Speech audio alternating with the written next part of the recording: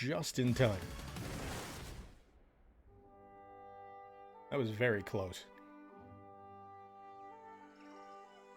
It's loud. I had to turn the desktop down.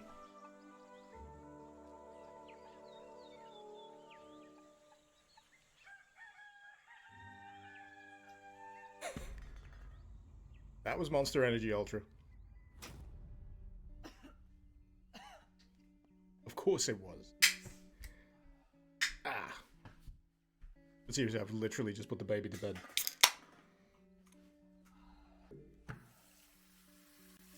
This is a weird looking boomer shooter, I gotta admit.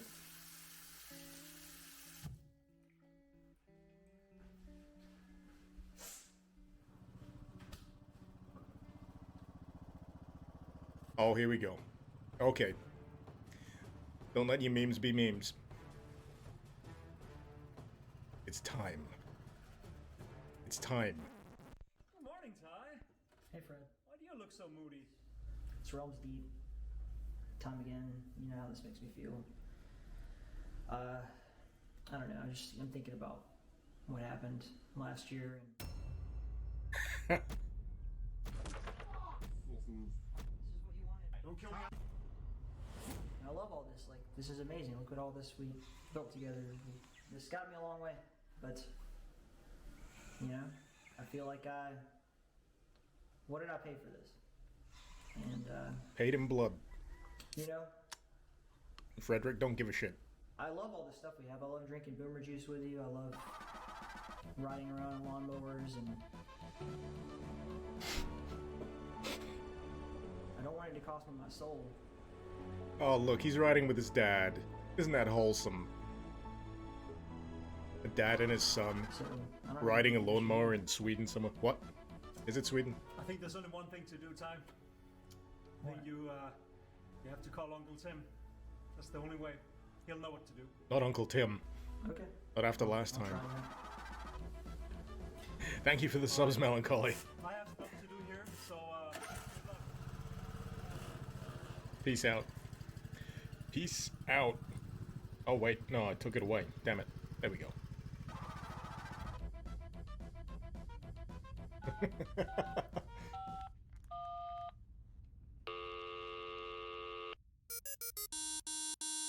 Hello, this is Tim. Hey, Tim.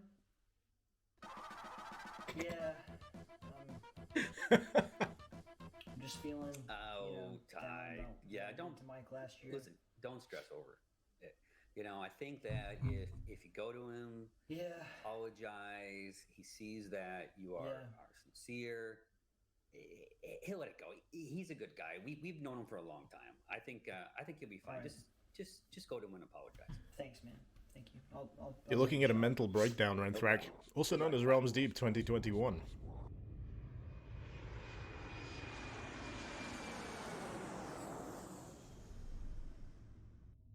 Ooh, world premiere. Oh, is this cultic?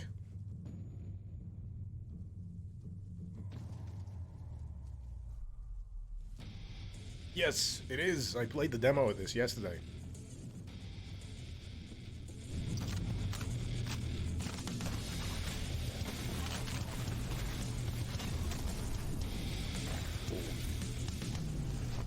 I might see if I can turn the stream quality up. No, it's on 1080p source. It gets a bit crunchy with games like these. With a uber pixely. But yeah, I played this demo last night. After I finished streaming. Interesting. Not sure I'm a fan of the color palette though.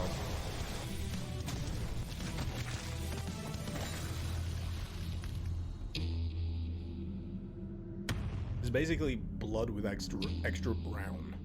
That's what I got from it. Blood with extra brown. But good. I enjoyed it. Rud. Rotten blood. Yes. Welcome to Realms Deep. I'm the Motherlode, Ty Brandon. This is Alec Pixie. This is 3D Realms, and let's kick this thing off. We've got a whole lot to show you Damn. today. It's like, what did you think of? They need to turn their volume up. Well, I hope you're like ready to hear more about it because there's a lot more to come. We have so many awesome games to show you guys. We have like a bajillion things, and we also have a ton of interviews with all the cool developers that we're talking to today. Hey, the dev from Quartercase in the background. I'm stoked. I literally couldn't be more excited. Are you excited to hear yourself talk more about them? Yeah. Yeah, because that's about to happen. Right now? I mean, we can wait. Do we really have to do I have to watch them? I mean, you can fucking leave. Oh, okay. Well. Yeah, let's go. Come on. Let's fucking do it. Let's drink some boomer juice and see what happens. You people do you. I'm gonna be drinking some Thirsty Ferret. Play the clip, Jahar. Developer interview. Oh good, it doesn't have audio. The meetings for Realms Deep, Fred and I initially had a disagreement, and in that I said that It's good to know that I'm not the only one that has technical is issues. Probably the coolest looking boomer shooter on the market right now, and he was like, "Oh, you don't know yet about Cultic," and I was like, "Well, I mean, I've seen this, the post on Twitter, but like, what do you mean?" He's like, "Well, it's going to be a 3D Realms game," and that took me back for a second because I'm like, okay, so this is a pretty cool, like, Bone, you true, hoping to hear honest about to goodness, graphically Rise of the boomer Triad shooter. source port? How did And the this all System come Shock about for you? reboot? What was your Me too. inspiration? Well, Me this too. shouldn't come as a surprise to pretty much anybody, but Blood was obviously a major inspiration for the game. I played, boomer shooters pretty much exclusively growing up. I inherited an Growing old up Dell and Dimension glowing up. 3200 from my Damn. dad when he moved on to bigger and better hardware. And that was just what we had. By the way, I remember am starting keeping with an Dark eye on the Forces, baby moving on to Doom and Duke Nukem while 3D I'm doing and, this. and then Blood.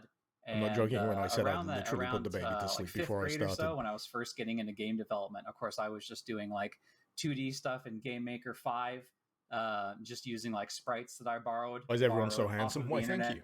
And but I was like, someday I'm going to make a game. I know you like didn't mean Blood. me. Like, everything about it really clicked with me. I've always been really into horror movies and like watching my dad play like Resident Evil and stuff like that growing You're up. interested to see the Sin And so I Remaster was is like, just no, a like, I texture want- pack I or really wanna something make a thicker? game like I think this it's just going to someday. be Just I've tried pretty it a few dumb. times here and I'm there not over the expecting years and never really got the gameplay to click extra. or never really got the art style to click.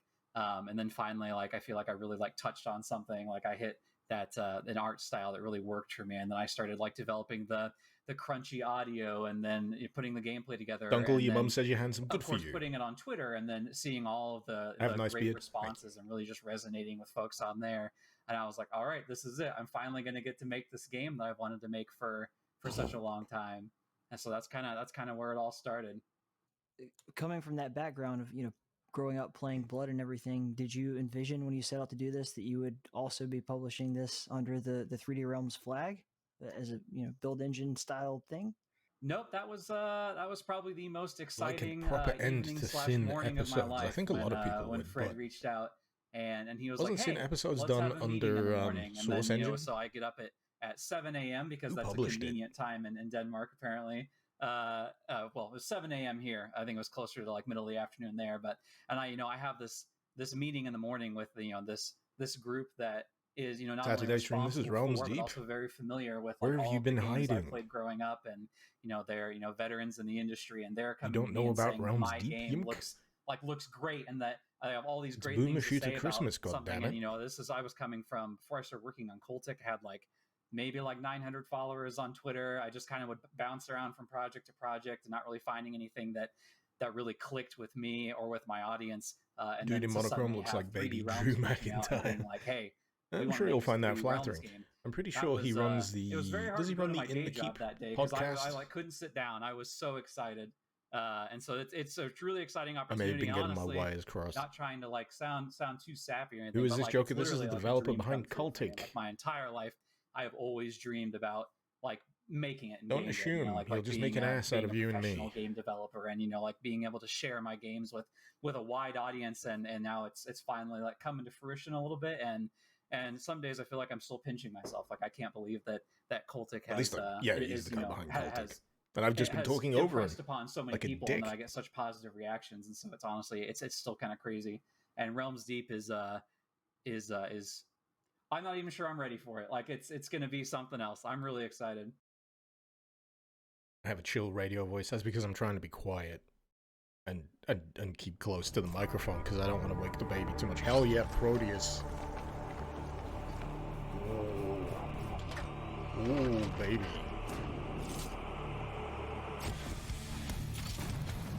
Yes, please.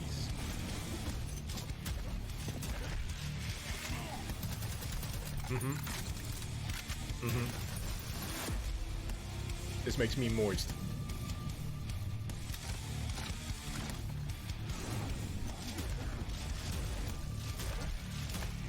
But yeah, I've seen some clips of the additional levels that they're making for this, and I'm like, ooh.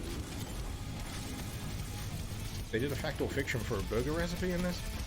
I know there's a beef stroganoff recipe in Harrot. More music from Trashman, thank you very much.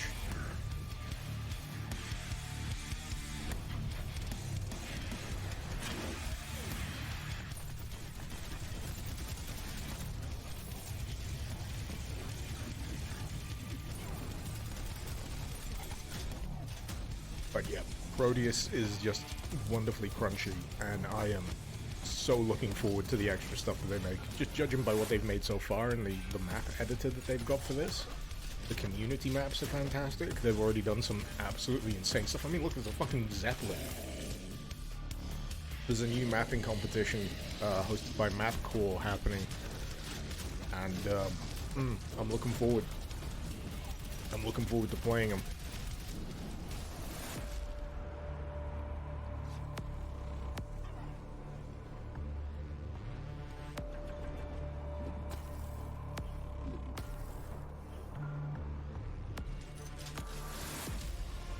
No way! Co-op? I did not expect that at all. Personally, I'm not a guy that does co-op, but that's awesome.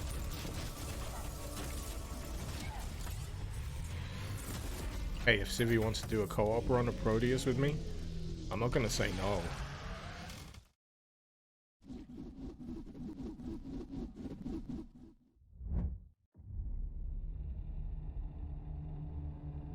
Past, present, future rule, but one where the old ones broke through, they shall break through again. A fleshy vessel shall be born. Oh, Baba. Oh, are we starting with child sacrifice, or is that the vessel? 15 years shall pass, and blessed be the god touched. Shit, the hanging the entire time? From baby to now? That's harsh. Jeez. Oh fuck. Oh good, here come the Nazis. Oh wait. Missing arm? This isn't Hellboy adjacent, is it?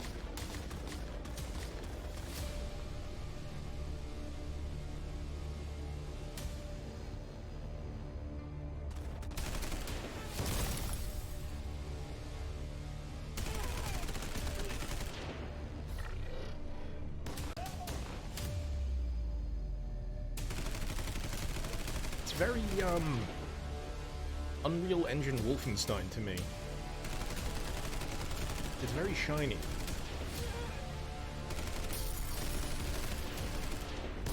Also, I've only just noticed the demon arm or whatever the heck's going on there.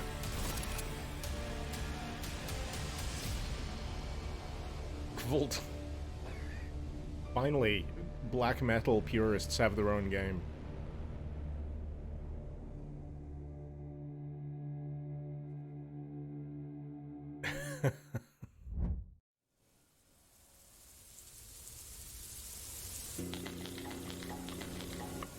Polish Solidarity Republic, 19XX. Oh, it's gonna be 80s themed. In a future that never was. Oh, yeah, it's 80s retro VHS filter.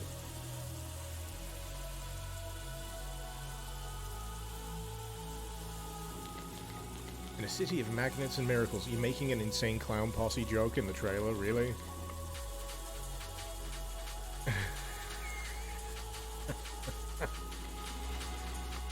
You a movie.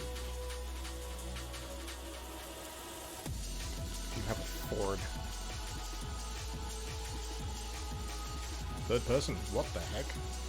That is a big-ass ladder. You know, I'm getting very slight Divine Cybermancy vibes from this. Infantry Tetris.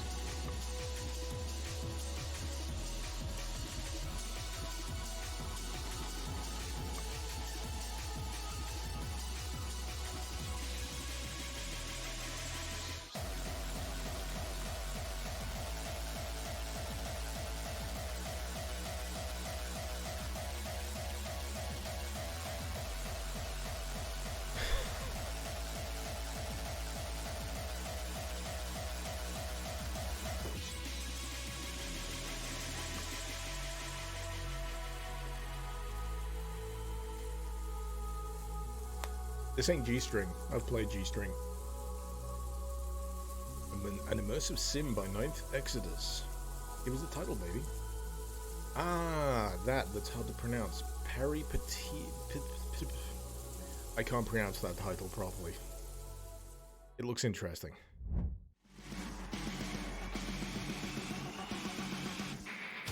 Alright, I've heard of this, but I've not seen any footage.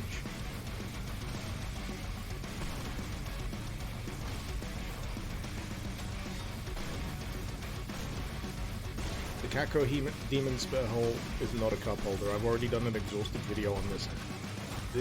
People need to just watch my goddamn video. Ramiro no Carmack will confirm this. That's right. Well, that's because I've already made the definitive answer on Kakko Demon buttholes already. God damn it. Do your research.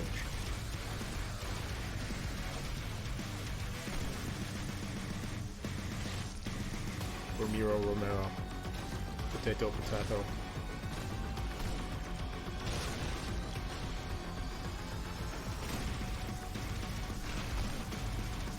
This probably isn't going to be for me because it requires skill.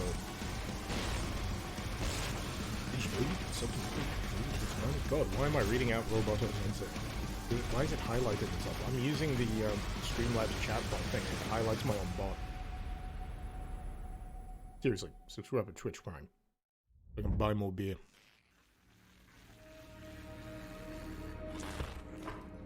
I gotta admit, it didn't really appeal to me personally. Ooh, this looks neat.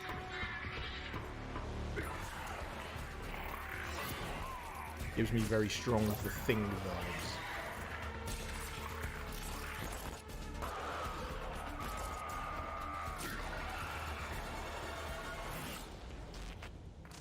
I've seen an extended trailer for that, it looks neat.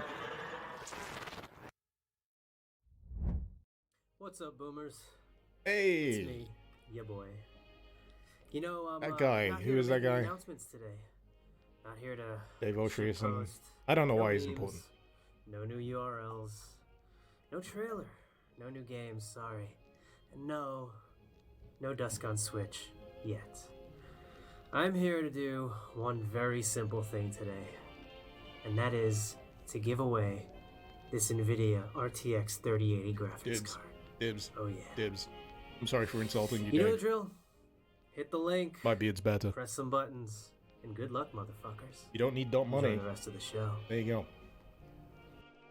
Guess who's signing up for that?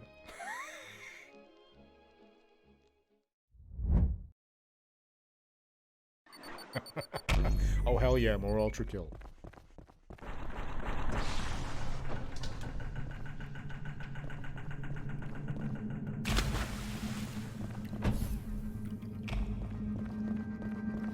Ooh, more levels taking advantage of the grapple. Yes. Whoops.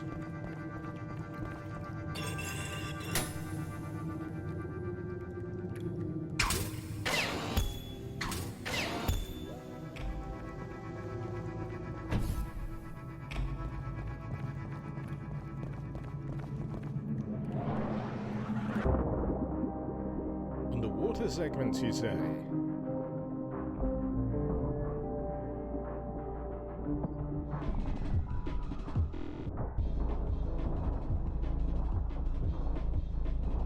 I like how everything sounds underwater during this as well.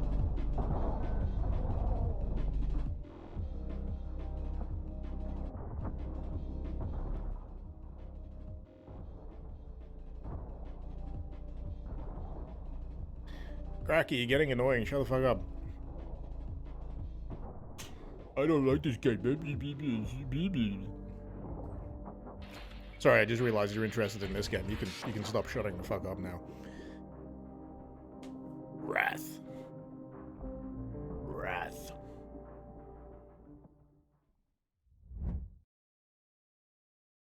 It's happening. I've been playing a role for 10 long years. The good Ooh, yeah. employee. Doing my best to live the company lie. 10 years of smiling, nodding, swallowing words when you just want to kick some teeth in. There's some unfortunate spacemen. Until I learned to take that feeling, turn it inside out, let it drive me. Every atrociously stupid piece of their cretinous corporate crap. We remember. Brigade remembers. Because someone's got to make those imbeciles pay for their sins. Stop them, finally. You don't survive this long in enemy territory without learning how they think. It's 3D They don't Amogus. fight the company face on. It's too big, too stupid. Like Seems attacking pretty a sus to jellyfish me. with Hey, a fellow toothpick. Zoomers. You run with it. Drive it closer to the cliff until the moment you can push it off. There's 1,000 of us activating right now.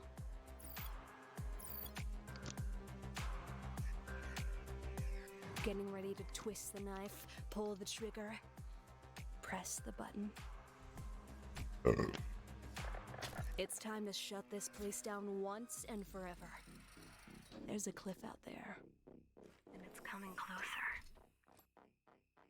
I can see the edge. Sounds like Gal. Sounds like, what's the face out of, Ion Fury? I'm terrible at distinguishing voices sometimes. The amount of times I've gone, oh, is this guy or that guy? And it's like Gianni.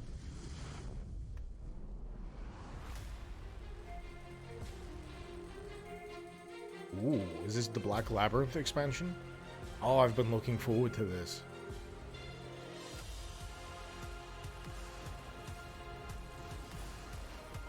Scythe weapon, nice. Ooh, okay. New weapons, new enemies, new levels, new erection.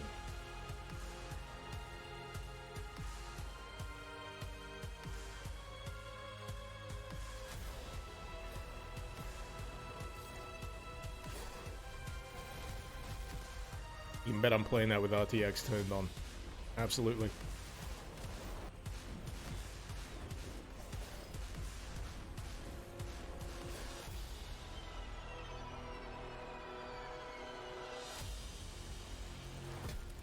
Ooh. Punchy.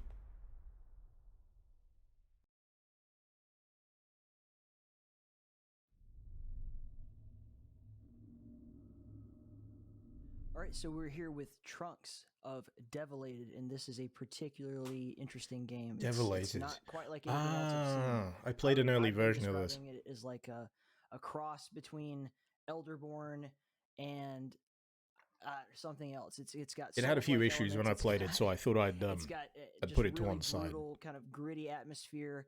It's got enemies that come at you in hordes, similar to Doom. When Gloomwood, It's got probably soon. RPG elements in that you're. In the meantime, I'm gonna get them another beer. I'll be right back. And managing an inventory, and it's so much. And can you put it into words, like how you came up with this crazy idea for this game? Well, it started years ago as Serious Sam came into inspiration. Mhm. So I really want to create Serious Sam and Doom fast-paced game along with some RPG elements like from Resident Evil 4 and Diablo. So I sort of see all the games trying to do the randomly generated maze level. Mhm. So I want to do some sort of old school and RPG thing with fixed levels, maze-like, and also some RPG like inventory and abilities upgrading and everything. Yeah. So that's the duration for Develated. It's quite an undertaking to make a game that looks and feels this huge. I mean, this feels like a game that was made by a giant studio. And it's just, is it just you? Do you have a whole team behind you? What can we expect? Like development time, you just hit early access. Like this is going to be a long-term thing, or what are you thinking? Well, I started when I started years ago. It was a very small project, and it was not big, and I'm the only one working on it. I was an artist back On then. Malkavi tried to watch got E3 this wrapped year, couldn't stand it into after game 30 minutes. I development thought it with this sucked game. as well. So basically, this is my first serious game, and after years and years, I just go around with it, trying to push it and iterate, make iterations to make it better. At some point, I just decided that I need to finish this and quit my job, and decided for 1 year to kind of push it into early access. And right now, I think I will need to just balance and do every sort of policing and listen to feedback. And after that, I will get released into the wild and whatever. Wenzrak, you remember when enjoyed the early E3 access was so far, interesting? and I Me can't wait too. for more people to check it out. So without any further ado, let's get this trailer rolling.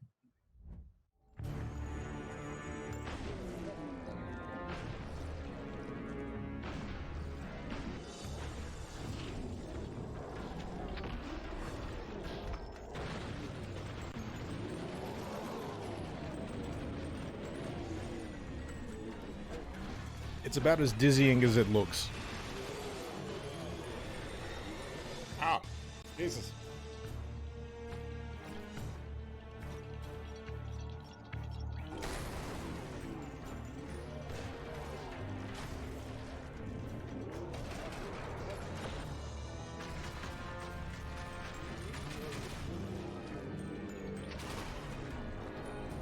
Man, I picked the wrong night to drink beer. I'm feeling a bit dizzy.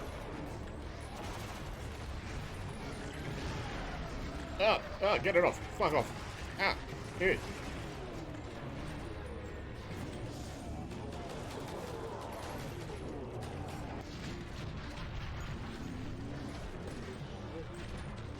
This looks kind of neat, but the effects are nauseating. It can be. I hope there's a few settings to dial them down. Some of the enemy designs in this are really, really weird. I do not know what's going on stream right Not a clue. Not a clue what's going on. But maybe a few things have changed. I might reinstall it and see how it's progressed since I last played it.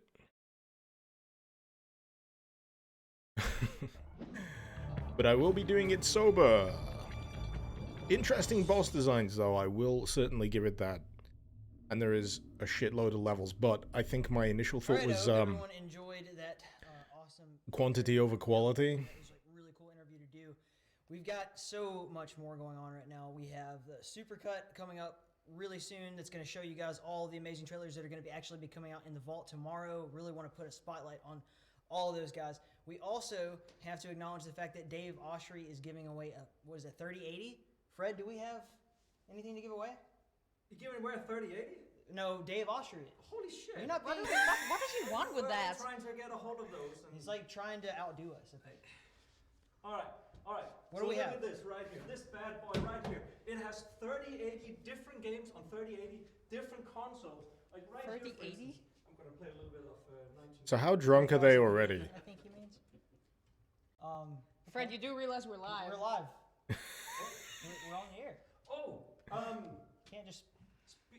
Speaking of games, we also have a special announcement. Right, we Alex, do. who are we having an announcement with? BPM's pretty Someone good called actually. Saber? If you've not played BPM. Well, yeah, I would hope so. Oh, this is why I had to talk to Tim Willits the other day. Yeah, exactly. Oh, what, okay. what do you think it was about? I don't remember. I was drunk. How drunk were you? Not drunk too. enough? Okay. Can we? Are we Bant. just gonna play it? Are we allowed Anyway, we have all sorts of other cool stuff coming up Bant. from Hellforge Studios as well. So keep your eyes on the With camera. the guy pissing in the corner, that is the head of 3D Realms, I'll have you know. And that sounds completely on brand.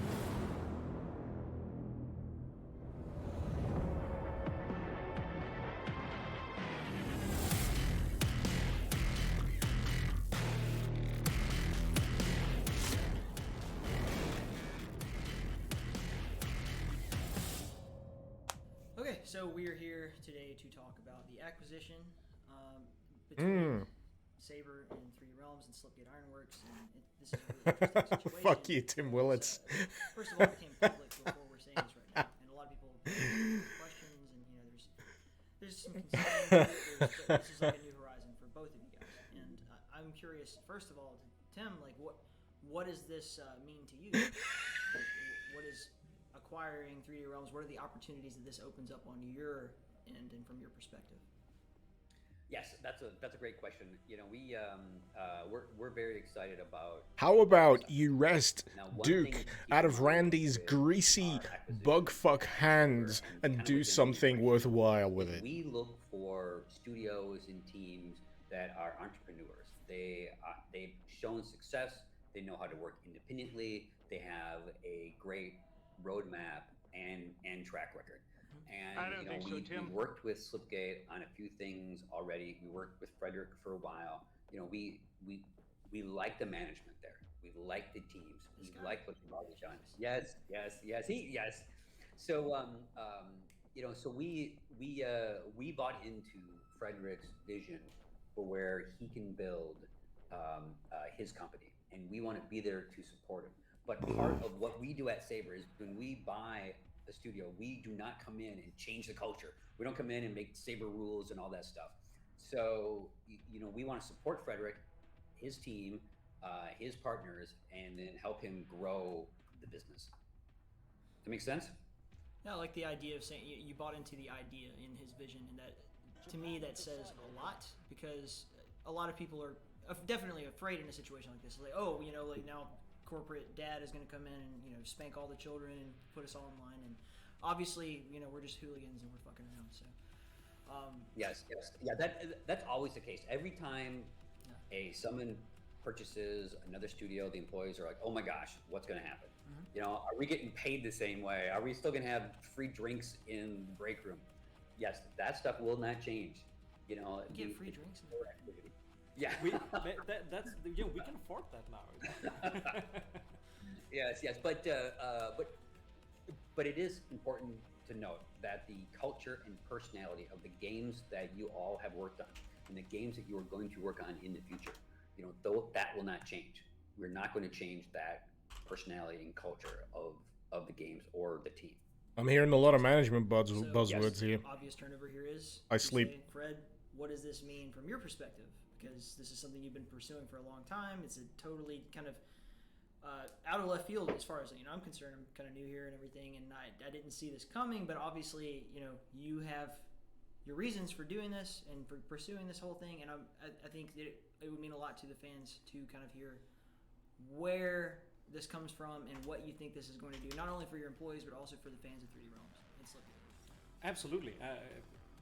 Up until this point, Slipgate and 3D Realms were actually pretty small. We've always been a locally a very small and centered team.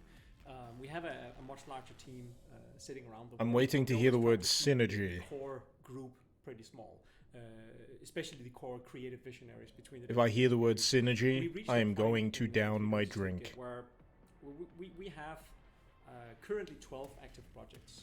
And that's about what we can handle at this point. And we reached a moment some time ago where we started discussing, you know, what is necessary for us in order to truly fulfill kind of our dream and vision for this. And at this point, we couldn't really move much further than what we are now. And in order to grow to where we want to be and continue making more of the games that we like to make at the quality level that we're aiming for, we needed a strong partner. There were actually not that many partners that we saw as a better fit than Saber. It's not a secret that the DNA of what we do, especially at 3D Realms and Slipgate, resonate really well with the DNA where Tim comes from, and Todd and Jason and the rest of the guys at Saber. And Saber also made still talking? Some of our favorite games. So we already worked very closely.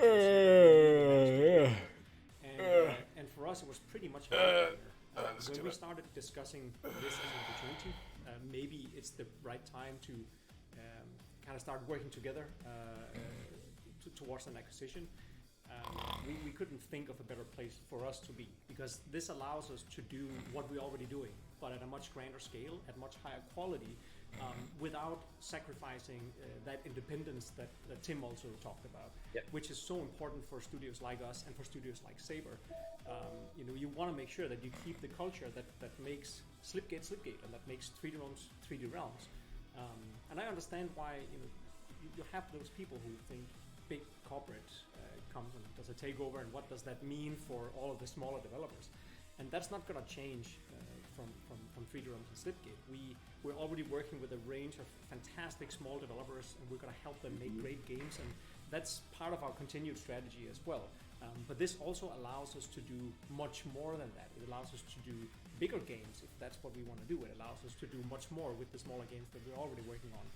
And by having someone like Tim and Todd and Jason and Andre, the rest of the team from Saber as our advisors is only a huge benefit for us, because they help shape an industry that we grew up with. You and I, we played the same games as kids, and Jesus, they're still talking. Tim had a hand in. So this was pretty much a perfect match for us. Well, as long as there's free snacks. Thank you guys. This is really cool. And, Wow. What you guys do together, what we all do together, and the rest of Realms do today. So, thanks, Tim. Thank you so much, Tim. I'm impressed. I'm impressed they didn't say synergy once. They said culture a whole bunch of times. And if I would have lowered my standards, I'd be blackout drunk by now.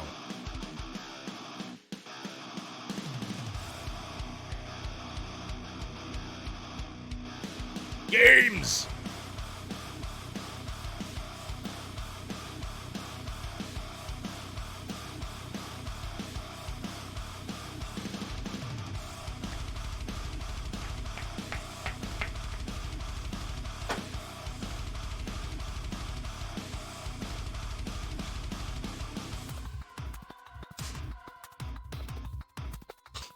I was too busy headbanging, I might have missed a few things. Oh, I saw some frame rates missing, though. Jesus.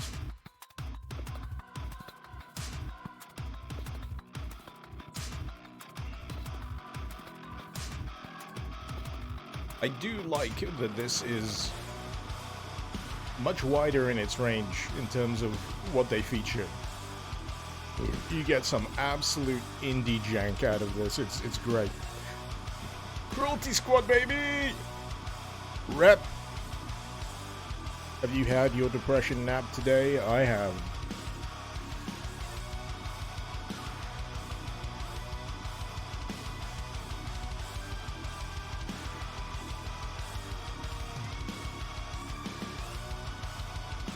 Agent 64, Spies Must Die. Oh, that's that GoldenEye, thingy-esque indie game.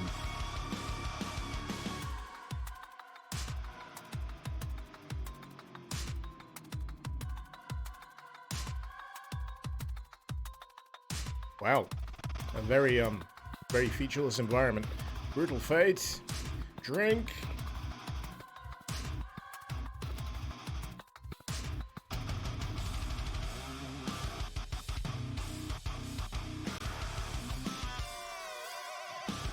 Ooh, that's PS1-tastic. I like that. Derelict, I've heard of that one before.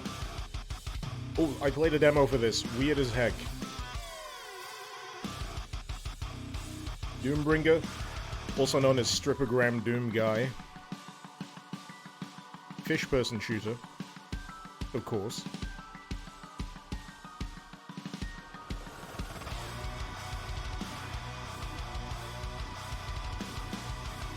Elderborn, Hyper Strange, represent Rot. Derelict looks like Compound Fracture. Yes, both of those I quite like. I've got to be honest, I am sucker for PlayStation 1 aesthetic. I don't know why. I think that... Actually, I know why. That's my childhood.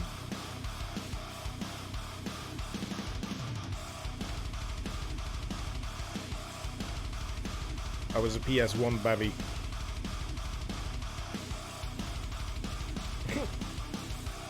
Sorry, the title of the last one cracked me up. It's called Shillelagh. And it just instantly reminded me of Sean Connery. I suddenly remembered my Charlemagne. Oh, is that supposed to be on the top there? Looks like someone left After Effects open. Ooh, Hellforge's secret project.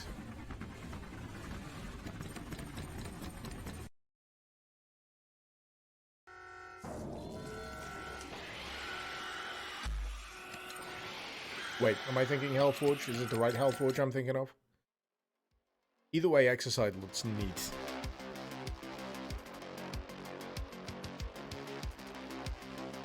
This is the one with the robot arms, I think.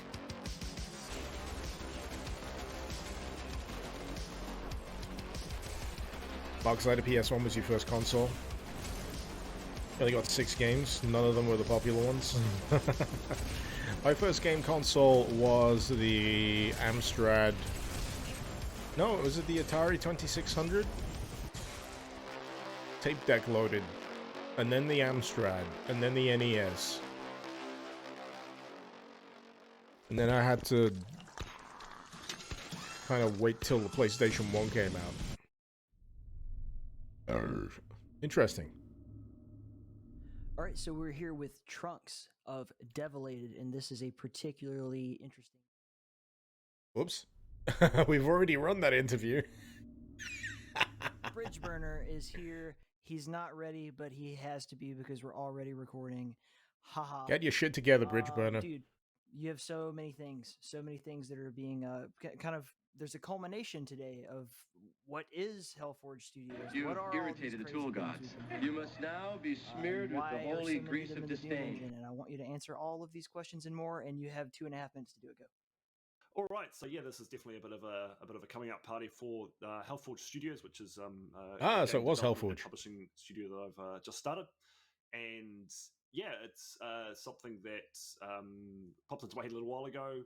Experiment with the idea, get some Doom projects, just do mods in a group and try and promote them. Wow, it's almost like these people are human beings. More primarily focused on actual new game development, and Bob Bridgeburger. Thing to show off what? Then what can be done Bob in the Bridgeburner. engine, That's what I meant to say. So Bridgeburger is now the almost accidentally the name of my spin-off animation. On helping promote games made in that engine. That was way faster than I thought. We still got. Cracky, you thought he was a giant glowing centipede? Easy mistake. This has been going on for quite a long time, and you are one of these rare developers who's just willing to show off every step of the process. I am obviously a huge fan of your stream. A little too much sometimes. It ruins my workflow. But he's a fan of sectors. For the people who have not all of heard them, of the project up until right and now, line devs, what can we tell them shitloads of them. To expect.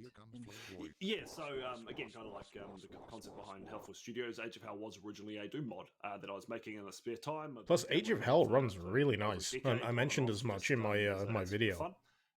But 3 years ago, after a very long break from any kind of dev work, any mapping, I resurrected the project.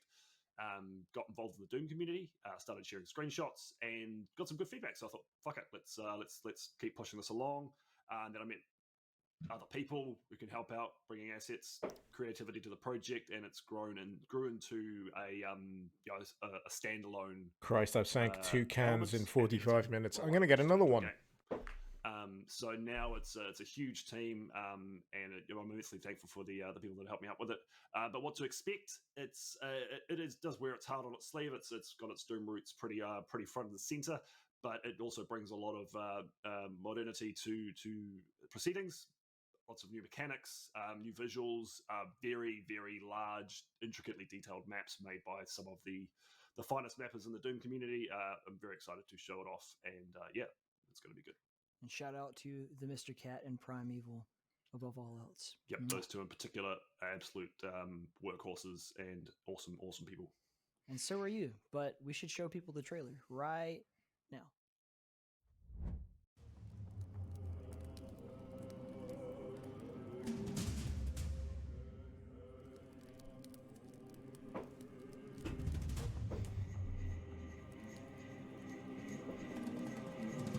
Primeval good, yes. Primeval very good.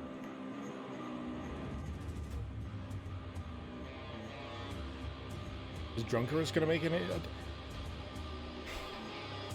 This is my third can of 3. But I am looking forward to playing the rest of Age of Hell. They keep adding stuff to the hammer. They're doing like a special mode where you have nothing but the Dawnbringer hammer. And they keep adding features to it to make it more viable.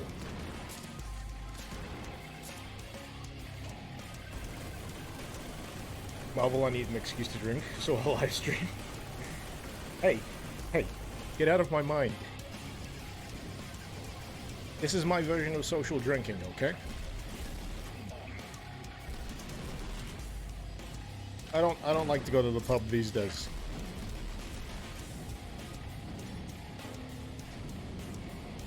"2020 ruined that for me."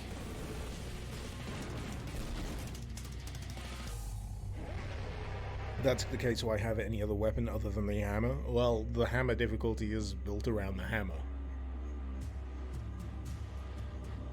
But other weapons are nicer to use. And more effective. Basically, if you enjoy punching yourself in the testicle. The Allied Coalition for Expansion Sulaco. has worked tirelessly to create Sulaco. Yes, please. A space Oh, hey, I've pronounced it right. I never get that right. Mars. Welcome to your new home. I am so looking forward to this.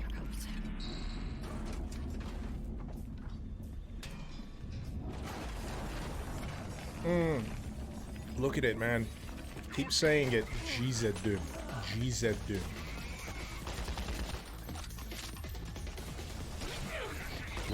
Represent.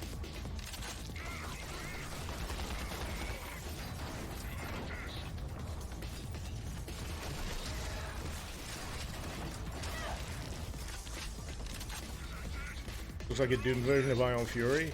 Its inspirations are more fear-based. They've done what I can only imagine is a shitload of work when it comes to the enemy AI in this. Slots are now open on a coalition. Also, you can trip enemies up with banana peels. New members are needed to help fully unlock our new planet's potential. Discover the Martian wilderness today.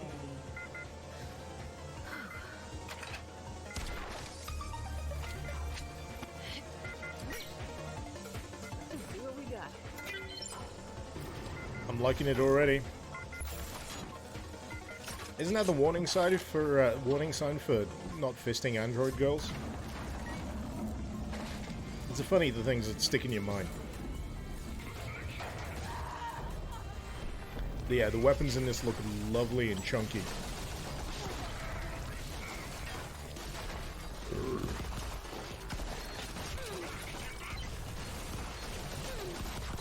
Just look at it, man. There's just so much shit. Particle effects, debris. Looks like they got bullet holes in the chair sprites as well. Oh damn! And everything's slightly angled because of the ship or whatever it is. Passive aggressive vending machines, absolutely. Everything's left leaning because the entire station or environment is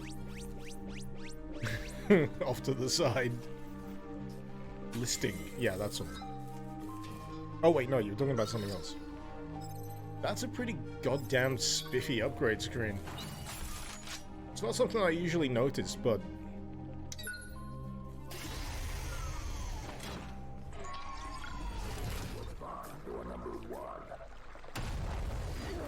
The Juggernaut, bitch. So you're the one making all the fuss.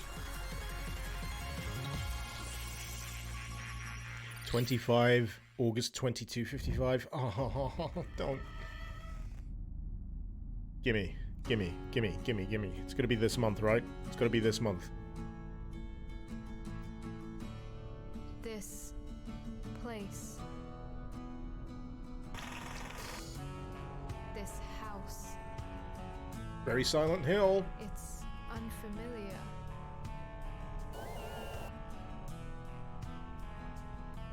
Yet it feels like home. I cannot leave.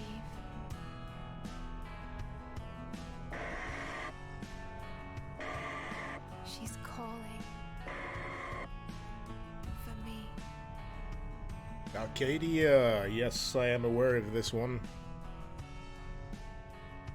Congrats to Nash. Looking good. And you can examine the toilet.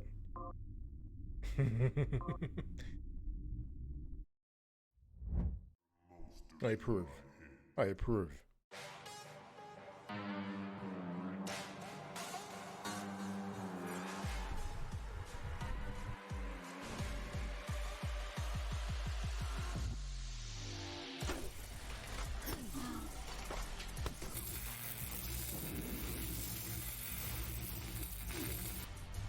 Not so sure about this one. Not so sure. Ah, the blur. Ah, the movement. Ah, the motion blur. Why does everyone leave motion blur turned on? Stop that.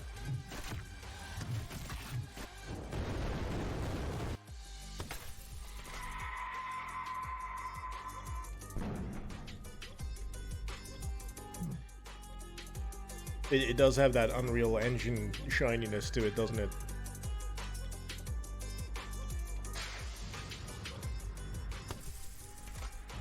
Oh, that's interesting. Using an ice gun to stop a flame pipe.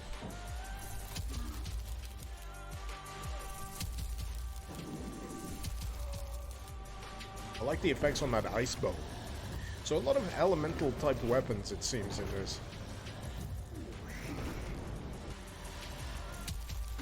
But it does seem to be very dependent on swarms of enemies.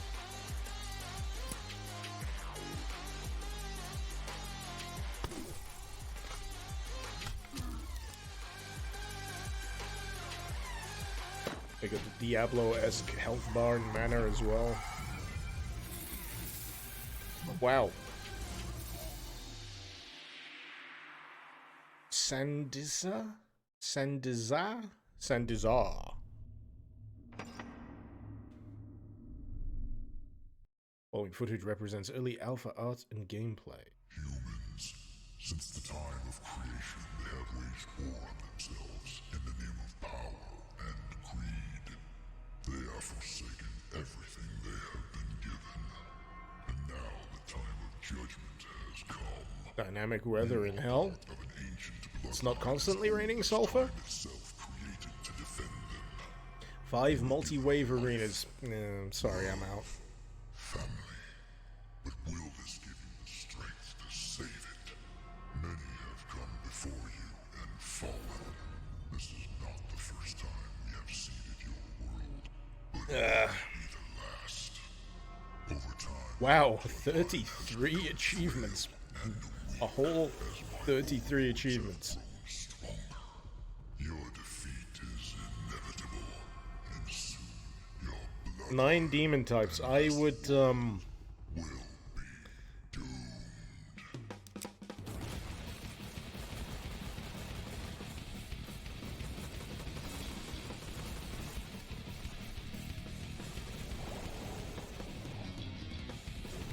I mean, I don't know. I've been proven wrong about, like, arena-based FPS games before. I really liked Crossbow Blood Knight. Summonable totems. It doesn't really roll off the tongue, does it? Summonable totems. Multiple graphic styles, including retro. Oh, it's a pixel filter. Those of you that enjoy playing in 420p.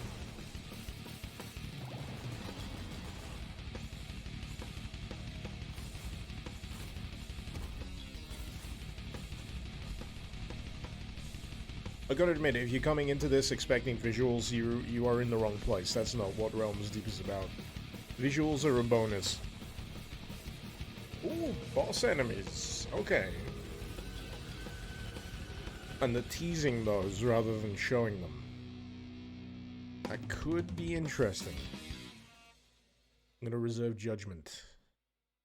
Games like those live and die on the flow of the gameplay. The gameplay. Gotta be smooth, with a capital smooth. Welcome, Foamy. It is so great to finally get a chance to speak face to face through the internet, of course.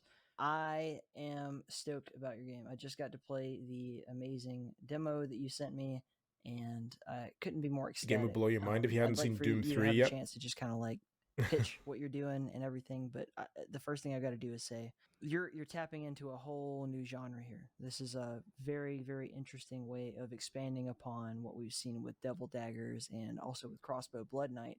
The single player arena shooter. This might be a new era for boomer shooters and for gaming. It's a in new general. genre, exactly. How does your game stand out in your mind?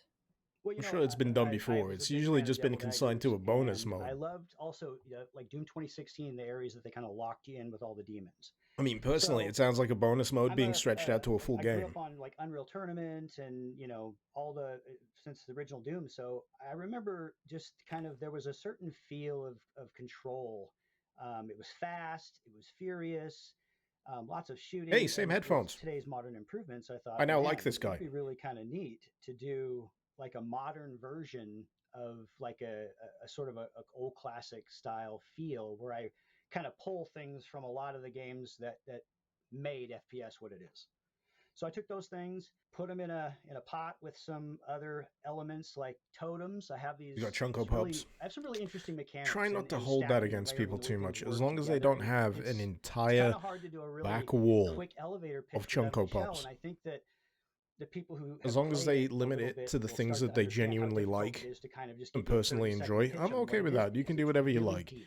There's a lot to it, but it's a hell of a lot Do of you need a fun. beard to wear that model? like Yes, Devil it's a Daggers on requirement. steroids. When I bought They it, took it I like, had to take a photo. 900 miles further than they did, which obviously Devil Daggers was amazing.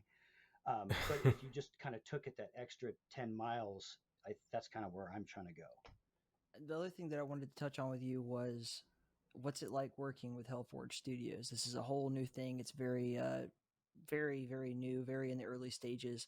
But the group that Bridgeburner has managed to build around himself is quite impressive, and you being part of that, I have to imagine you've got some insight on it. Yeah, Bridge is Pardon great. I me. mean, this guy really has talent to build. The only some reason it isn't a bunch of fantastic Funko Pops maps, because and you had to put up a whiteboard. he's I just got a got an energy whiteboard. about him, This guy's and making a he's got goddamn kind game. of a spirit about him that really. I make YouTube he videos. seems like a great I guy have to work less with, of an and so excuse far than he has anything been. for a So whiteboard. when he kind of approached me with the idea, I say whiteboard. I got two pieces of Hellforge transparent Studios, perspex I was really intrigued, but there were a lot heavily of kind adhered to the of wall. questions I had, obviously, as a And I guarantee he independent gets more developer use that out of his whiteboard is than I this do kind out of my perspex. are we just exclusively married type of thing? Is this a contract type of thing, or because obviously as a young developer, we still want to be able to, shall I say, get the best deal that's coming out, right? So it's more of a coalition at this point, where we all work together to try and get the same goal. Like, for instance, we'll help each other, talk to each other, and it's really kind of under one roof at this point. It's still very early on, so you never know. I mean, at some point, Hellforge could start doing actual contractual publishing and stuff. But this is For now, it's interesting just because Hellforge starting baby steps, which I think is is doing really a lot of smart, interesting and that stuff. excited me, They're so I raising think up a we'll lot of go indie further. FPS really excited developers, to see what which you guys could put together, and I'm very bear excited to fruit see, in the this- future. This amazing stuff that you come This up is with for genuinely interesting Unleash Hell. industry It's gonna be stuff. It's fantastic. just that I'm not in the right state of mind. Okay, we got Mike and Steven here from Relentless Frontier. This is a really fucking cool game, built in the GZ Doom engine. Ooh, and we're yeah, gonna see a this- whole lot this. of that, throughout the show today. What can you tell us about Relentless Frontier so far? Alright, so far... I'm trying to remember if this was a Doom mod that I played years ago and then it fell off the radar and has been repurposed into this form. And a bit of ammo balance so to make sure that you can't just... shucks. It's interesting explaining the game before it's completely done. Oh fuck, that is a third ding in the wall or whatever that we is. do know which gameplay loop we're going for. We're trying more for the... This is Endless Frontier. Before, combined with the Shadow Warrior remake. There's a burn. Where Jesus. melee is What exploded? important to weave in with ranged Was it the last television? different weapons have different functionalities that will be dealing with certain Is he enemies. Pyromancer? Kinda like a Clearly. rock, paper, scissors Clearly. sort of thing. Yeah, with the Resident Evil 4 reference there, I can definitely see that dealing with hordes, that's a huge part of your game. It's just like kind of hordes of similar enemies. And then I imagine on the programming side, Steven, that you have to deal with, making them not all attack at once, like having some sort of... Oh man, they were bonkers in the beginning. Yeah. But yes, so like Live from making his them kids' not room. basically fly around was a little. It wasn't hard. It was just like it's crazy, and like all of their attacks just sort of they came together basically on accident, and it was beautiful, and I loved it. And they're like my pride and joy in the project so far. And this is I can't another take my eyes of off many that beat Hell up Forge as fuck Studios chair to his projects left. that we're introducing here today. What's it like working with that has group seen of people? some. Because it's an That amazing has seen group. some Bridge Burners years. been That putting has seen together, some like, usage. damn near all the best people. And I thought originally it was just going to be GZ Doom projects, but even Foamy's popping in. Oh, that's a Devil-ated. kids' room. I This can is tell. so cool. It's What a can you tell me? disused kids' room because it's I've got been shit pretty on the damn top helpful, bunk. honestly. It's now a storage room. Trying to help organize everyone's projects, making sure no one's kind of left behind, doing some collaborative efforts with, I say imagine. for I'm Relentless just Frontier, spitballing. we're putting posters in the game of other people's projects, disguising them as metal bands for a bar, for bar posters. Oh, geez, it's strange that pretty much all the rooms you and see in those anytime guys' we backgrounds you kinda find help, cheap. Bridge, I think it's a there's matter of lot info perspective. for I us. think it's because you're probably used to So, seeing a lot of people really who do what nice. I do It's and a put a bit- lot of thought into the background It's of really cool to see you what's guys, on like, the having a live stream tribe, like, or video we're all content working because together I do towards the this for a same living, goal. whereas people who develop And, games high tide raises all ships. don't. So let's roll This that is a trailer. unique circumstance for them.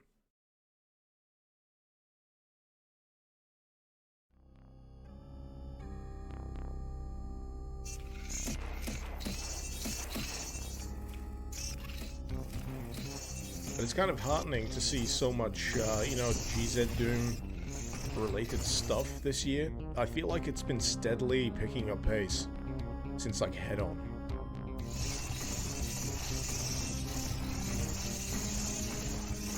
That's a lot of head grabs.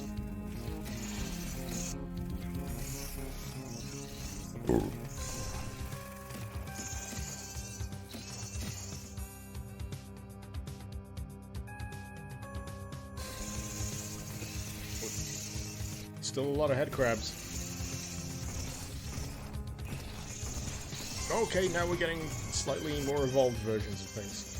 Spotted them as enemy types.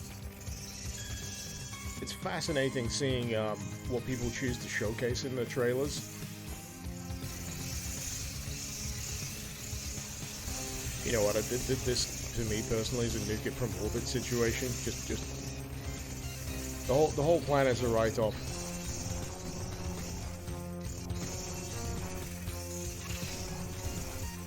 I'm not hearing a lot of weapons of fire effects. I'm hearing a lot of enemy noises, but barely any weapon fire effects. You gotta beef that up. You gotta beef those up.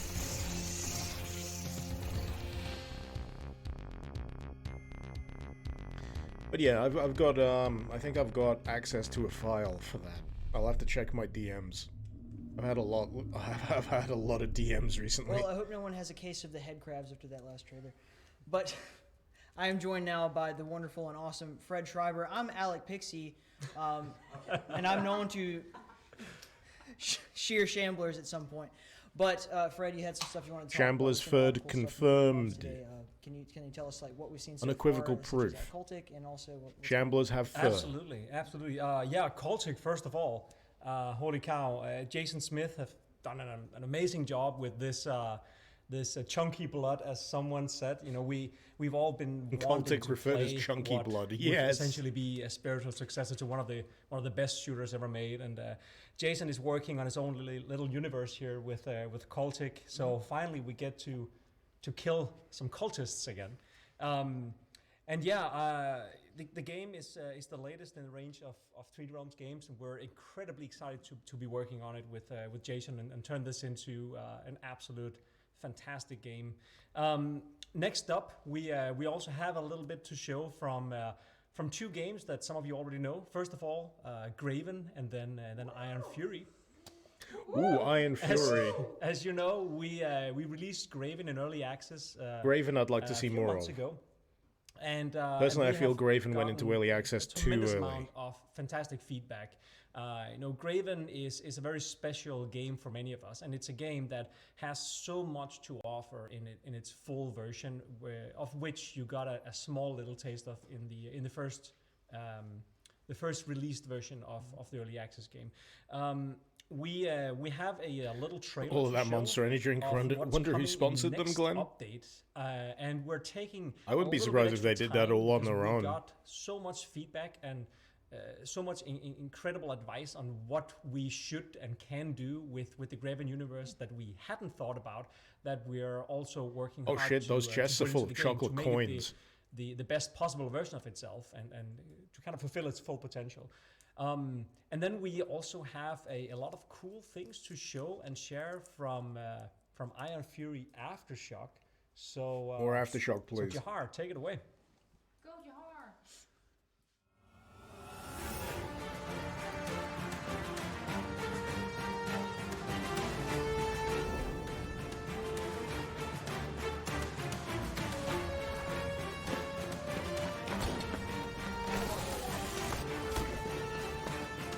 Is that co-op? That looks like co-op.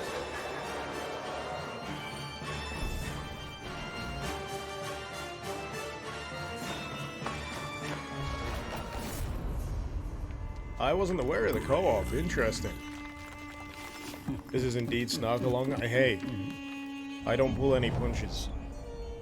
Well, maybe I pull them slightly. There's a thin line between snarking and just being an outright asshole.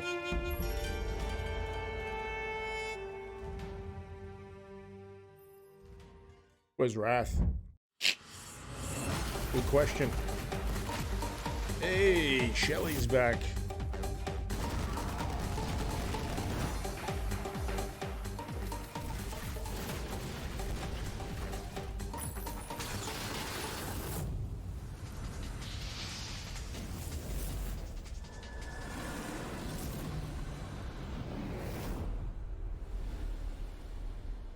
Yes, please. Can I get a big box just as a favor? Oh hey, I played this yesterday. Is it? Yeah, yesterday. On hard mode. And I really enjoyed it. More than I thought I would, because the difficulty has been balanced a lot better from the initial demo I played. And would actually recommend. Had a lot of fun with the early access version of this, which is currently available on Steam. So if you think this looks fun, play it.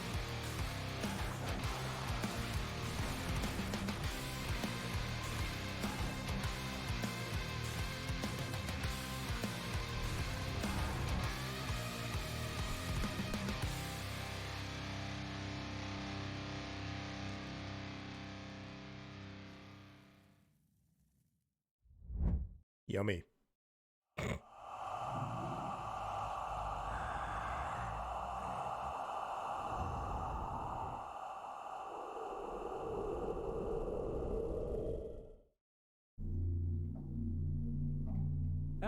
It's me, Cthulhu Man, and I'm gonna give you the hook.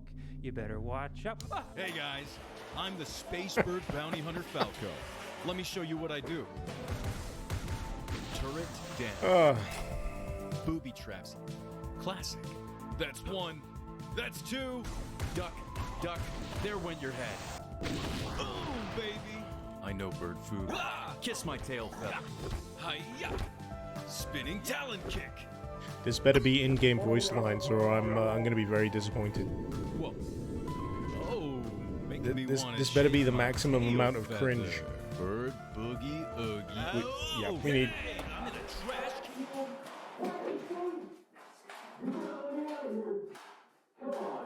Has he ripped his jeans? Like, this is a big old hole in his butt. shooter. I hardly know her. Oh, the hook. Oh, the hook's in me. You better watch out. Ah. And he's wearing fucking Crocs. Oh, this. I shouldn't do this. This. Oh man, Croc The more I Thulu. think about this one, the more I probably shouldn't do it. Yep. Yep. Yeah, you know, I'm gonna stop it here. Yep. Ow. The Gaulian Empire flourishes.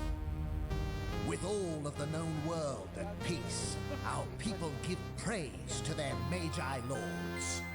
Very VGA so far. It is by their grace that the Empire stands upon the threshold of a golden age of reason and enlightenment. Rejoice in the knowledge that their power has never been greater, nor the Empire more vital. Let there be no doubt. I feel like there's at least 8 colors. Belongs to mankind.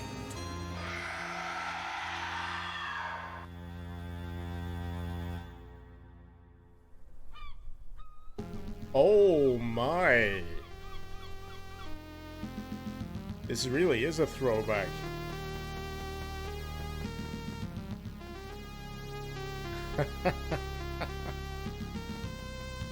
It's starting to get a little dark in here. I might throw on my lights. Get into after dark mode. Because it is now officially the evening.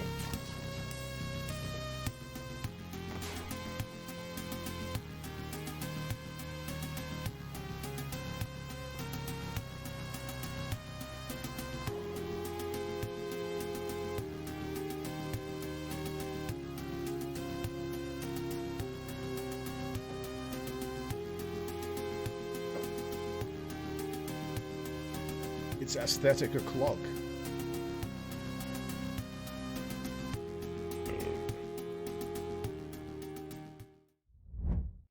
Ils arrivent! Descendez! Descendez! Soyez prêts!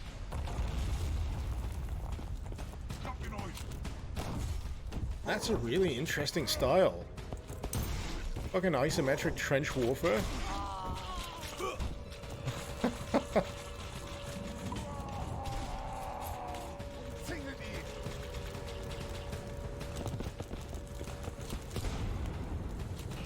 That sounds like a mistake I'd make, just shooting a barrel directly in front of me in a contained trench.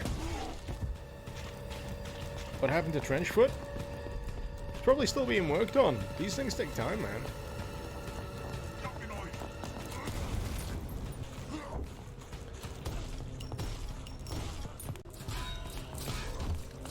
This does look interesting. It's got something. It's got something going for it. Also, I know it's not technically isometric, it's top-down, but still. I know what I meant.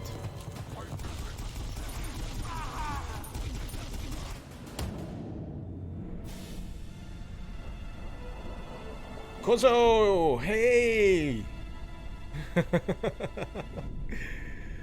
I imagine it's nerve-wracking having to do an interview for this. But, yeah, well done. Well done.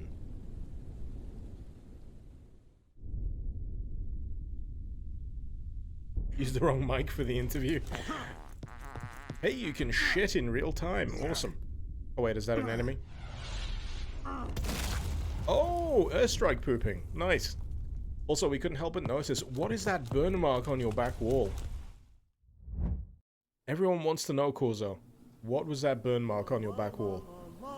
Did something explode?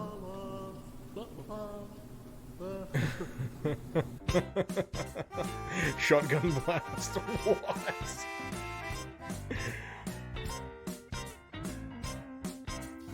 Oh, hey, this is by the other Szymanski.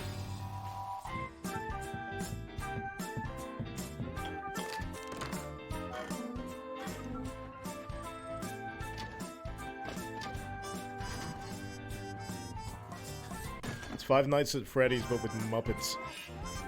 And also not having to sit stationary for the entire goddamn time. I know that's horribly reductive, but, you know.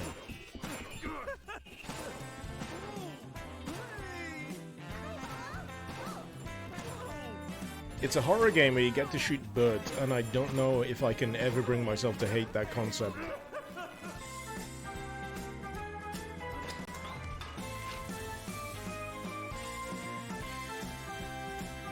Yeah, I can't help but always think how much more interesting FNAF would be with a gun.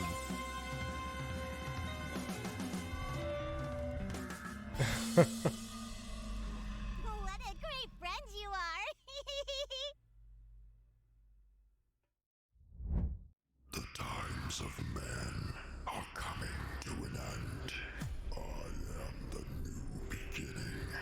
Humble yourselves and pray to your only rightful God. You may attain the honor to serve me for eternity.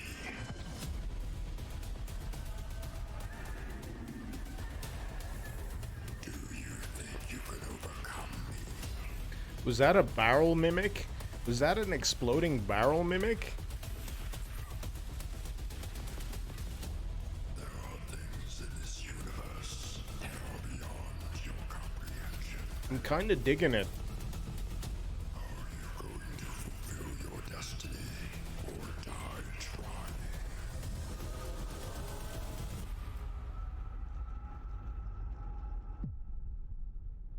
Interesting. Reminds you of that trippy roguelite I made a video for? What can you tell me about Dead I think I Game? know what you This mean. is such a cool experience for someone like me, and I'm sure a lot of other people involved in the Realms Deep community. We're massive I'm arena trying to remember FPS the name, fans, but it's but your escaping game me. has a totally different take on it. What is Dead Anyway, Game? I'm gonna let them talk. I'm gonna go pee. So the idea behind that game is to combine the classic mechanics of arena FPS and throw some adventure game and single player experience in the mix, because the difference is that that game is not actually a multiplayer game. It's a single player campaign that takes place in a fake multiplayer game that no one plays it anymore, because it's been 20 years since the peak of the arena shooter genre. So the only people left to play it are veterans or tryhards, and the main villain of the story is one of the tryhards that wants to have an actual player base. So to resurrect this dead game, he performs a necromancy and calls back from the grave a bunch of souls and forces them to play inside the arena. The kick is that the souls aren't actually interested in fighting the game inside the game, because they were enjoying their eternal rest, being dead people, as per usual. And let's say, what is a dead game? You know, it's times like Another these that I thing wish I that had one of those uber sells expensive the dead game slider outside things. of I think they're called the Go spectrum XLRs. of the arena shooter genre itself. They're like a few the fact hundred that quid it for the full has featured version, and more replayability, but in the sense that Post Void. it's That's a the game I single was player thinking of. campaign Yes. that has different branching stories that you can get depending on what you choose to do during the matches, because the matches itself, for the most part, Warlock do 2 not has have not a appeared yet. streamlined experience. Like, the match starts, you have to get X score to win, and the match ends. I won't spoil it for people who haven't played yet, but there are a few surprises that can happen during these matches that will influence what you can do or what you cannot My do, windows have gone or weird. what you can No, I'm fine. unveil about the whole backstory that surrounds the main plot of the game. And how will AFPS veterans like me and like Jahar and all these other people hanging around here, Shotgun best option for Post Void. I got to agree with you. I hope they will enjoy it for Got to agree with you. the single player aspect of it all, because it features, I know it will turn off some people, but it features quite a bit of cutscenes that explain the story and furthers the plots and introduces new characters and explain their motivations, or just set the tone for the match, for the chapter you are currently experiencing. So you play it for the story, and hopefully you stay for the game mechanics.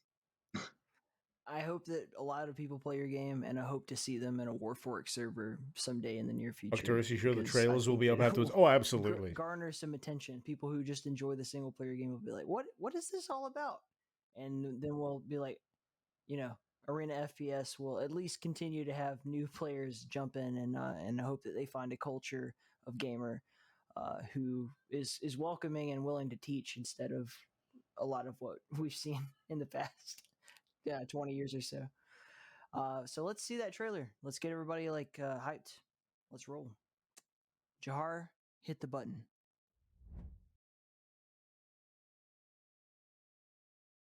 Seizure warning. That's how you know it's going to be good.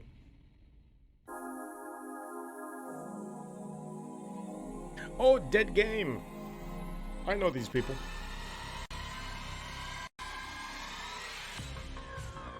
Interesting idea. Very meta.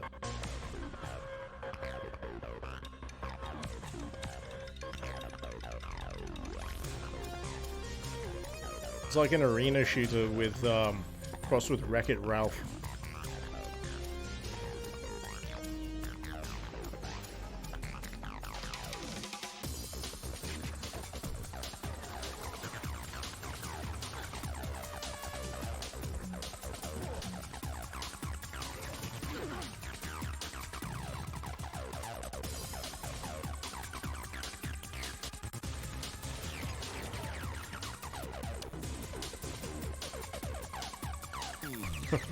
One of the guys looks like he's stuck in like poorly optimized widescreen mode, and I think that's intentional.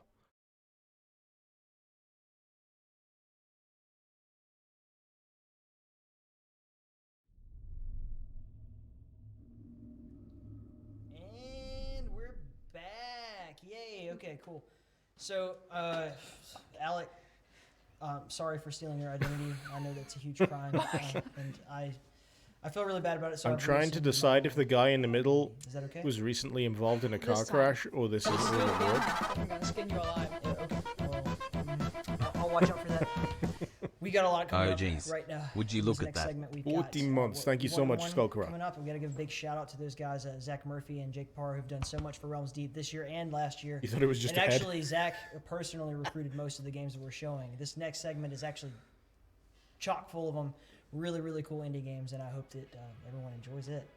But That guy in the bottom back right wearing a You're green freaking out. screen. Okay, what are we supposed to say? I don't He's know. I'm nodding. also He freaking out. can hear me. Okay. Shit. Take it away. Take it away, Jahar.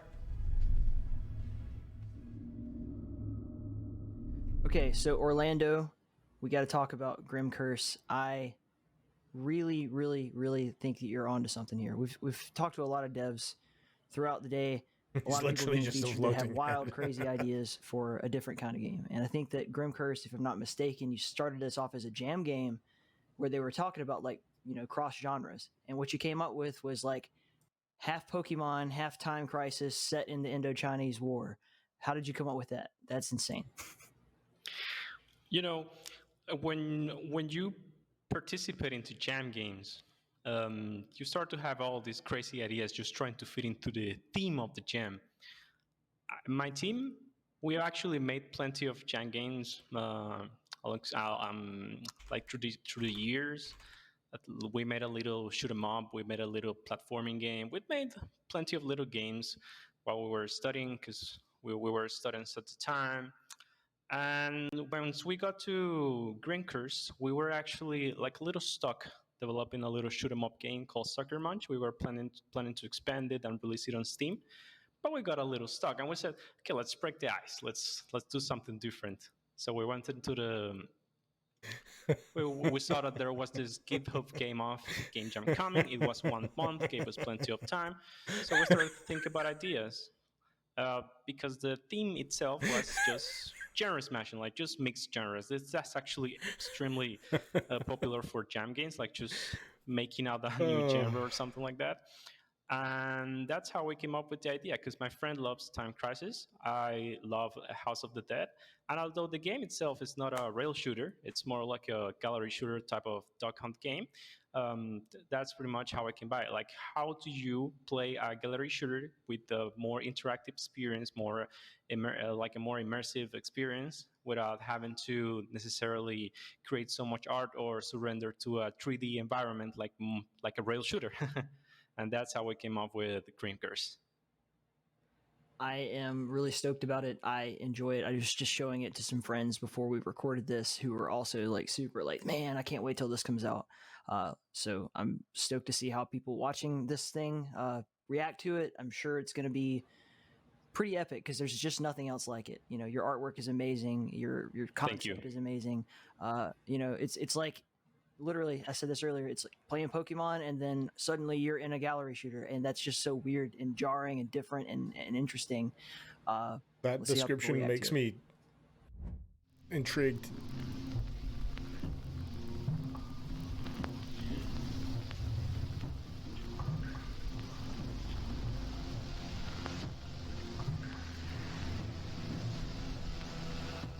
Pokemon by way of war crimes?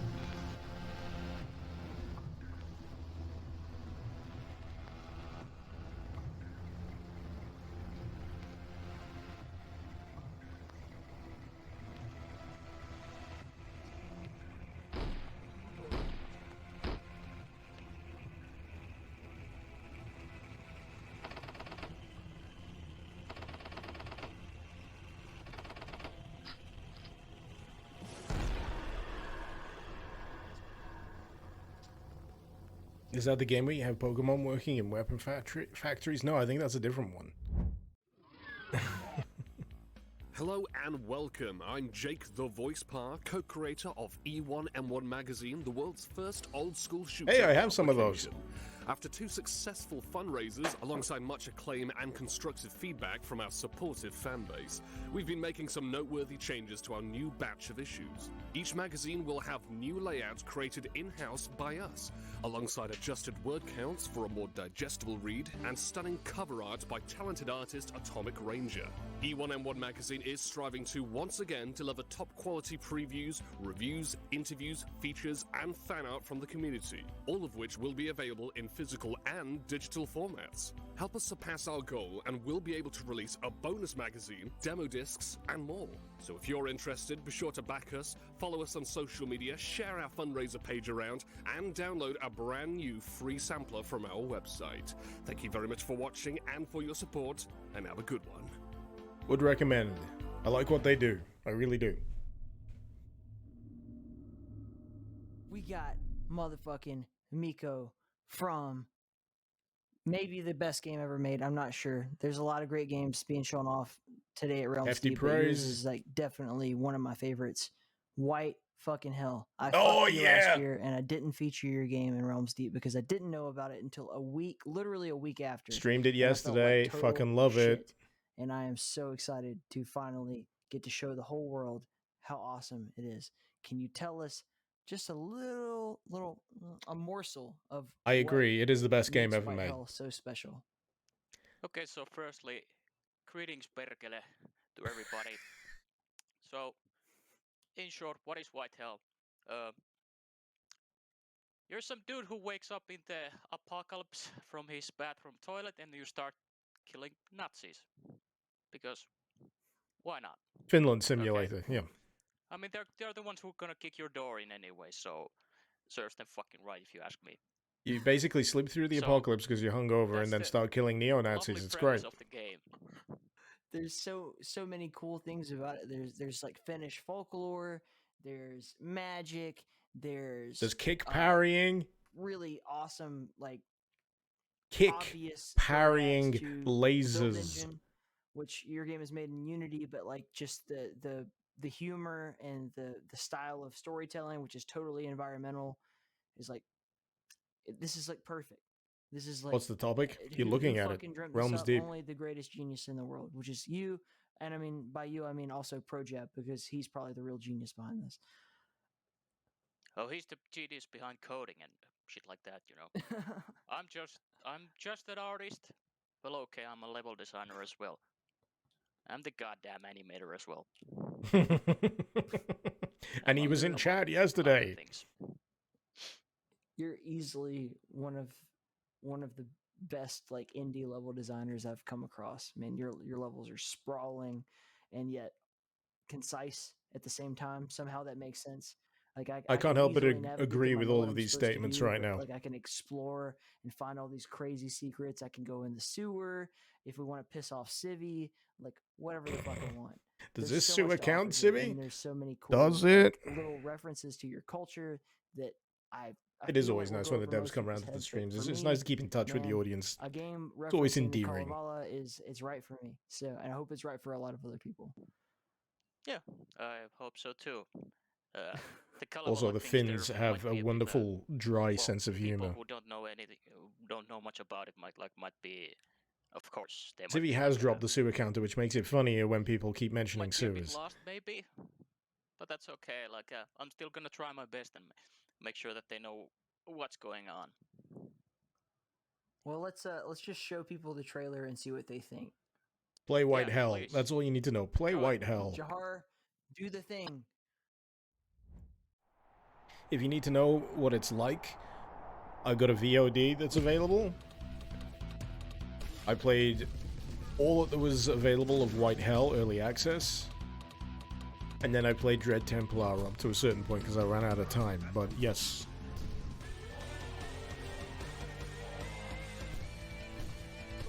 It's another prime example of, you know, try not to judge too hard on the visuals. Because sometimes you're going to put yourself out of a really, really fun experience.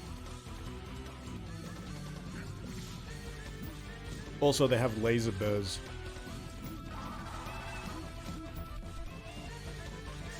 Communist laser bears. Oh, they didn't show the dick thermometer. Come on. Come on, guys. Lean in. Lean into it. The sword is, it's basically a laser broadsword. And you can parry rockets. You can't just parry rockets, Matthew. You can parry lasers.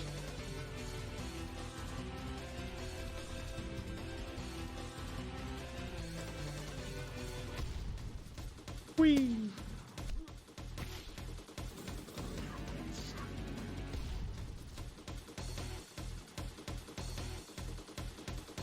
Music by Hakata. Lots of fun. Would recommend.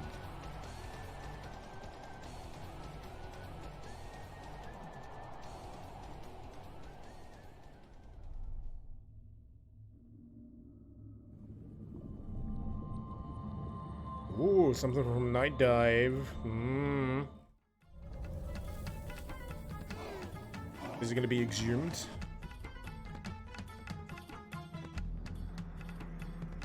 I think it might be exhumed. I could be wrong. It's exhumed! Called it.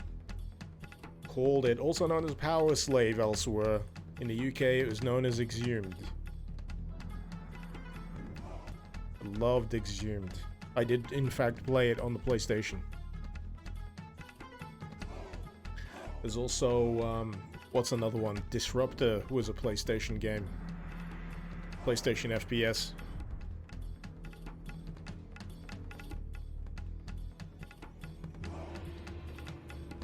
So maybe they'll get Disruptor next. And then, the other one that I'd like them to get is, I think it was called Life Force Tenka. I think elsewhere it was known as Codename Tenka. I thought that was cool as heck.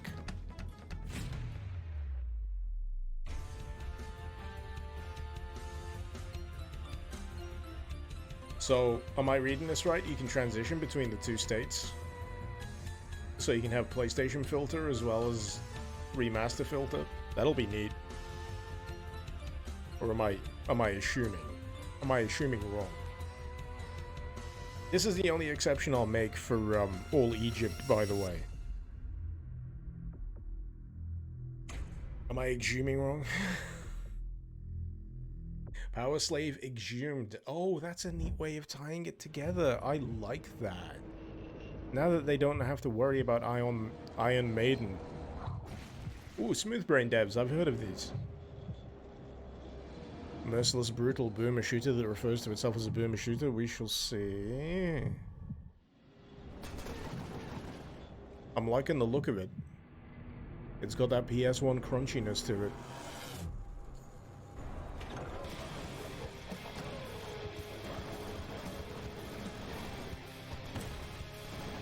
I mean, aside from the frames that I'm clearly missing here, I am intrigued.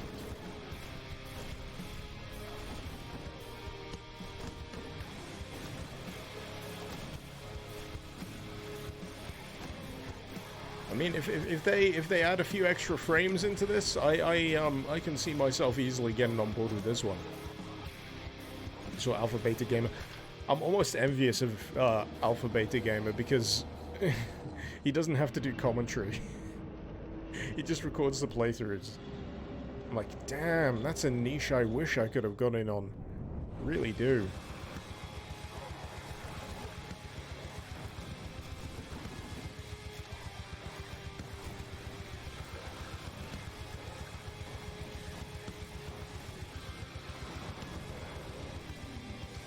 Oh, I do hope that the game is less choppy. Sometimes you get trailers that you know, the video encoding doesn't work all that well, so I'd say don't judge it on the trailer, I'd say judge it on the actual game. I'm sure it runs a lot smoother than the trailer is presenting. Is it a pump action shotty with a drum mag? It sure as shit is. Incision. Looking forward to that. But yeah, these things happen. If it looks bad on the trailer and it's choppy frame rate, I'd say that's usually an encoding problem. Last I checked, have already beat your Kickstarter goal, which is fantastic. I've not seen anything blow up quite that quickly in a little while. It's been amazing seeing Cliffy B and John Romero touting about how awesome this documentary is going to be. David and Robin are here to talk about it. I want you guys to like kind of dive into what this experience has been like and what are your plans for telling the story of the genre that we're all pretty much here to celebrate today. Oh, yeah, these the FPS it was, guys? Absolutely incredible to see. Just like you, I'm still a kid at heart when it comes to this stuff. I'm still kind of a fanboy. FPS documentary guys. To see John Romero touting us, Cliffy B, Scott Miller, Tom Hall, you just rattling off a who's who of legends, not only in FPS design, but in game design. If there's a Mount Rushmore of gaming, a lot of these heads are right on there. So it's been really, really cool to see. You know, it's one thing when you're sending emails. I mean, Robin knows this. It's one thing when you're just talking over email, like, hey, we're doing this. We hope you'll be involved. But then to see them excited about it, as excited as you are, is surreal. It's really exciting. You brought up something there that I think is really important, and that's this is an FPS documentary, but from the 90s on, the story of FPS is not just the story of video games, but the story of computer science. Arcturus, you looked at the Kickstarter, it was 30 quid just to watch it. It's and entertainment, and obviously it sounds like you're our show, misunderstanding and the point of the Keith has just, like, Kickstarter. It's been to help rattling upon produce this the for a entire couple of years thing. now, They haven't and already I'm made stoked it. to see this in a feature film. So, David, what can you The tell funding, us the about production the in it. logistics of making this kind of a film? Well, I'll let Robin speak more to that, but what I can tell you is you hit the nail right on the head. Like when I hear In the Keep, I think of what I was doing as a kid. I was kind of in my gamer's keep, my PC case cracked open, wanting to put in the latest sound card from Creative Labs, you know, new video cards. Because FPS they're not just games, they're technology show horses, right? If you want to show off your latest PC build, you buy the latest Quake, you buy the latest Unreal, you bring your friends over and they're just like, I've never seen anything like this. And then next year you bag your parents for another $400 or $500 and you do it all again. Really, I think you're totally right. I mean, FPS games, they're not only fun, but you heard as much conversation around the engines, especially if you're talking about programmers like John Romero and John Carmack, Tim Sweeney over at Epic, about how the tech was going to drive the game design or the game design was going to drive the tech. There was a symbiotic relationship there that was as exciting for players as it was for the developers writing all this code and marathon crunch sessions. You know, it's a huge privilege to be in a position where you can pull together the caliber and level of talent that we've brought together for FPS. And all credit should go to David. I found out about David because of his book, Rocket Jump. He literally wrote the book on 90s FPS shooters. Originally, he joined my advisory team.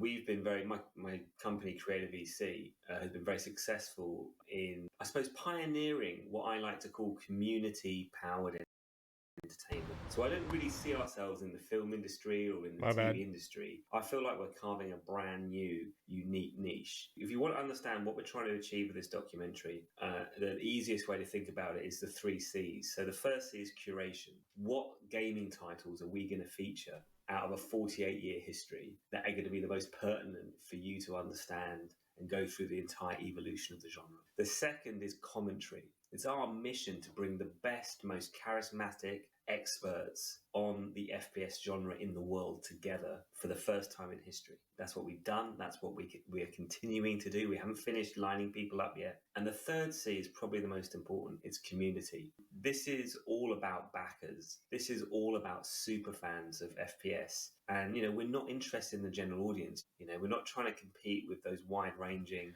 sort of... I think they're kind of laying out their argument here, by the way. Vacuum at the top of the food chain in terms of gaming entertainment, which is what we want to occupy. And we want to create something that's really going to indulge super fans of FPS. We've got a 3-hour runtime. Our track record is our last 3 documentaries that have all been critically acclaimed are like 4.5 hours. And so we want to take that model, our previous success, and bring it over to gaming. And the FPS genre is the perfect place for us to start. And I'm so hyped. Just before we came online, we just crossed 500 backers in the first 3 days. So it's going great guns, but there's so much more we want to do. And if you support this project, we want to make you part of it. We want you to give the Blu-ray to your grandchildren. And that's how we want people to feel about this project. Well, let's not forget the fourth C, which is now people need to see the trailer. Yeah. To see the trailer. That's right.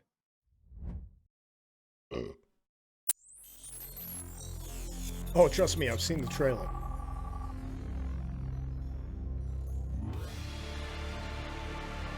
More times than I care to admit.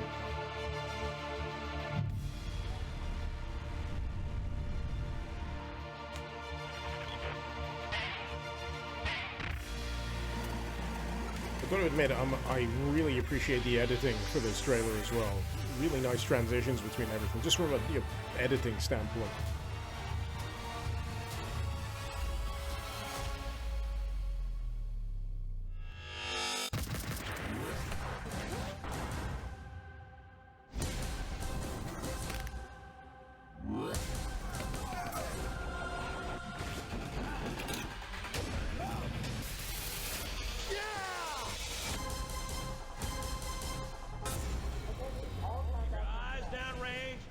On your triggers, and we all go home in one piece. We're going deep, and we're going hard. Surely you can't be serious. This is my serious face. I vote for an airstrike, sir. You ready for this? We're moving your way. I need a weapon. It's time to kick ass and chew bubble gum, and I'm all out of gum. It's time to chew ass and kick bubble gum. I'm all out of gum. Let's go. I won't even know what it's up. Let's rock. Always love a bit of Carpenter Brute. This is called Turbo Killer Retro.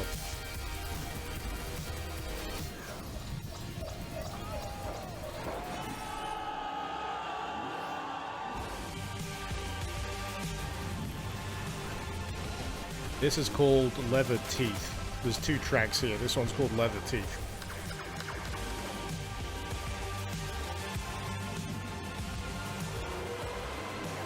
I think. Someone correct me on that if it's wrong.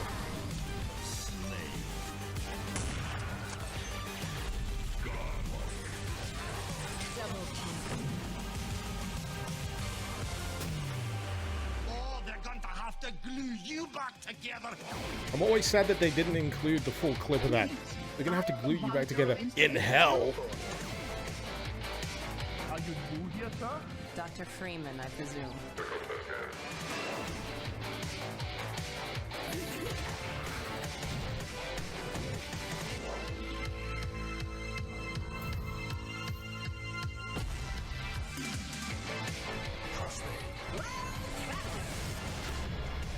Oh yeah, I forgot hell is technically a curse word. In the heck.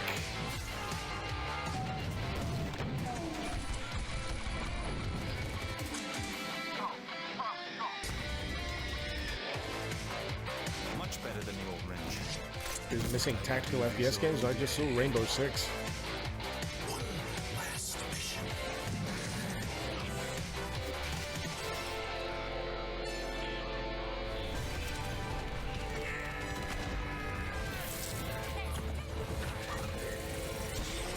Lol, dead game.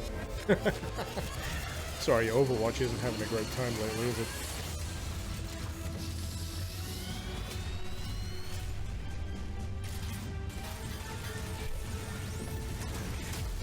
love how hilariously overblown that title card is. It's got a shield, it needs to be blown up, it needs to be shot with a full mag on a machine gun, and then it reloads itself. What? What?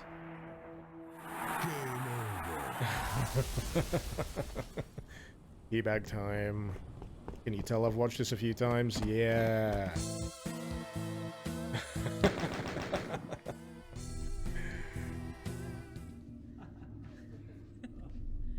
Hey, welcome back. Ah, man. Echo. Hang on one second, guys. God damn it. Sorry. It had to happen. There we go. Yep. I want to watch that documentary, honestly. Like, That looks amazing. So that's not Ty. As you can see, that's Ivar Hill. He has a very healthy core, and he is from Core Decay. Yep. Here we go, Yeah. Core Hi, Decay. everyone. I'm Ivar Hill, the creator of Core Decay. I know a lot of you are really excited about the potential Core Decay demo coming out. We're not quite there yet. It's still fairly early in development, but we do have a very exciting narrative trailer we're working on, and No, I'm sure don't you'll shoot enjoy it him. very much. Will we see that trailer soon? You will see it right now. Okay, good. You can lower yourself again. Take it away.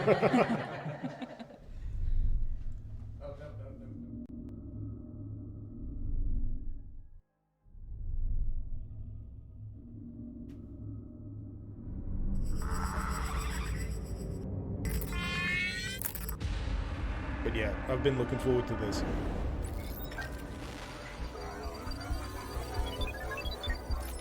We are at the precipice. As of 0600 hours, the last of the computers have been made operational. 10,000 users on standby. Has the patterning taken place? Not yet. There are safeguards, but primary transfer of content will take place once the pathogen has been released. Why not now? Why take the risk of waiting? What we are doing, no one else has ventured this far, past the threshold of Does sound like comprehending Samuel our Hayden, doesn't it? existence. We have a philosophical interest. Philosophical? These are pragmatic matters. At this point, there isn't truly a distinction, is there? Regardless, we do have practical concerns that need our attention. What of the facilities still in operation? All deep sites are reporting successful de-escalation. Siversk is secure. A few locals remain. It appears in their desperation to survive, they have attempted to access the heat and water emissions of the complex. Is this a concern? They could never make it past the perimeter. And besides, the will be killing them off within weeks. They'll be dropping like flies. So be it then. What of Shenzhen? Still in operation. The payload has been transferred on schedule and remaining work is being finalized within the week. I suggest we terminate the staff. Secrecy is paramount, and I do not trust Talos security protocols. I wanted I shall orange. confer with Lady It gave me I lemon would lime. surmise she rather disagrees with your viewpoint. Clearly. And what is the status of the contingency plan? All taken care of. A cryogenic vault at Site 43. Putin machine. All the necessary modifications have been made. The units are already en route, and will be activated at the time of the all-clear. Why contain I it? trust the units will be adequately protected. It's cool. You wanted the edge of the world. Antarctica will provide. Excellent. It will be from there that our future will begin. And theirs will end. And we go in, and go in, and go in, and go in like the US Marshals.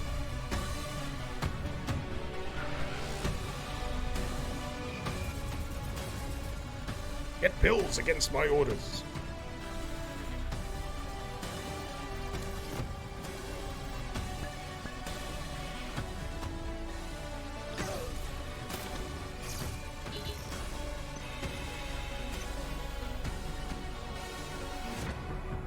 I'm very on board for what this is selling.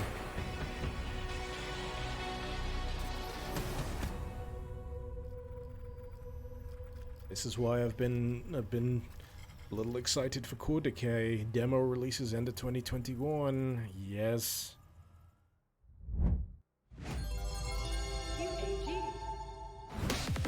What do you do for a living, eh? Pump gas, count beans, clean cool. the toilet, several toilets, flip burgers, work a wrench, ass warm an office chair, several office chairs. I kill shit Pants. for big swinging suit stuff fuck bags and keep my gob locked up as long as I get paid. Sometimes that shit's the fragile sad sack bootlicker corpos who don't pay their junk tab. Sometimes it's downward spiral, slipgate reject bolt scum. Once it were like 5 or 6 ghosts. This time it's a bunch of broken AI murderbots gone arseward, done up in human faces and chewing their way through the corporation's bottom line with teeth on Mars. Oh, shitting hate Mars. Nothing ventured, nothing gained though, am I right? It's Robopocalypse Year Zero, and I need that shitting paycheck, so let's venture! Daka daka daka daka daka daka daka. One small step for humans, one giant paycheck for What's this mama. bloke saying? It's Australian, I can't tell. Bangarang! Oh my. Greetings, human mechanism. Your hesitation marks surprise. No concern. Kindly place me on What kind of freaky shit is this? I'm a strength-augmented brute. You've got a voice. Wow! So do you! Sassy. We're gonna be friends. How to add violence? At times like these, one wonders, is any of this real? What if this is some kind of simulation? Not the actual events of a real individual life, but instead some kind of brain case computer mock-up contractual catch-all clause in which... Bang, bang, bang! Daka, daka, daka, bang, daka, boom! I'm the bad witch! I'm a goddamn shitting pretty hate machine! Eat it, eat it, eat it! Kablam! This boot was made for killing, and baby, Mama's got a brand new frag. It's a game with a Just drive sentient shitty boot. Game. It's a game with a sentient boot. There you go. That's all you need.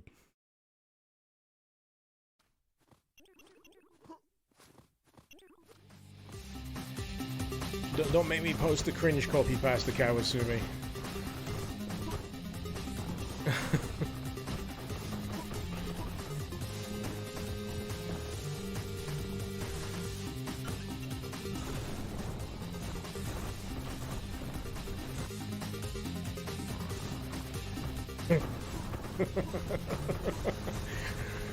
I might play it at the end of this, just so you know what I'm on about. That looks kind of cute, using the Doom font. Flat Wolfenstein-styled weapons, levels.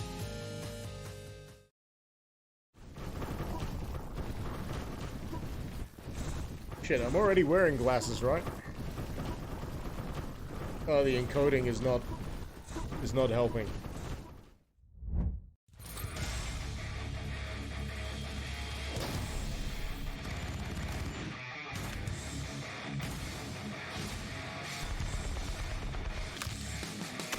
I'm seeing a fair number of these comic-styled FPSs.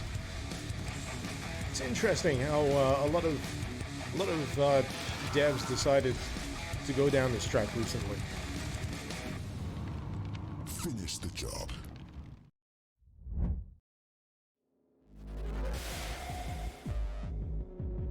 This is Brutal Faith.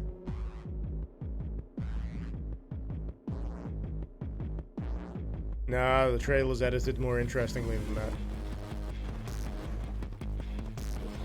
Yeah.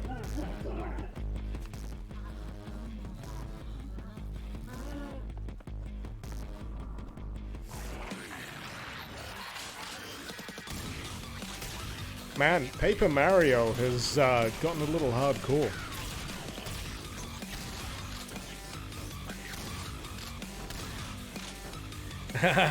Great minds think alike, Marissa.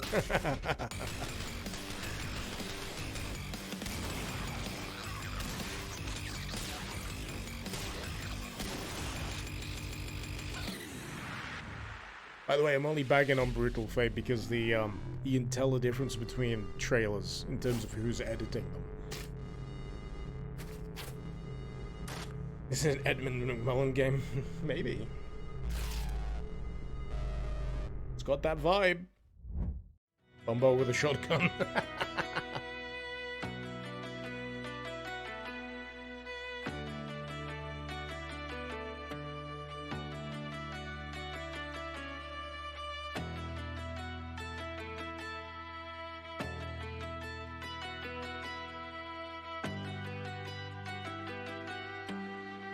Tavern Tycoon?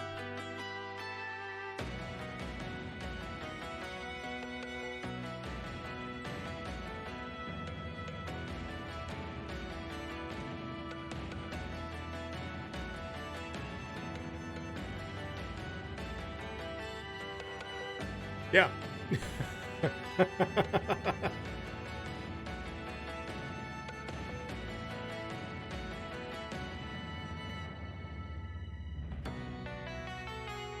Pretty much. Okay. The last innkeeper got beheaded. Enjoy the apron. No pressure. No pressure. Hi everybody, I'm Daniel. For the past several Hi, years, Daniel. I've been working on an indie game project called Inkeep.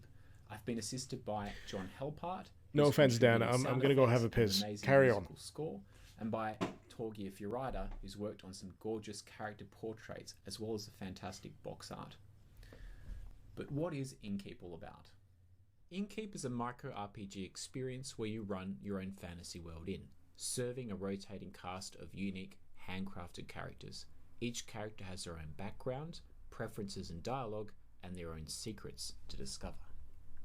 As the innkeeper, your challenge will be to make these guests comfortable, serving them their favourite food and drink, and sharing the various stories, rumours and jokes you learn over the course of the game. You want your guests to be comfortable, so they're less likely to notice just how carefully you're listening to their conversations, and just how closely you're assessing their belongings. And if they have a good enough time, well, they'll be fast asleep when you creep into their rooms at the dead of night, wiggling rings from their fingers, taking coins from the little hidden recesses inside their boots, rummaging through their backpacks. This is a game for people who'd like their RPGs with a little more drinking, creative cooking, eavesdropping, and larceny. We're really excited about the future of this game, and we're looking forward to sharing more with you soon.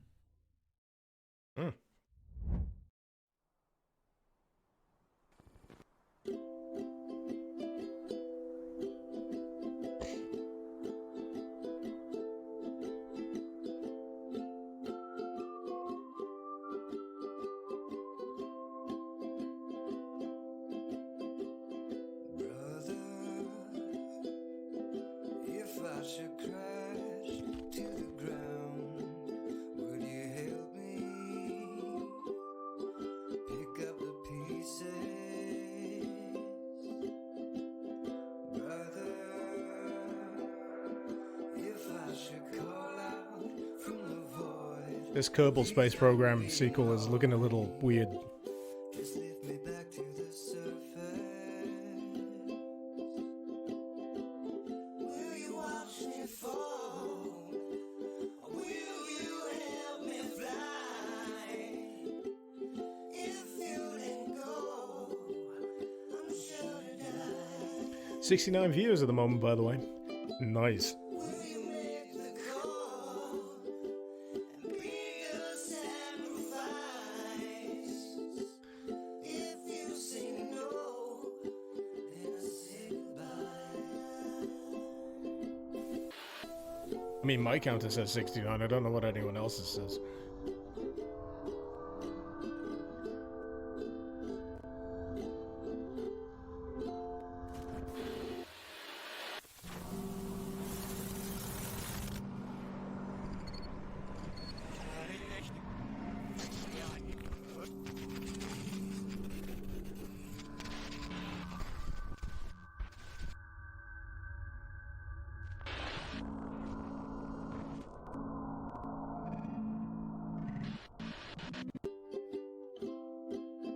Okay.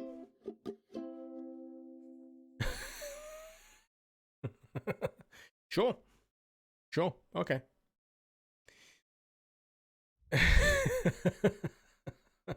Oh, here we go. Warlock 2.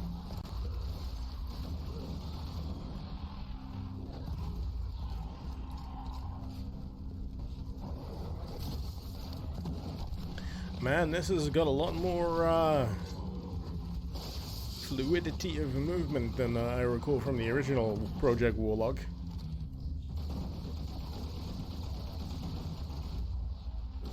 The audio is a little crunched, I gotta admit.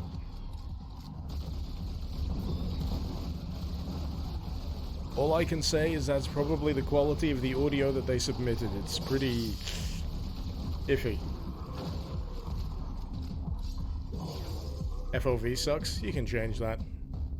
If they've got any worthiness, they'll have an FOV slider. But yeah, Project Warlock with verticality and more much faster paced gameplay by the looks of it. I'm cool with that.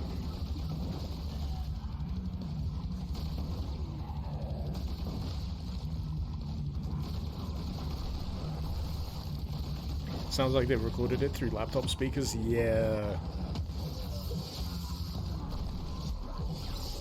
Not doing it any favors.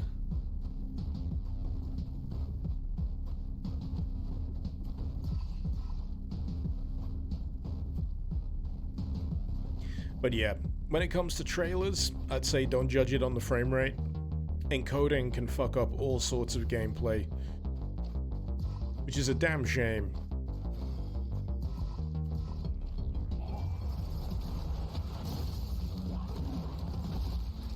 But fear not, there's going to be plenty of these available on YouTube, I imagine, after the fact.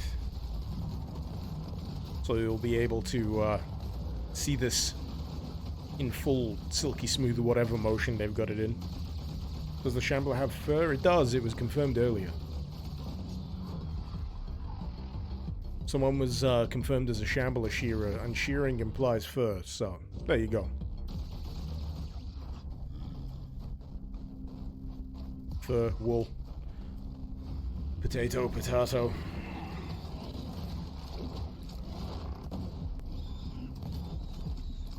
I'm liking the look. I'm liking the look.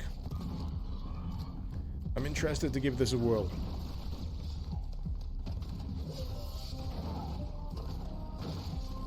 But yeah.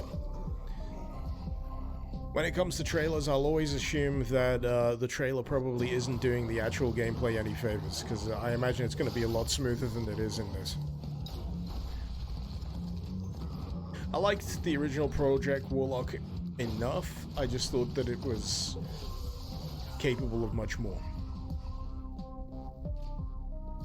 Backed at Civi 11. So you just can't call him Civi, it has to be specifically Civi 11, because if you refer to him as Civi, he's going to be what? The other 56 clones? I mean, of course. But here is the more, yes, Retro.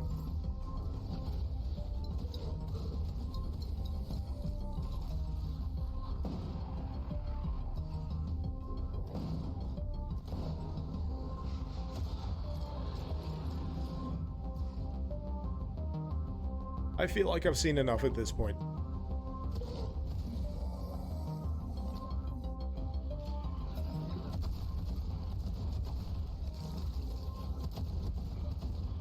Actionable pun detected. Please no electric shocks.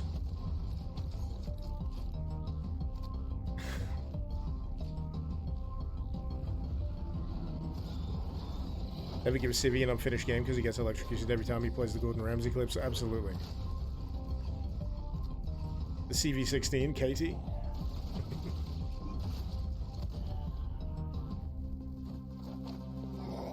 Is the stress level meter new to this?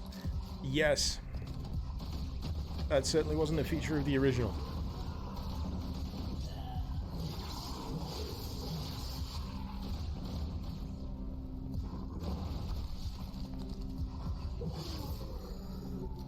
Is CV-16 supposed to be his girlfriend or wife? Handler. Kara.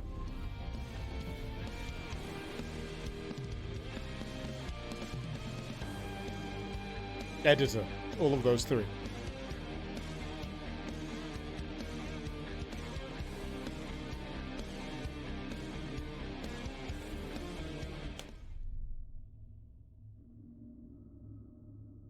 I don't know why we're doing this. Why are you here? Because I'm still mad at you about the fucking giant forehead meme. I was browsing through YouTube, and I forgot about that meme from last year, and then I was just browsing YouTube, and then one of your dev blogs came up, and I was just like, that motherfucker. I'm just complimenting you. Like you're such a forehead. You know so much. Like, I think you mean 5 head. You talk to everyone. So you build those kind of I connections. mean, he's to demonstrating right there. You got your 4 fingers and a But thumb on that this isn't forehead. about me, man. We're showing this awesome trailer for your game. Big announcement time. Things are heating up. How has the development of Limitless Hunger come along since the It's last been time we spoke? limitless, to be honest. Limitless. Okay. It felt like hell, and it will be hell. Like what are we gonna see? But you may see even more than hell. So that's gonna be very interesting. So I hope you enjoy this.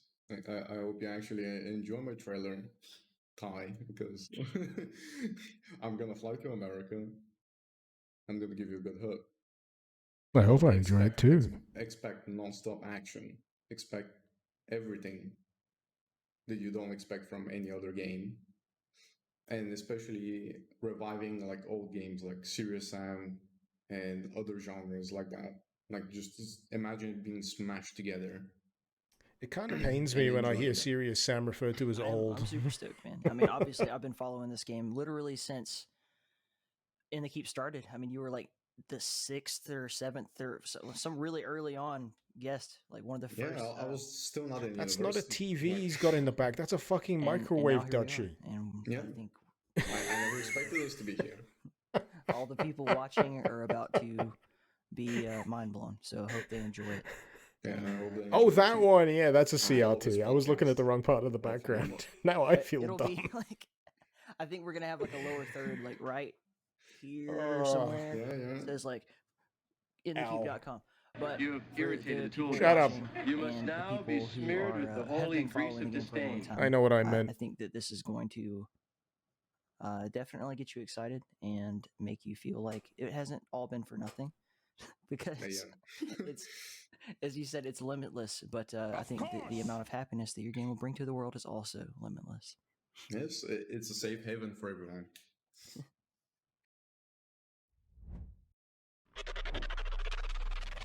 Oh, he made this game.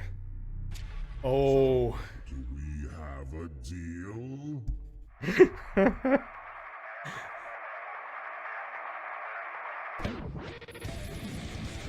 Here it is.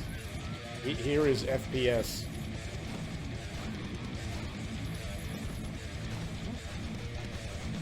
I've played this. God, it is so jank. And yes, you can ride a lawnmower. There is a lawnmower power-up. It's called Limitless Hunger. I played the demo. Whew. Yeah, I'm gonna leave it at that.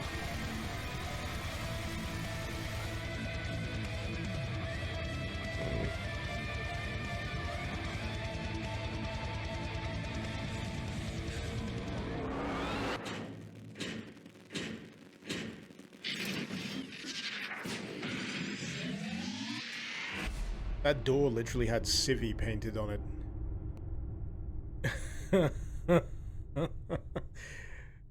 It's, Mm-hmm. Alright, we're back, and it looks like everyone here is shuffling through the treasure trove of what awesome games we have, and also the literal treasure that we keep here in the studio, because Fred is rich as hell, apparently. I actually got a chance to take Fred a ride is rich in as hell, Festival you can Art the other afford day. some You fucking did? microphones. He hasn't taken me in it yet. You know. Dude. Sorry. Dude.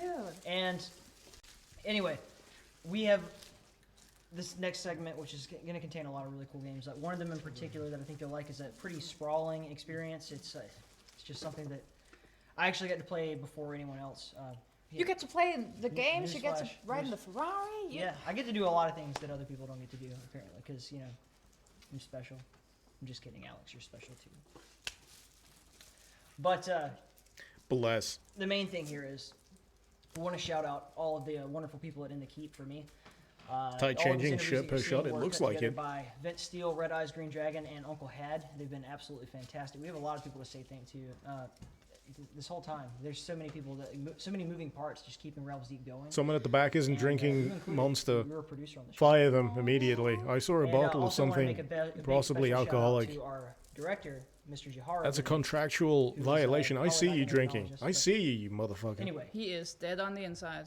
let's get ready to rock and roll with some more trailers. Only I may some more drink. segments. And 3 and a 2 and a 1 and take it away.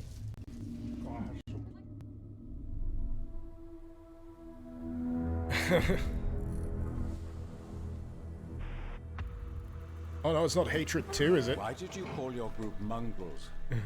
What do you mean? No, it's something else.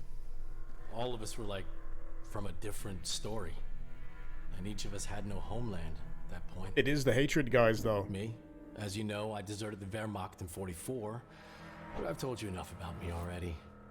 I don't really know if I would have made it if it wasn't for Avol, my friend from the army. That guy was a real deal. Huge, strong Silesian miner who was drafted into the Wehrmacht. He was a pain for any superior. More uncontrollable and rebellious than you can even imagine. But after we deserted, I believe he started to discover a sense, meaning in this war. Especially after we met Lucas. He was actually the first person who gave us some sort of direction. Lithuanian, sort of small-framed smuggler type. Reminds me a bit of Commandos. He was the one who dragged us into guerrilla combat against our previous superiors. How did that happen? We were on the run, without any destination. Then we had to stop in Panari where we met Lucas. Wait, have you heard about the massacre in Panari? No. You should read about that and what was happening in the East. That is, if you want to comprehend what I'm talking about.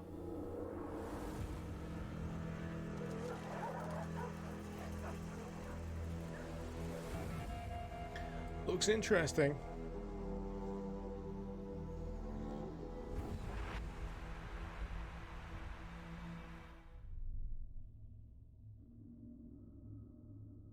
We're here with John of the Shred.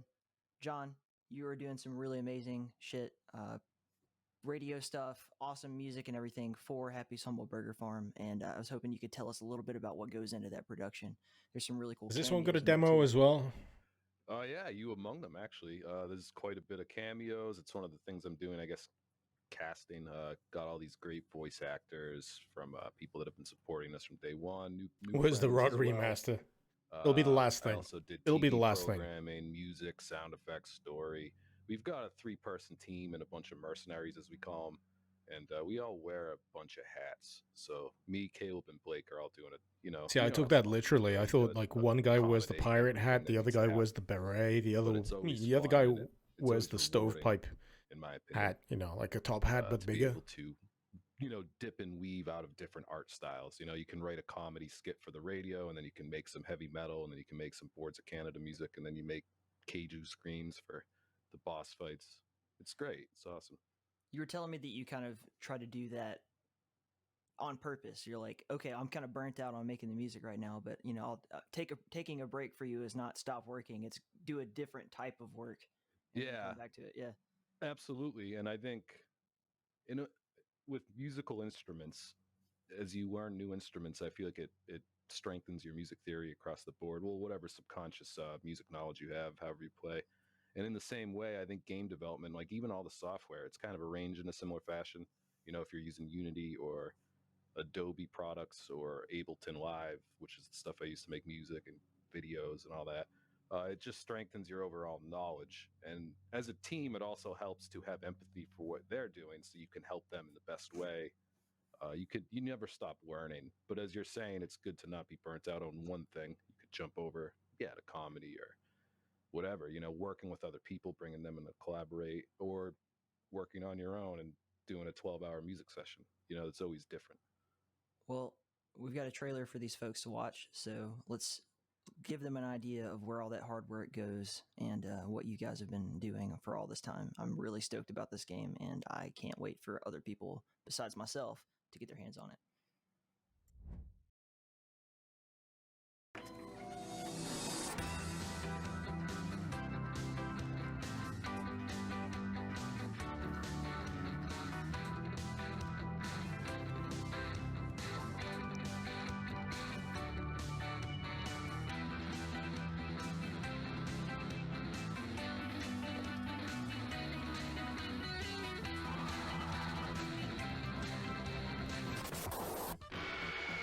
Yep, there we go.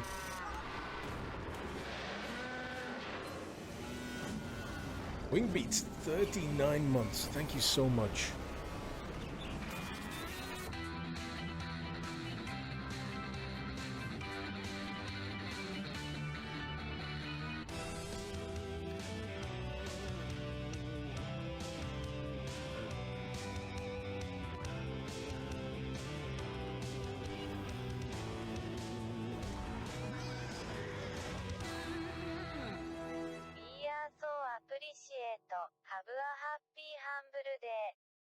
Sounds fun.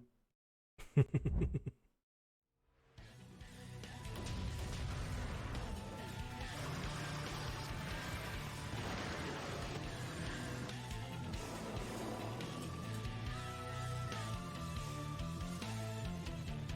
sold on the name already. Well. Looks like someone's crashed their ship. They're stranded on an unknown planet, surrounded by enemies, and in desperate need of a gun. Vic Bentley at your service.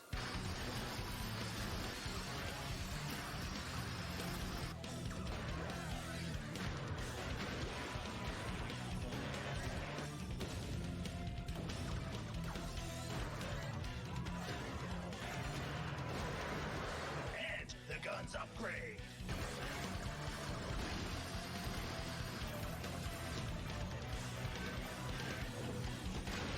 This looks fun. Especially that. Fucking full screen obliteration.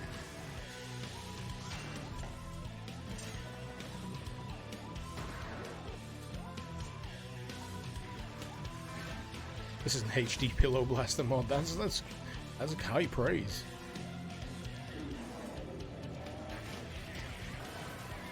There is a Rage the power-up.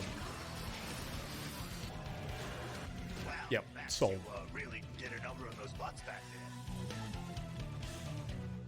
there. Berserk.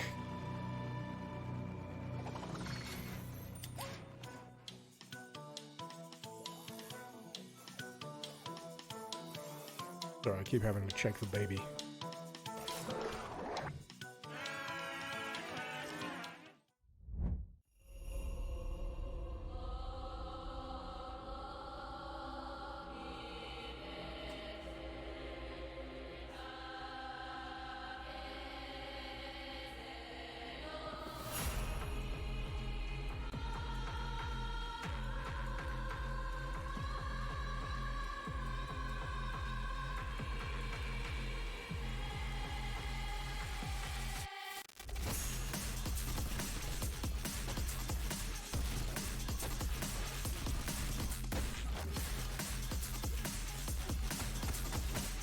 This looks fucking rad.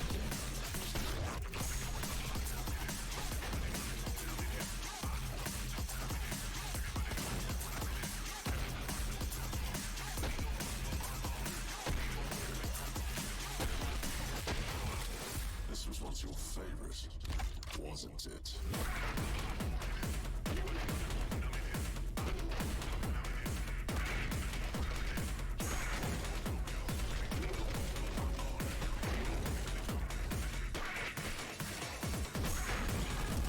Smidge too brown, but is that shotgun jumping as well? Dang.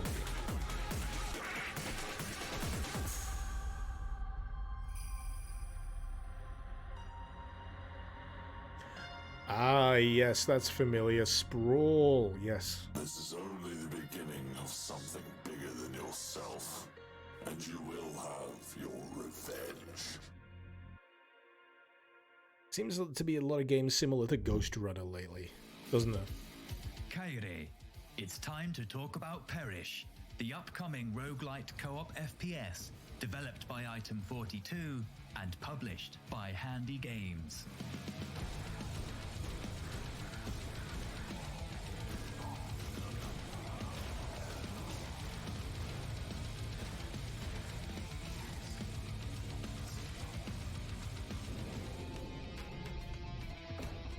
This is Pantheon, or what is left of it.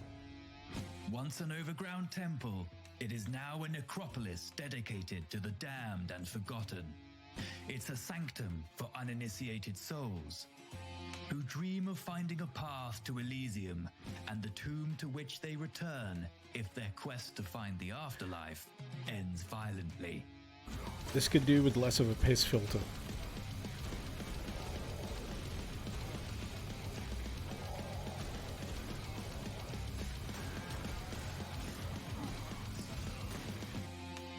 Guided and frankly misguided by the priestesses It's of a bit Orpheus, yellow. It's a you, bit sepia. as one of the Amietri, unable or unwilling to perform the Orphic trials in the mortal world, are fighting your way through Pantheon towards Elysium. It's like Mexico in Breaking Bad.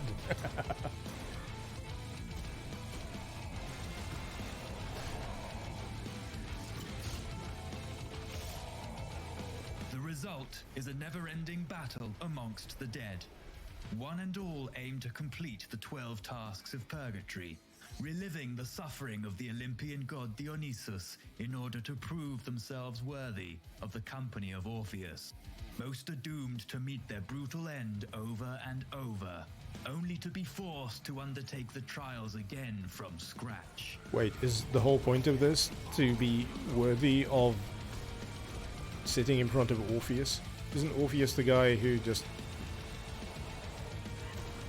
sings songs? From melee weapons to firearms and divine lightning.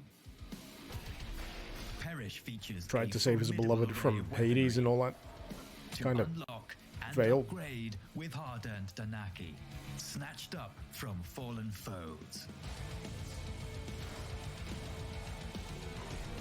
But it looks fun. It does.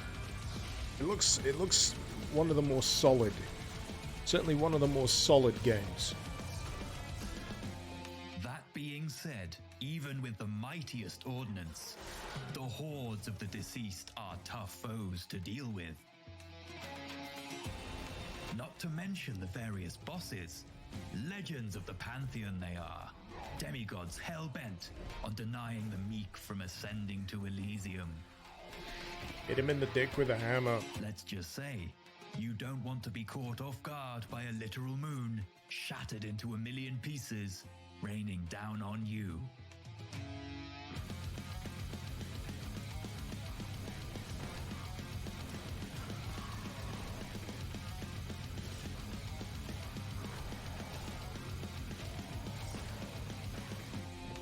So what could be more effective in the blighted Hadean underworld than an immortal Ish warrior with heavy artillery? That's Okay. right, 4 of them. With up to 3 friends, the path to Elysium will feel just a little bit less daunting.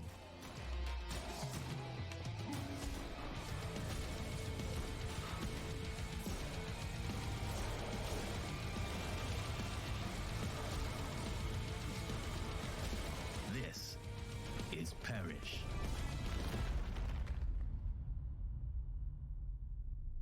Not bad. Not bad.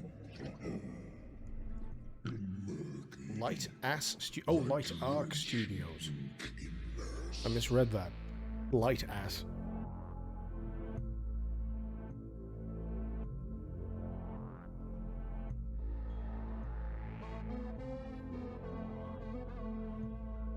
Perish now with corruption cards. That'd make me And our business more is interested. riches, noble guy. I like that they had to subtitle the laughter though.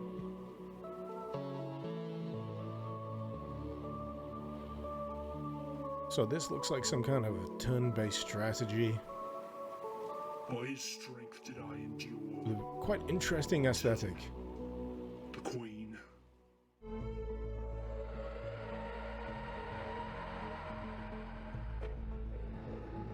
They flee from our fury, and the fortress be ours. Lofgastum Ulfak. I gotta be honest, the visuals here are frying my brain ever so slightly. I just can't pass them. We're only the queen who dies a dreaming darkness. Or ex-Cthulhu. The third thing of clobbering with dregs of wheeling. So the visuals, yes, I will agree. Very intriguing, but in terms of what the heck is going on?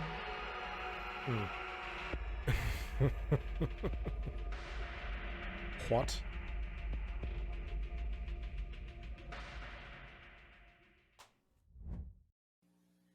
Cleveland, that was really awesome.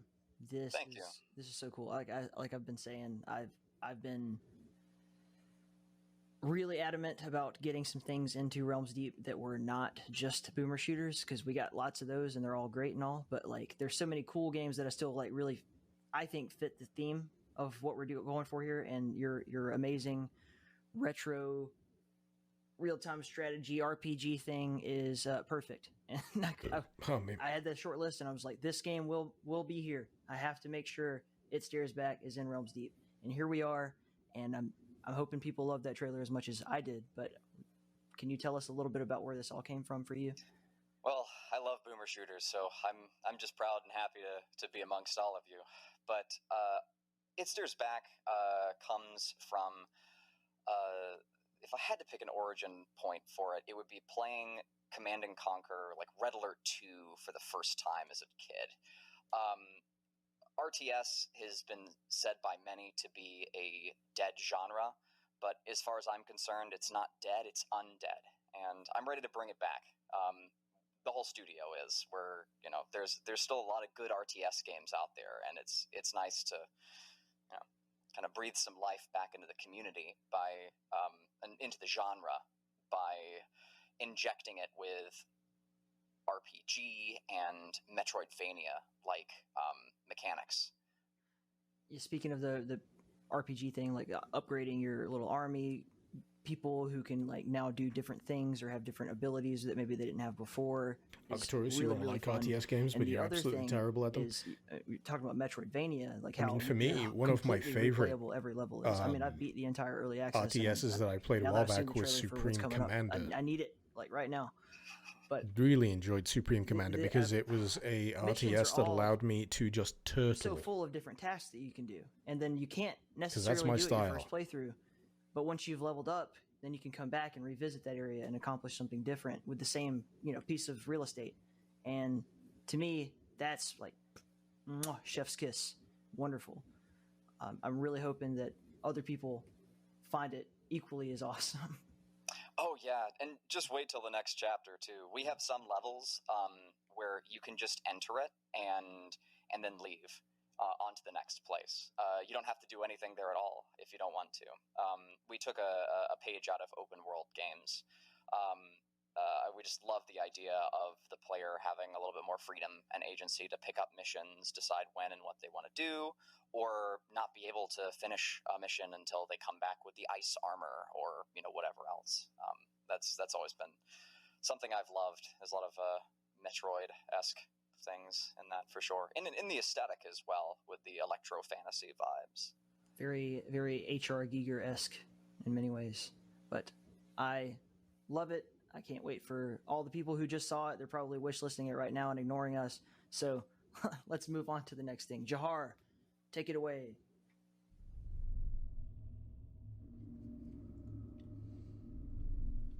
All right, I hope you all enjoyed that part of the show. It was really fun to see like all these crazy stuff going on with like myself talking to everyone. And I'm so sorry that we're cutting from me to me and then back to me and then back to me again. How dare you? The point is that especially with someone T-posing in the back and establishing dominance. Sandwich between a bunch of trailers. And Alex, could you please like tell us a little bit about it? I don't really have a lot to say. We're about to burn a lot of bridges with Doom Daddy, but that's all I know. So, what do you mean by Doom Daddy? I guess we'll find out. Oh, okay. Well, I guess for now it's back to me again. Whom? Excuse me? I got Project Downfall's Crimson Reaper right here for you to talk to, or for me to talk to, and for all of you motherfuckers out there to listen. I'm really stoked about this one. This is a really unique, different kind of game. I very much doubt they're talking about different me. Crazy ideas for what games could be in this this whole convention. yours really stood out, man. What is Project Downfall about to you? Right, thanks for having me. So, I've still not Project played this yet. Downfall, in a nutshell, you could say it's a kind of unique mix of adventure and first-person perspective game. It takes place in the near-distant future, I'm just gonna when get myself some actually the water. European Union is in disarray and about to fall apart, and a new superpower is looming on the horizon. The Novorussia Federation, so something like a new Soviet Union. And, well, everything takes an unexpected turn once one fateful day, and that will lead to one of the 12 outcomes. So what to you makes Project Downfall like stand out amongst other FPS? I know what it does to me, but like for you. Well, actually, the more you play, the first impression is that a lot of people just think Hotline Miami and FPS. Well, that looks can be deceiving because the game takes on something like a Dark Souls approach. You have the absolute freedom to do everything you want. You did really well in the big indie pitch in Amsterdam 2020, and Project Downfall took #1. Why do you think that is? Well, I suppose I was just we had like you mentioned, it was a pitch, so it was really short. We had to be put all the details in such a small time as possible. One day I'll be in Realms Deep, Marissa. Things that stood out most would be the dynamic music, far because the flung game future. has music changes depending what is happening on screen, and the environment destruction, because I was always showing off the Tengu level, which is based on the tea house level from Hard Boiled, where there's like obliteration, ultra obliteration. You can destroy walls. It's like more like Rainbow Six Siege. Well, obviously not that budget because we have no budget and our whole dev is 2 guys. So, but considering our manpower, I think we did pretty well. And obviously the other thing I think that they liked were how they didn't expect that so many actions would lead to so many different events and possibilities in the game. I like that you said the level, the tea house level in Hard Boiled. I think you meant scene, but I'm totally on board with you. Yeah, exactly. That game is. You're fucking me up too. Is that a that movie has Japanese inspired Jurassic so Park many shirt cool I've got games on? lately. This is Maximum Action. It's a harkening think back it's to Chinese. probably what was inspiring Shadow Warrior in the past. But one thing that you really mentioned that stuck with me was that your actions matter.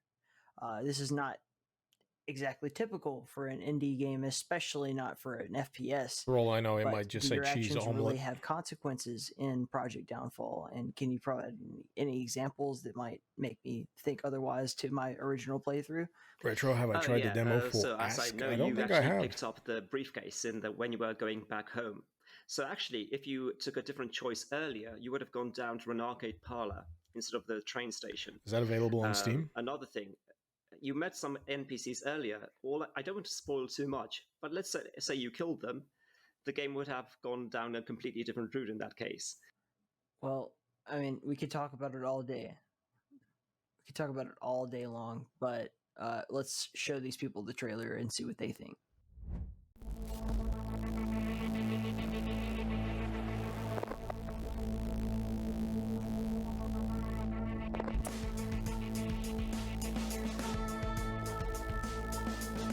Yeah, I've not tried it yet.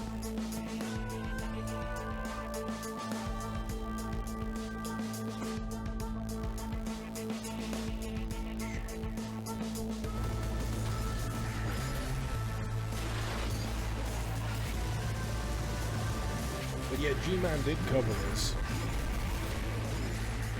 And yeah, it is pretty much first person Hotline Miami, and I would very much like to get some time with this myself at some point.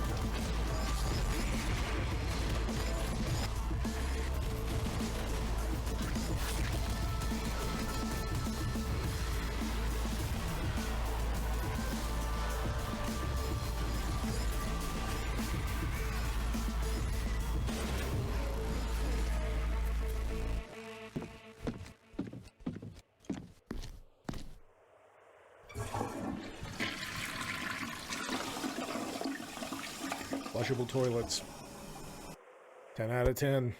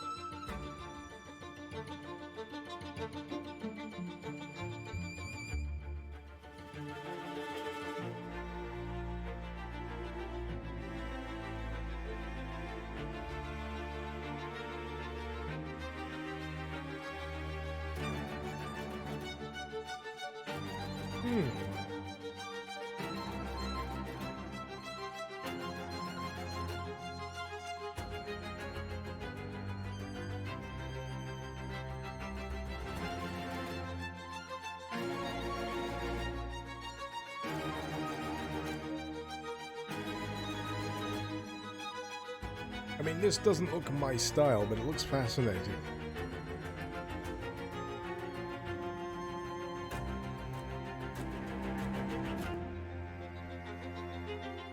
It's a sequel? I don't even know I was aware of the first.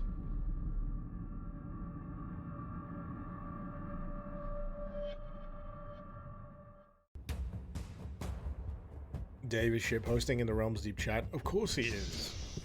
It's Dave. That's his standard state of being. His default state is shitposting.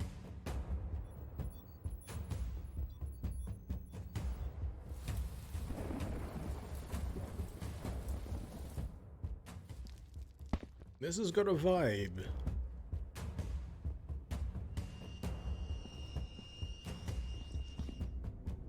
Some way between Stalker and Interstellar Marine.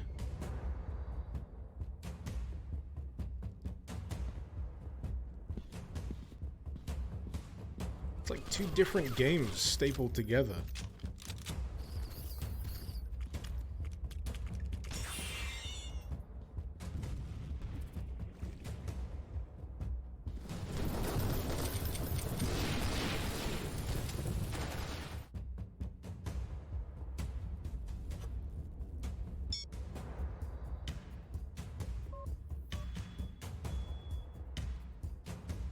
Immersive apple eating technology.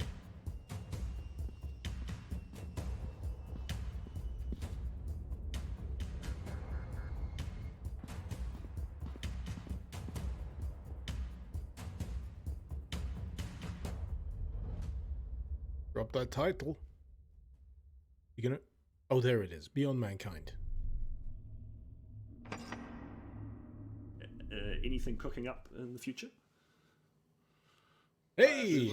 Sigil 2? That is going to happen? Yeah. Nice. Yeah. Excellent. Yeah, got a really cool map. It's so fun. So will that be it's more... really, really good. Will that It's be John more Doom 1 or McLush Doom here. 2 be Doom 2? Oh, no, it's only Doom 2. Yeah. Nice. Oh, very excited then. Well, there you go. You heard it here, folks. Sigil 2 is a thing. Any kind of rough release dates or anything like that? Or is that very still cards close to chest? Yeah, not really. I can't put a date on it. It's definitely didn't happen. It didn't happen. What was it? This year? Is it this? Yeah, this year. Wait a minute. Am I wrong? This year would be the 25th, right? Yeah, 25th. Yeah, I think so. Would it? 96? No, it was 2019. It was 2019. Damn it, John, you're the one with the photographic Doom 2 memory. so I'm already a couple years late. 30th anniversary then.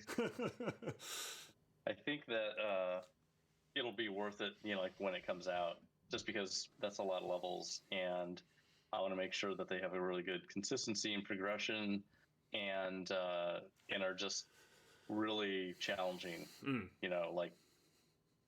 They're fun to play, but it's kind of like a Doom 2 Doom 2 version of what you felt in some of those Sigil levels. Would you say it'll be harder or easier than Plutonia? Or about that? Because Plutonia is still pretty spicy. That entirely depends on how many chain benchmark gunners. for old, hard Doom. Yeah. I'd say, well, I don't know. I would compare it to Sigil 1, It's the Doom 2 version. actually called It's going to be hypothymesia. really hard for Thank me you, to Chef. finish. I am doing well. Oh, very exciting. That's awesome. So he is working on something.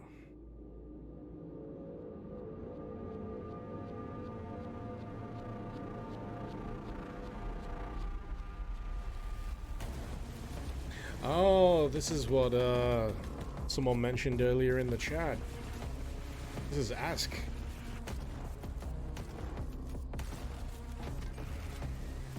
Yeah, I've not played this yet.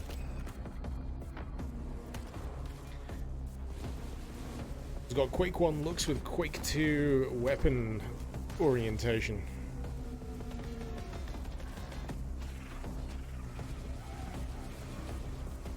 And a weapon that looks like a railgun but shoots like a plasma gun. That feels wrong to me. That feels wrong to me.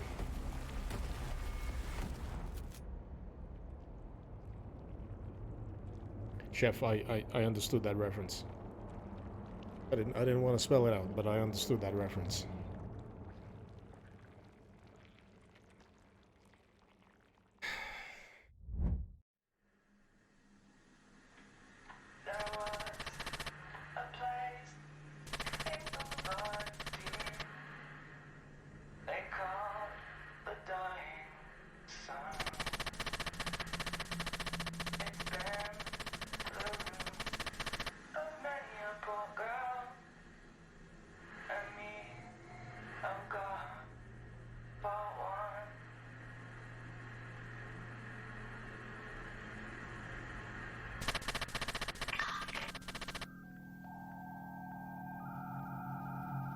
Gotta admit, I do like the idea of a Dyson sphere.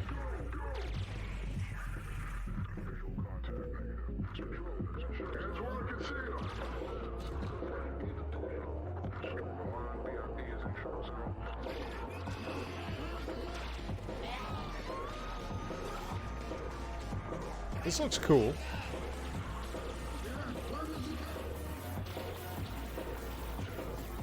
This looks very cool. Dang.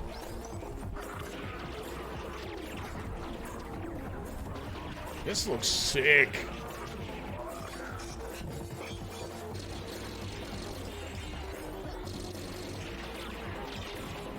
Ooh, is this what I think it is? Ooh. I think I know what this is. Yeah, Fortune's Run! I've been following the Twitter account for this. Oh, yeah. Fully sold. Fully sold.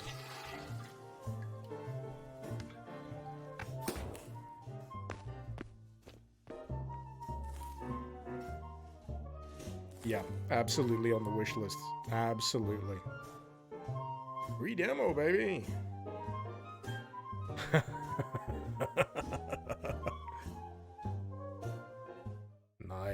Nice.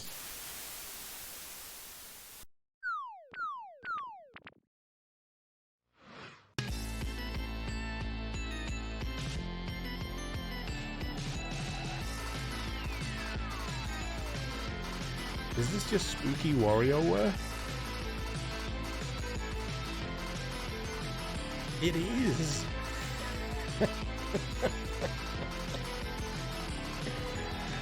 Oh my god.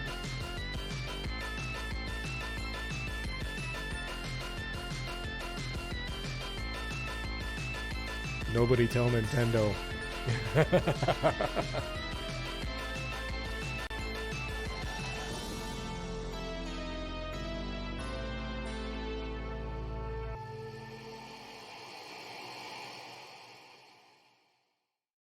No shit. Spookware. Covenant, here you go. Here's the next this is the next Dread X collection.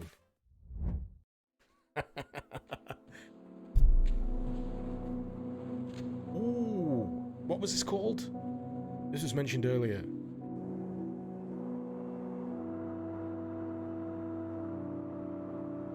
Compound fracture. Thank you, T. I need this.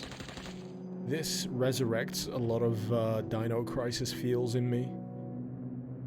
I feel like Dino Crisis is so unfairly overlooked.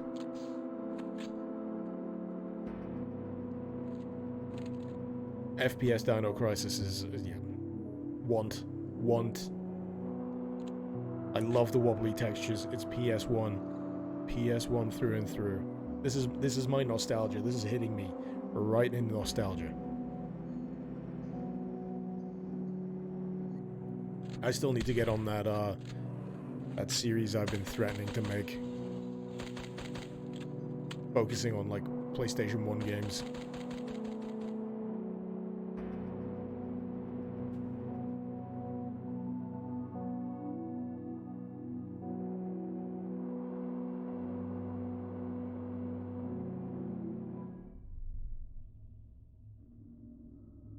Well, if it isn't my favorite podcast guest, how are you, Mike?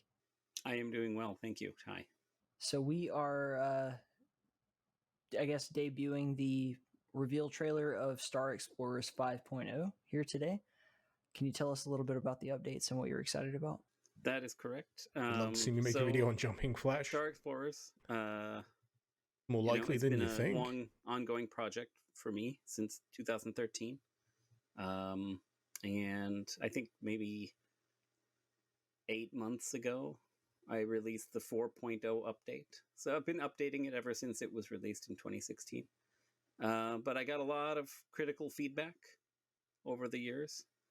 And I'm trying to get all of those technical issues taken care of, as well as adding a lot of new features. A lot more variety to the different kinds of planets you can explore, a little more sort of emergent events that can happen, unexpected things to surprise you as a player. And, things like meteor showers and tornadoes and alien cities to explore and things like that. And, yeah. This is easily one of the coolest games that's ever been anywhere near me. I love Star Explorers, and I love you, obviously. Fangirl moment, for Realms Deep, I guess. If there's one that I'm just like, I will die on this hill. It is Star Explorers. I want everyone to know about Gosh, it. me, you forgot this wasn't E3 for a moment with devs listening to critical feedback. Check this game out, and if you hate me, still check this game out. Mike's nothing Sick like burn. me. Sick burn. So, I'm stoked, man. I'm really proud of you. We had you last year. This year, we're really, I guess, seeing sort of closer to the finished product, like something that's really tangible. And well, yeah, last year I was working with Paradox Vector and just finishing that up, and then I decided, because of Realms Deep, because of a lot of the positive feedback that came out of it, I was surprised. Like, people were more excited about Star Explorers. I really realized, like, I have something that I can focus on there.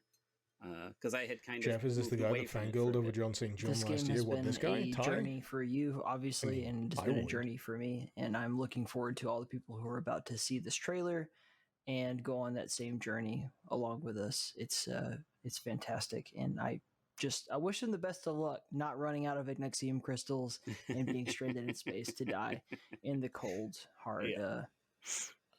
Well, I was going to say the world, but the universe. Uncaring cosmos of Star Explorers. That was one of my favorite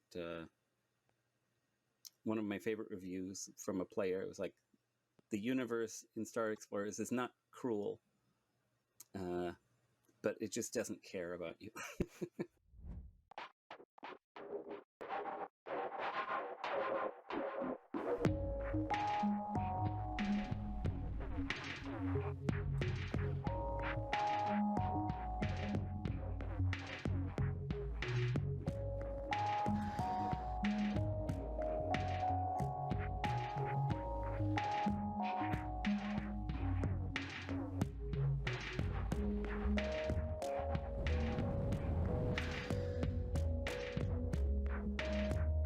So what was this one again? I'm sorry, I was a little busy on Twitter.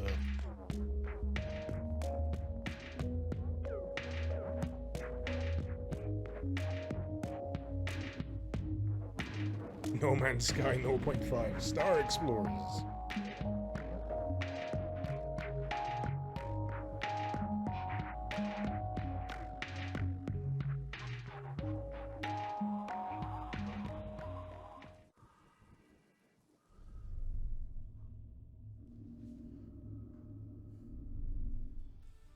So, I forgot what I was supposed to ask.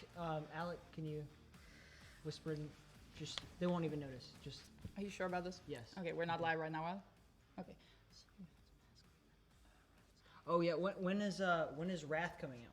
Right. Oh. So about Wrath, a lot of you guys have been waiting for an update. When? And When? I'll give it to you straight. And then When? Yeah. When? We're not gonna make it for summer. When? And I know Chad is probably gonna go crazy right now. But When? That's just how it is. We are working every single fucking day on this. When? And I've never seen anyone work as hard as the Raft team. They When? are brilliant people. And because we're working so hard on it, that's because we want it to be the best game When? possible for you guys. When? There's gonna When? be some changes. There have been some changes already. There's When? gonna be more. One of the It's fine, reasons take your why time. this is taking so long is because of the world situation. We're in a pandemic. Seriously. A lot of our team has been severely affected by the pandemic. We As are much time in as a you much guys better need. place now. We're working hard every day. And a lot of people on Twitter, like, I don't know if you guys know, but I'm the one controlling the 3D Realms Twitter, the Raft Twitter, the Iron Fury Twitter, all that kind of shit. And what we're gonna do now, because so many of you guys are asking us, hey, are you still working on Raft? What the fuck is happening? Yes. Yeah, a lot of people don't realize And radio to keep you silence guys in doesn't mean the loop, game isn't from now being on, worked we're on. gonna do bi-weekly updates where I'm gonna be posting, hey, today, this week, or these 2 weeks, we've done this and this and this. And that way you guys will see we are actively working on it. And sometimes we might write, yeah, we scrapped this because it just wasn't working. But we want to be as transparent with you guys as possible because we haven't been as transparent as we could be. That's going to change. But that's nice. I'm not a developer. Gonna be a bit more I don't know opaque. what coding is and shit like that. But I'm in the loop with Raft, and I've never seen anything like it. It looks fucking awesome. You guys have a lot to look forward to. I mean, but Wrath is already it has to pretty be the best way goddamn possible. awesome. So, you know, just And more of it, please. If that means waiting More. an extra month for some months, I don't know when, then that's gonna happen. Yeah. I've always been in agreement with pardon that. In entirety, that's the entire theme of In the Keep podcast. Really, is just like supporting developers and making sure that we understand and have transparency with what they want and everything. I've not had For anything me, to eat, by the way. I was planning on actually having some dinner at some point.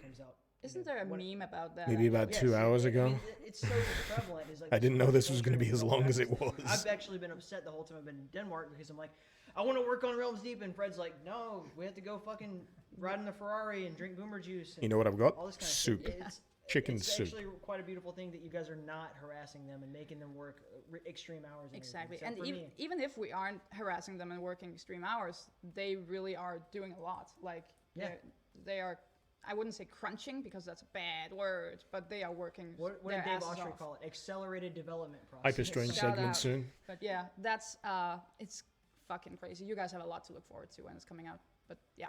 Yes, and we have another segment coming up as well. Yeah, that we also have to look forward to. We have a game that we all know and love. I'm not going to say the name of it because you'll see it as soon as we're done here. And then you'll also see my best friends over at Hyperstrange. And yeah, we have a bit of a segment for you. So stay tuned, and I hope you're enjoying Realms Deep.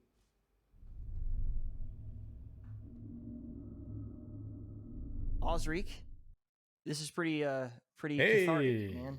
Last time we did a recording together, of we Viscera were Fest just love? like this little indie game that could, like, I was like, I don't know if this will ever be anything or not, but hell, let's give it a shot. And then this year you were on the poster of the whole event, and you got this crazy cool deal working with 1C Publishing. Where's the cat? How are you feeling? Overwhelmed. It's Where's the cat, Ulrich? we've been bouncing all over the place, trying to tackle Where's the 30 cat? things at once. Where is and the cat? Not too long ago, we just released the game into early access, which is the entirety of Chapter 1. And yeah, it's been a mix of trying to keep on top of updating that and working on Chapter 2 stuff. I'm pretty stoked just to see like what you're going to be showing off and everything. This is like I said, it's cathartic. I was like blown away by how much love that you got last year, and not in a bad way. I mean, I already liked Viscera Fest, but just the crazy amount of community support and the love of the characters too. I think that's a big part of what makes this specific thing that we're doing, this Realms Deep thing, so special. Is that, I mean, 3D Realms is known for its amazing, like, relatable characters, and your game is so driven by that it was just kind of hard to ignore. It was obviously part of the family, and yeah, here we are. yeah, it's been really strange because I don't think it's quite settled in just how much it's blown up. Because especially with our community, Deserved. these things still feel a bit small and focused Tons on of fun. a fair group of people on both our Discord and our Twitter. But yeah, it definitely has been kind of strange moving from like just last year. Probably we only had like 300 people in our Discord, and I think we're going on like 4,000 now. 4,000. And God. and same thing on Twitter. Like what it blew up like all at once. I find that And, terrifying. even shortly after Realms Deep, once he had reached out to us to ask for a publishing deal, pretty much unprompted. I think Fred had basically thrown around the idea that they were going shopping for games last Realms Deep to us on the dev side. And then, like, out of the blue, they wanted to have a Skype call with all of us. And they're basically like, hey, we want to publish your game. And then probably 3-4 months of negotiating. And then, we ended up striking the deal with them. And then a few months later, we released the early access. Well, I am super stoked for you, man. As always, you know, I love you and I love what you do. And congratulations on everything. But for now, let's roll the trailer and see what people think. Intruder. Outnumbered and outgunned. There is no escape. Bring it on.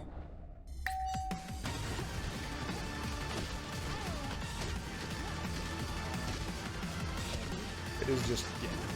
It's been, quite frankly, a joy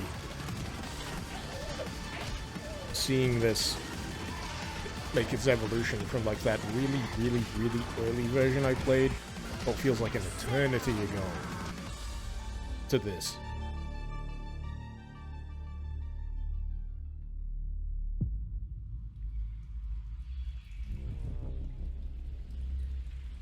Wake up.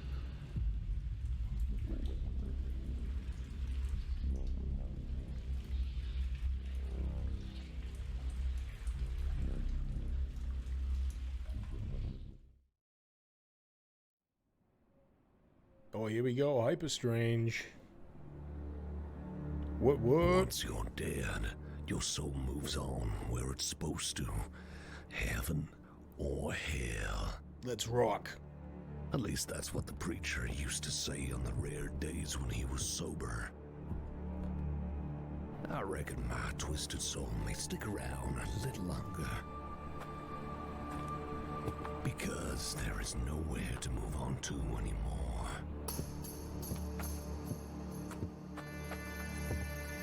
Hell is empty, and all the devils are here. Nice Dawn of the Dead reference. My gun, and whatever is out there. Time to paint the world dark red.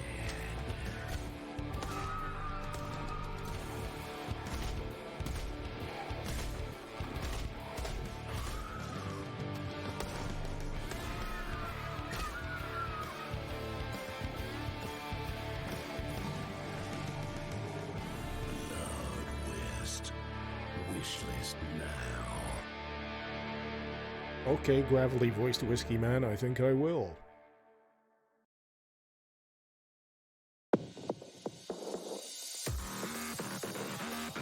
Man, that's a bit of visual whiplash, isn't it? From dusty old west to bright goddamn neon.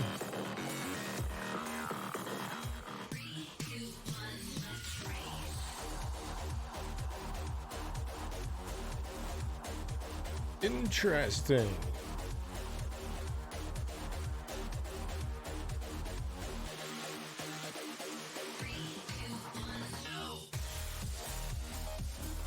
The kind of rhythm speed running game. I might be into this.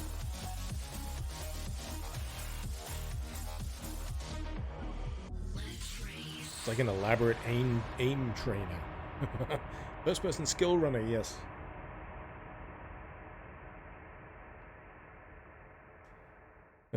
I keep checking this baby monitor because the little one's got a bit of a In cough. the distant future, as Ooh, the is this omnipotent supplies? PTC Corporation reigns on Earth, last freedom seekers embark on deep space terraforming missions. An engineer arrives. Been looking forward to seeing a Methuselah, proper look at this her for a new while. frontier, a planet 12,000 light years away from PTC's clutches. But as an anomaly destabilizes the Methuselah's Fluxgate, a monstrous horde pours in. Massacre ensues. Our heroine is scared and outnumbered, but she is not outgunned. But yeah, ever since I saw my first screenshots of supplies, I was like, man, that looks chunky as all hell. I need it. Just the weapon models alone.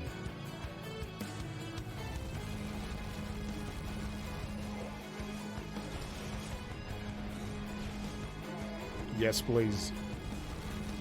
Yes, please. Oh, hey, I know those enemy models.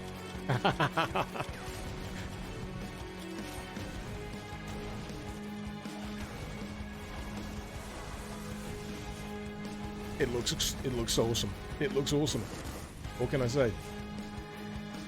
It looks absolutely awesome. Looks like GZ Doom engine, that's because it is.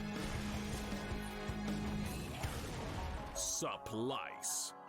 Endure, adapt, strike back. The only problem I have with the Wishlist title now on Steam. is it reminds me of that bit out of Weird Al Yankovic's UHF, where they open the supply closet, and it's the Asian guy's gone, supplies!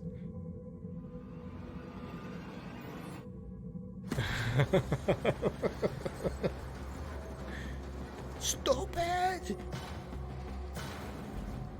Have you lost your goddamn mind? Jupiter Hell can confirm. Pay for shooting up my... Is great. Still need to play more of it. So many games, so little time. Honestly. It's shit like this that makes me feel like I should just be doing Twitch full time. That way I'll get through things a hell of a lot quicker.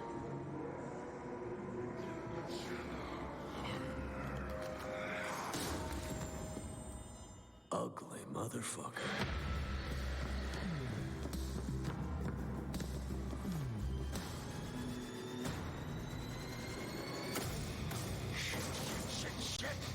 What was the other GZ Doom game, Retro? No, there was Sulaco.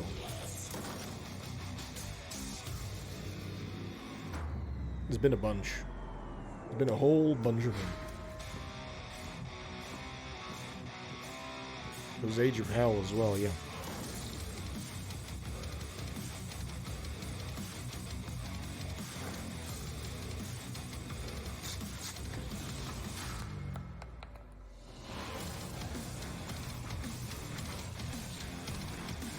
I love how the gameplay utterly betrays the turn-based nature of it. You can play it as fast as you like, but it's actually in your interest to take every step. Literally one step at a time.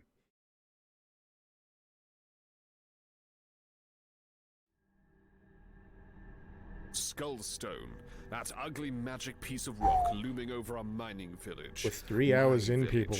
It was dormant 3 for centuries, hours. but now it awakens. Just my luck, eh? Ancient evil returns, as it always does.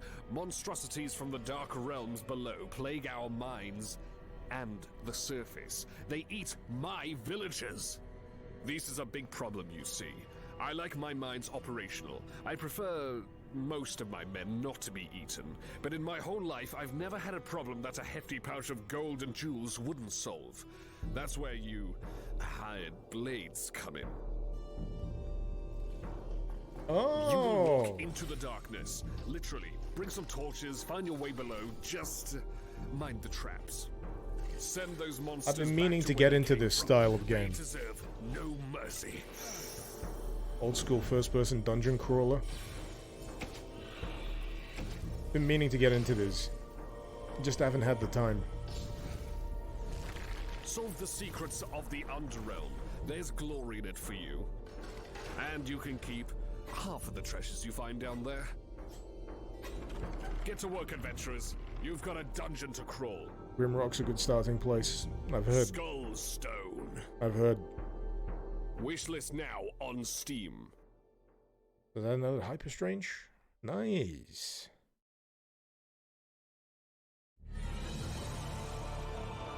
Oh hey! Another Hyper Strange. Reminding everyone of Crossbow Blood Knight. It's a fun little... How did I describe it? Bloodborne by way of Devil Daggers.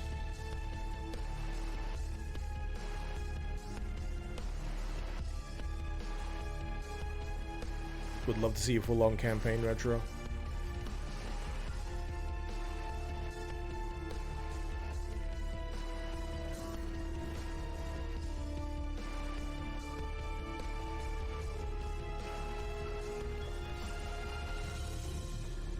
Hope I'm not keeping the little one awake with my yammering.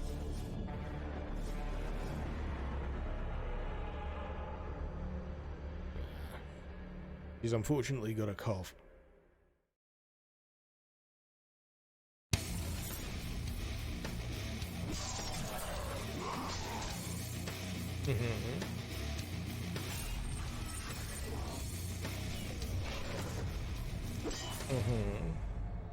Elderborn. Oh, this is the Hyper Strange Variety Hour, isn't it?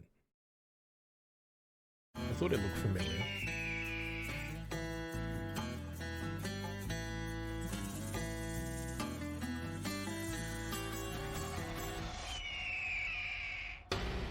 Oh fuck, he's back. Alright, time here. What do you gotta say? Look.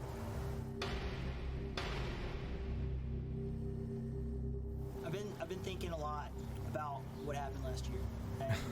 And it's Realm's Deep time again, so... Marvel. Had a Bailey latte and lost track of time. Just fucking sit down with you and try to... Hard liquor, right? Make this work.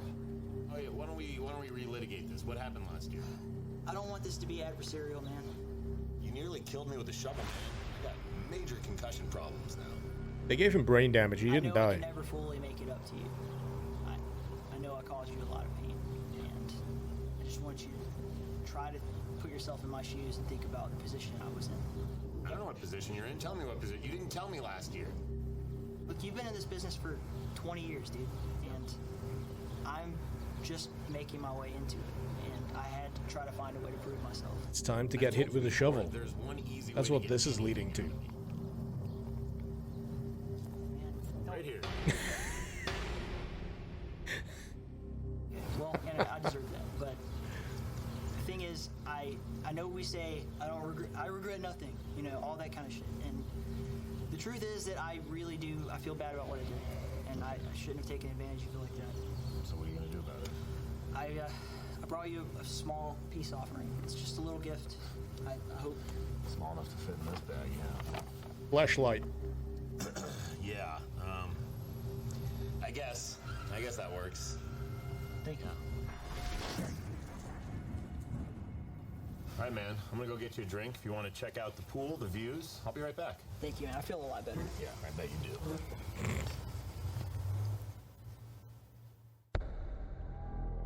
Hold it. Shovel begets shovel.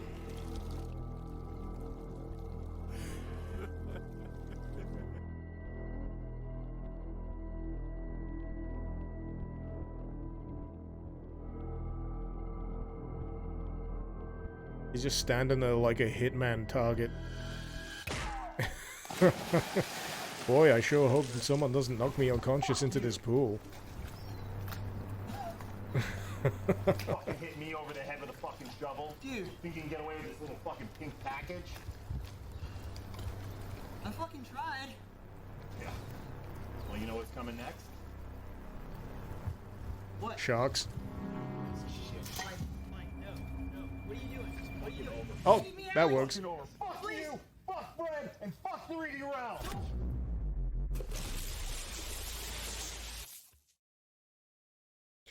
Well, There's murder. Guess I'm gonna be called as a witness, having witnessed this stream. Oh, here we go!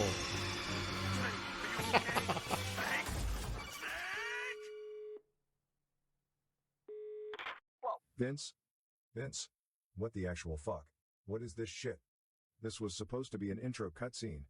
I told you guys letting this Polish sweatshop make the game was a bad idea. Eastern Bloc, come on, haven't you learned anything? Wait, the hell? I sound like a lame YouTube machinima. Vince, get me my voice, or so help me. What do you mean, just a demo? Yeah, I don't give a damn. My contract says, voiced by. Hell, you know what my contract says. Get me my voice. Oh, that's a little bit better, I guess.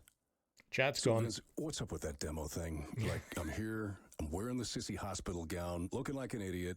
And White on white. there's, like, literally nothing here. Zero effort. Yeah, like I'm here and the place is just empty. So unprofessional. No, wait, someone's here.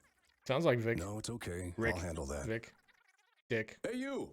Yeah, you! Over there! Are you here for... Shit. Come closer.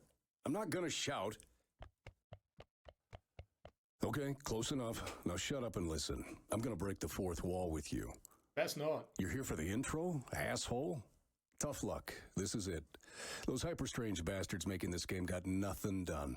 We gotta improvise. I'm just gonna tell you what the intro would have been. If I was working with professionals. My lips aren't even moving.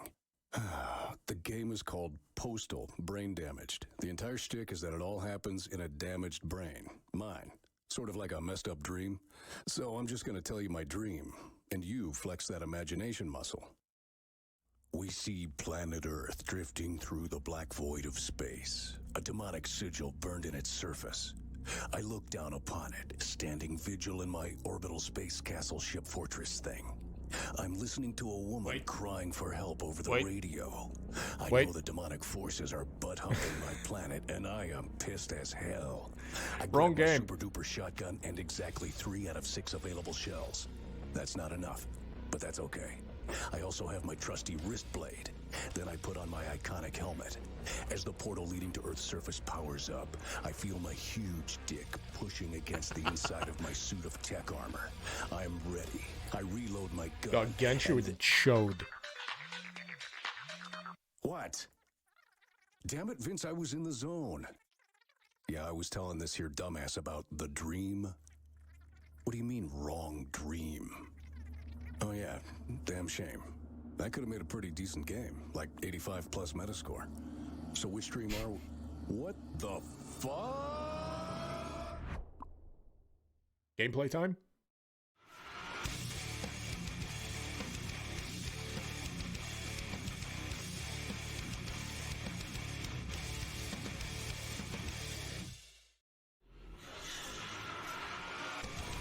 Oh, good. It's Corey.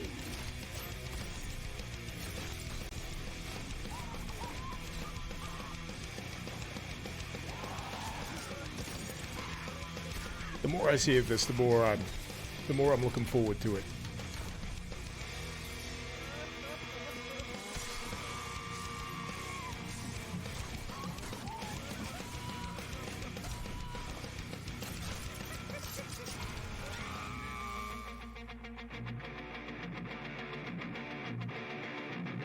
Has the game completely changed its art style? It might have. Hey there, I'm Corey Cruz, and Marissa, recently, it looks after losing Polish. my long-time brain cell-destroying rock radio gig to COVID-19, I'm left with pretty much being just a starving voice actor now. So thank you very much, coronavirus. You can suck it all the way.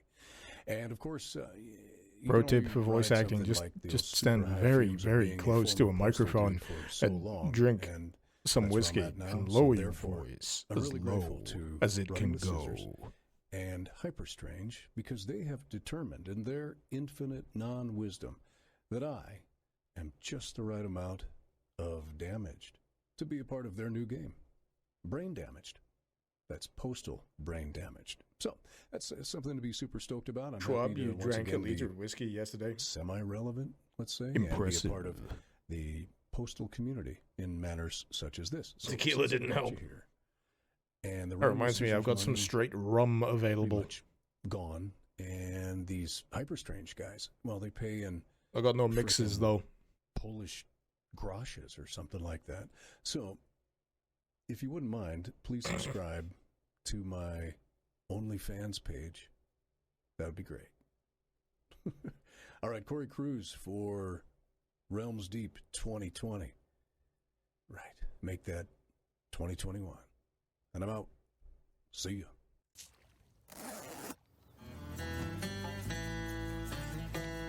I regret nothing.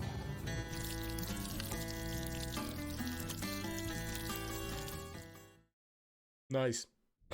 Oh,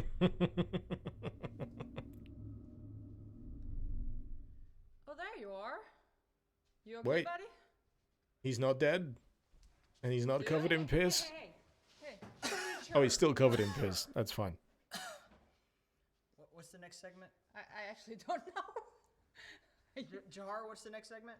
John Romero! Oh, yeah, John. John Romero is up next.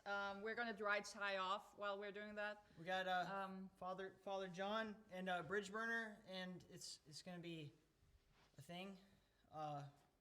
You are so. Ugh. I'm producer of Burning Bridges with Bridge Burner podcast. You should check it out at hellforgestudios.com. Also, all the games that they showed off earlier are there. Running with Scissors is great, and I'm really happy to be involved in all things Hyper Strange and Postal. Brain Damage is going to be awesome, and yeah. Do you need a hug? Throw to the fucking tape. Don't hug him. He's covered in piss. Yeah, no, very awesome to have you. You know, one of the godfathers of the genre. You look at your early works. You got Wolfenstein, Doom, and Quake. 3 pretty iconic IPs that really made a massive mark on the gaming world. What's one thing from each of those games that you think they did like uniquely well, like something specific to each one? Who's this jagoff? Well, he made some insignificant indie game. Works. Let's see. Wolfenstein was my 87th Anyway, game. gonna have a piss. So there was a lot of level design before Wolfenstein. Okay. So it was smart that we used the same level editor to make Wolfenstein's levels. The same one that we used to make Commander Keen's levels, all the 7 Commander Keen games. Okay, that's so. Yeah, the level editor had 33 shipped commercial games made with it. I didn't realize there was that much beforehand. Yeah. Wolfenstein's game number 87 for me. I started making games in '79, so I made games, for a while, 13 years before Wolfenstein, and like getting the engine to the speed that it was pretty great, considering it was our 3rd first-person shooter at that time. We'd made 2 before Wolfenstein. We were trying to replicate the original Castle Wolfenstein from 1981 and just do it in 3D. And we started putting a bunch of stuff from the original game in there. And at one point, we decided we need to remove anything from this game that slows it down. Yep.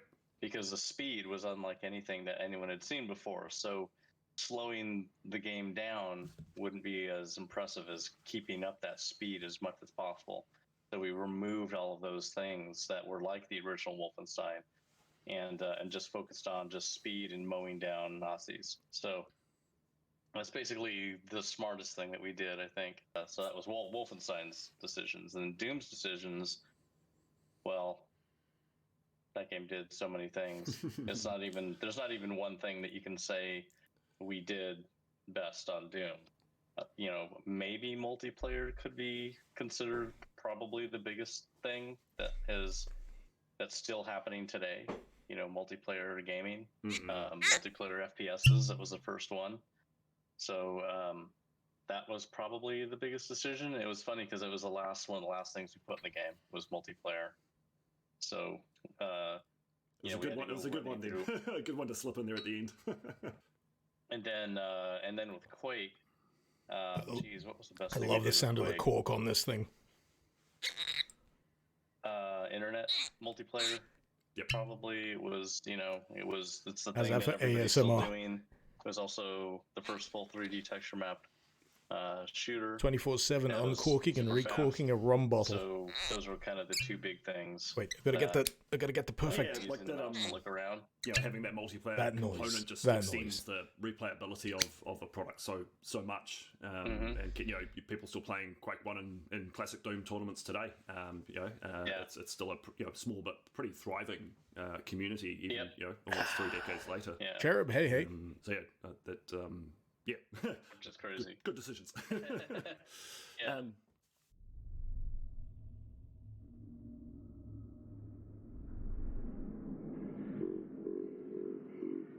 Ooh, what's this?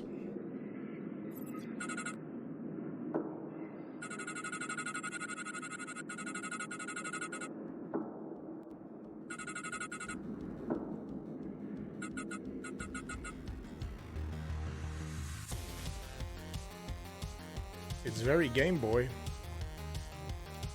Extremely Game Boy.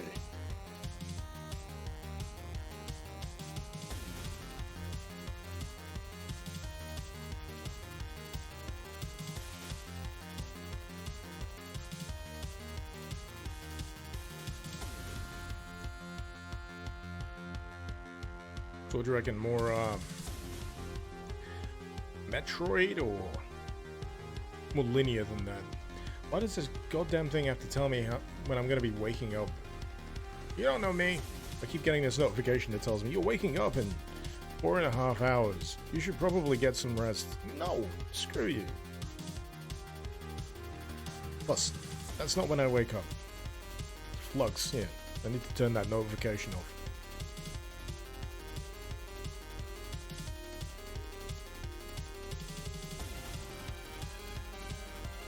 I'm trying not to sink this rum too quickly. I'm sipping, I'm savoring.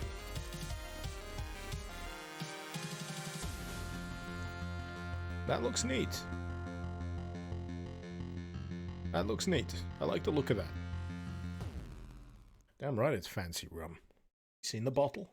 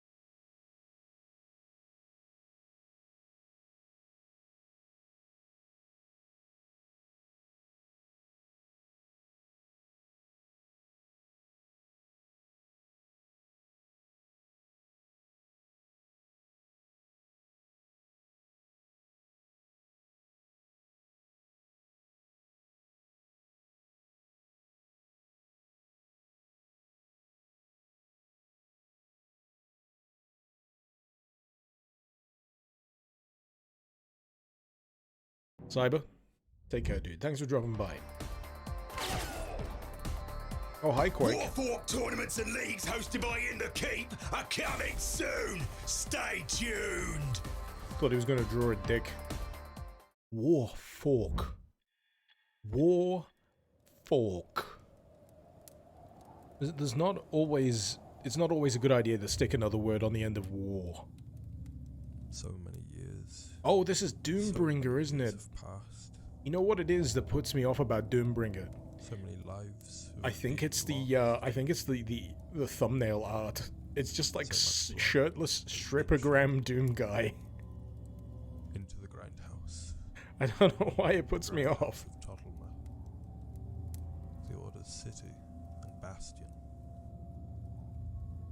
Now our brotherhood's. But I hear the multiplayer for this is like a rat. pretty good. If you're into like Quake 3 era stuff. For vengeance. The Solosi. They await us.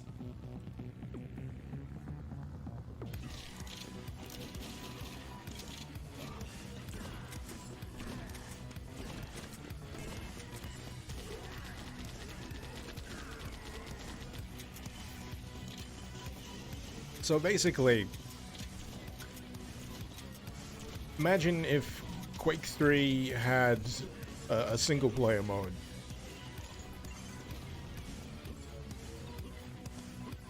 I mean, that's what it's going for. It's another Quake 3 based game. That's what it's aiming for. I mean, it's personally not what I'm after.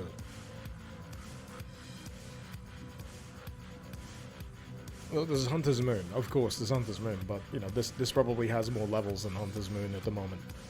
I don't mean that as a dig, it's just that Hunter's Moon seems to be doing a lot of ambitious stuff, and it's gonna take another decade till it's done.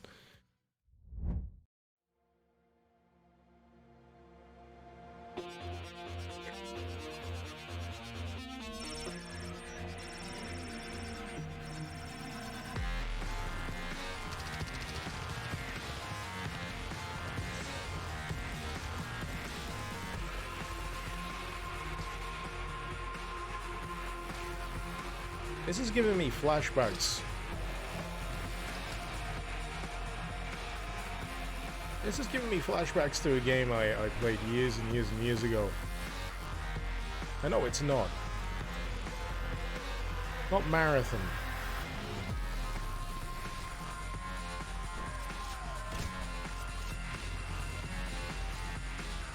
There's another one. I had like a shareware demo of it. Looks like it's got 6 degrees flying in it. Good grief.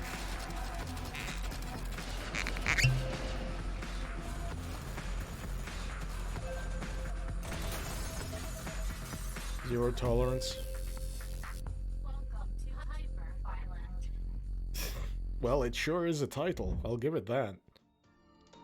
Not just any adventure, but an adventure into the past and into the far future.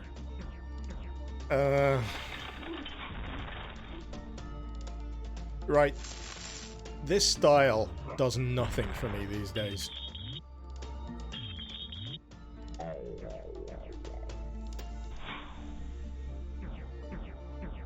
I need verticality.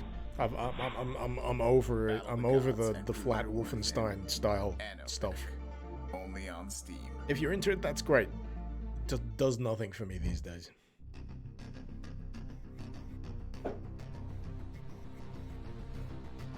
Wolfen-esque.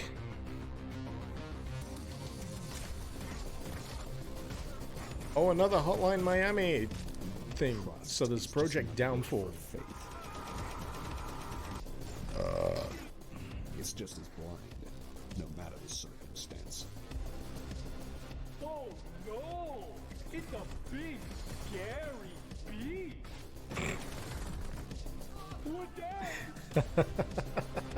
So, you're the so-called Angel of Death?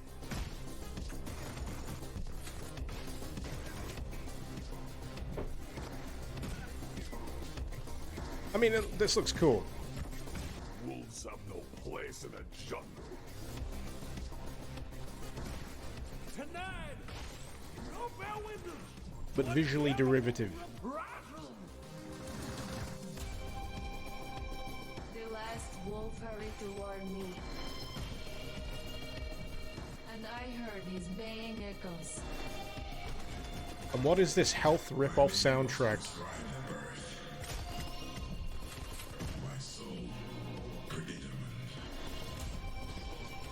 It sounds like the, it literally sounds like that tune from Max Payne 3. And in my world,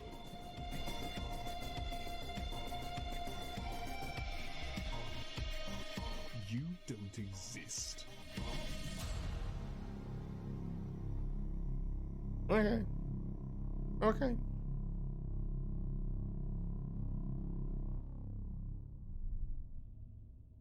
I can dig it. Scumhead, Vomitorium is out now. People can play it. They can. It's been a long haul. I This is have. like your dream game, man. Beksinski and all that shit. I'm This glad they game fixed the FPS is issues dope. with the boss. It's one big interconnected Because, map. oh, shit. MG's game. What the fuck? Hey, How did you Scum, do it? hey. Well, first I'll say I never want to do it again. We destroyed the engine. I am shocked it runs at all. I had to ask for help from like 8 different people to get things to work. Yep. So And I somehow don't it know how does. I So, did it. you know, congrats. I just decided to do it, and it ended up working out in the end. But it is definitely not something I would ever do again. The whole one map thing. Never want to do it ever Why? again. Fuck. I mean, Is you it did it. just in You kind of just did in it with GZM? Lycanthorn Is that the too. problem, or Okay, if you want to put a whole world on one map, you're going to be using a lot more resources than when you just would break it up into several different maps. I feel like So Vomitorium could have done with those hit like the actor invisible limit, we've hit loads, the ambient sound limit. Things are breaking like if you teleport put things chunks. too far, so I've had to like crunch and change things constantly. But because you got the Not a good constant idea, map, but yeah, it was a fun. difficult. It's a fun Difficult. challenge. and you're proud of the game that you've released at this point? I'd be proud. Well, Don't say no. I won't say no. He's gonna say no. I It would sucks. say that I've learned so much from the project because it was a lot more of an overtime thing than like my usual 1 to 3 month type project. That whatever I make next, I am looking forward to because I've learned a lot from this. I want. But I'm to do interested to this see again, what but Scumhead much does with better, and not on one map, so the game a can be, longer what I would like it a to be longer fully. term time I frame for am the games. stoked, and many other people are stoked about Vomitorium. It's been legendary, so to speak. You know, we've been listening to you yammer on about this game for quite a while now, and it's here. Mm-hmm. Some of your Kickstarter people are like itching, all this time to play it, and here it is, and it's fucking awesome. It is cool. Let's roll a trailer.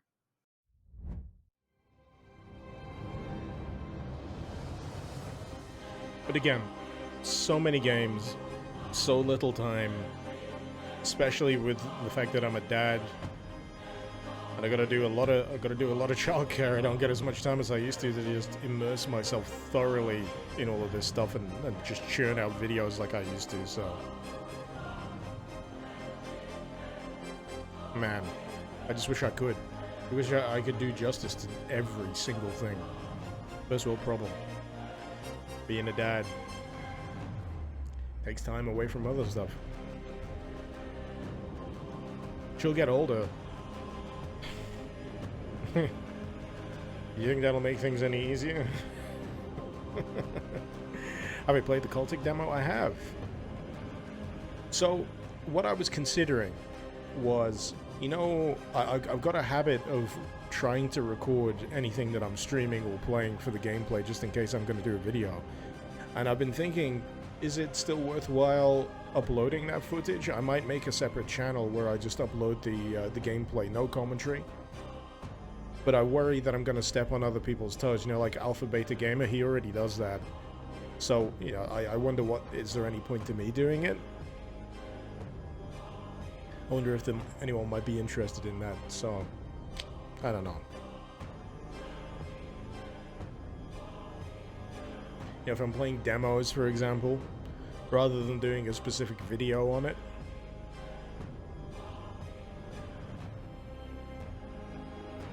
just do no commentary, raw gameplay. I don't know. Plus, it might help fill time on the main channel. I might do it on the main channel, just to alleviate the gap between, Welcome back. edited videos. Realm Steve. So, I know Matt McMuscles does a similar thing. He does like 20 minutes or so of a game, commentated. I don't play first-person shooter We games. had- what, really? I don't know why Fred hired me, because Going I things get through things without extremely dying? Yeah, that could be nauseous neat. From anything first person. Like the other day, I actually No death it's a lie. playthroughs. I did play one map here at the office, and I had to go lay down for 30 minutes afterwards because I felt so sick. Yeah. So if you guys are not tracking in the vault, you can actually find the download links to all of the amazing maps that were made by there were so many people that turned stuff in. I think one that was really amazing to me was Major Arlene's Doom map that was really cool, and I just can't wait for everyone to go check it out and see what's going on. I may not have played them, but we do know someone who has. He took an all-nighter the other day. That's our own Jihar. Jihar. So I think we should hear what he has to say about them. Let's roll. Hey, this is your friendly neighborhood Jahar here, and thank you everybody who submitted maps to the first ever Realms Deep Map Jam. We left it really open-ended because we didn't know what kind of maps we could expect to get, what kind of games to get them for, and I'm really glad personally that it went that way because we got the craziest variety, as you'll soon see. So thank you again, can't wait to do this again, and go out and find the secrets, the Realms Deep secrets embedded in each and every map. Just good luck installing. Well, take a look. Hey, we got imps on a balcony. Classic. Man, I feel very meta right now. I'm watching footage of someone else's stream.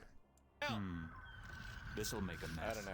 I don't think the aliens. Am I a true just chatting streamer now? When you're watching other people's content and just talking shit? Is this what it feels like?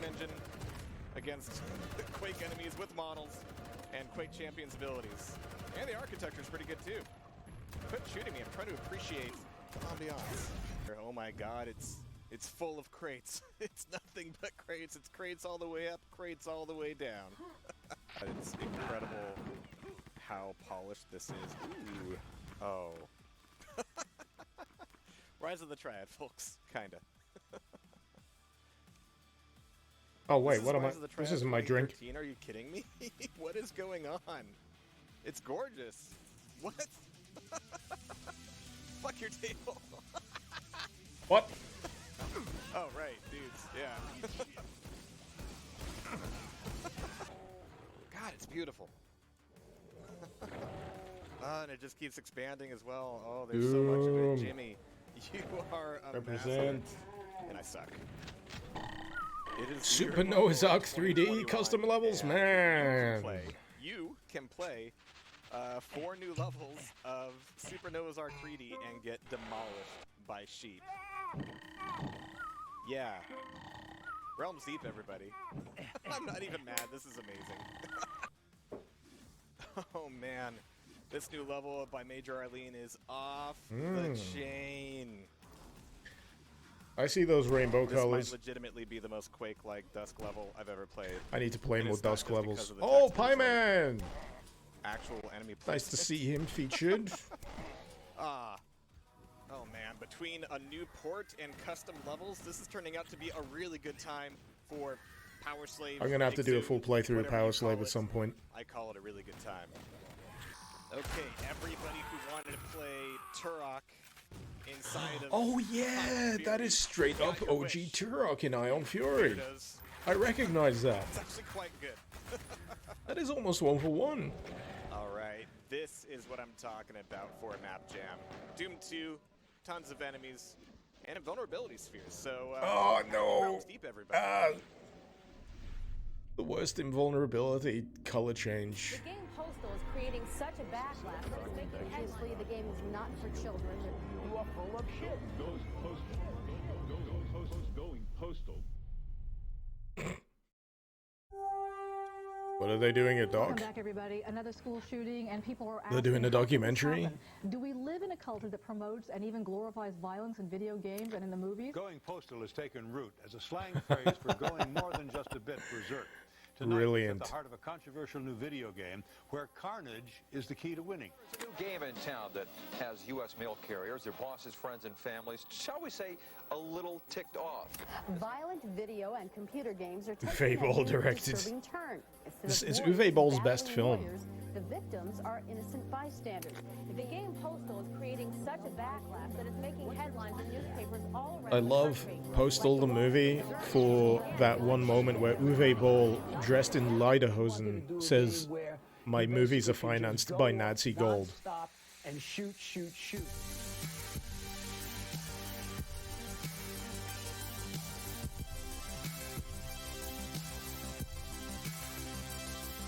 You talk about how realistic it is, and then now you're trying to say that it looks like a cartoon.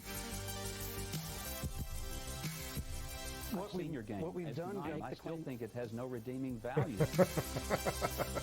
What's the deal here? Where's the hypocrisy? Where's the honesty? Oh, well, we don't do stories. Well, then basically you are fake news. You are full of shit.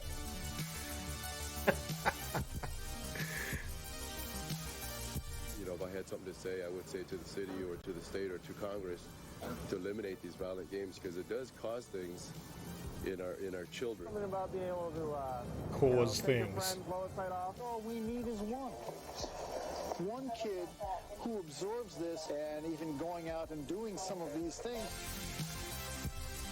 It is impossible for me Based to Vince. go into every home and do what every parent should be doing. Best reaction today was from this girl. She goes to me, she goes, well, this game's horrible. I'm like, that's the point. I remember politicians coming out and Grand Theft Auto and post, and I'm thinking, you've never played a video game like Good this old in your Mary Whitehouse syndrome. Man, this sick filth. Have you ever seen anything from it? No, I just know it is. Yeah, sure. The game that Jog on. everyone wanted to make, but no one had the balls to make. The world's psycho. I mean, there's school shootings all the time. There is violence abound. There's never going to be a time where there's not going to be some sort of violent act in the world where Postal's going to be okay to you. Like, you just have to be okay with Postal. Going Postal. Going Postal. Going Postal. Here's to that. Hi there. Would you like to sign my petition? Absolutely. Don't go there. Need me to donate a testicle? Sure. I've already had a kid. I need to dive back into No Regrets. I haven't played it for a while. I've been waiting for it to bake a little longer in the oven.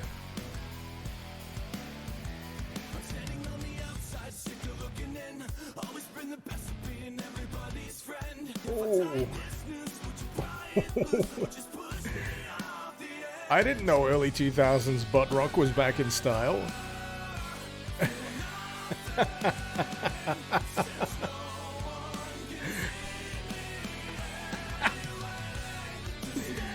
Oh man, it's like I'm a shit-faced teenager all over again.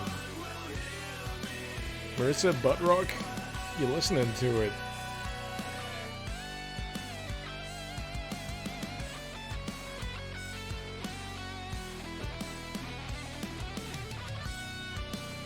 It's not quite new metal.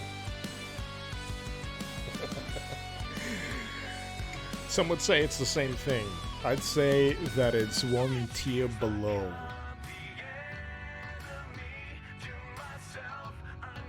Like Breaking Benjamin is like the upper tier of butt rock.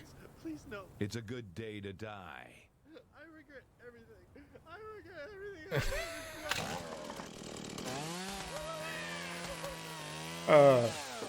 I'm not saying it's bad. Oh, Death Trash? Is this Death Trash? I think it's Death Trash. Ever want to make friends with a giant mound of writhing flesh? I don't know. No, it's not Death Trash.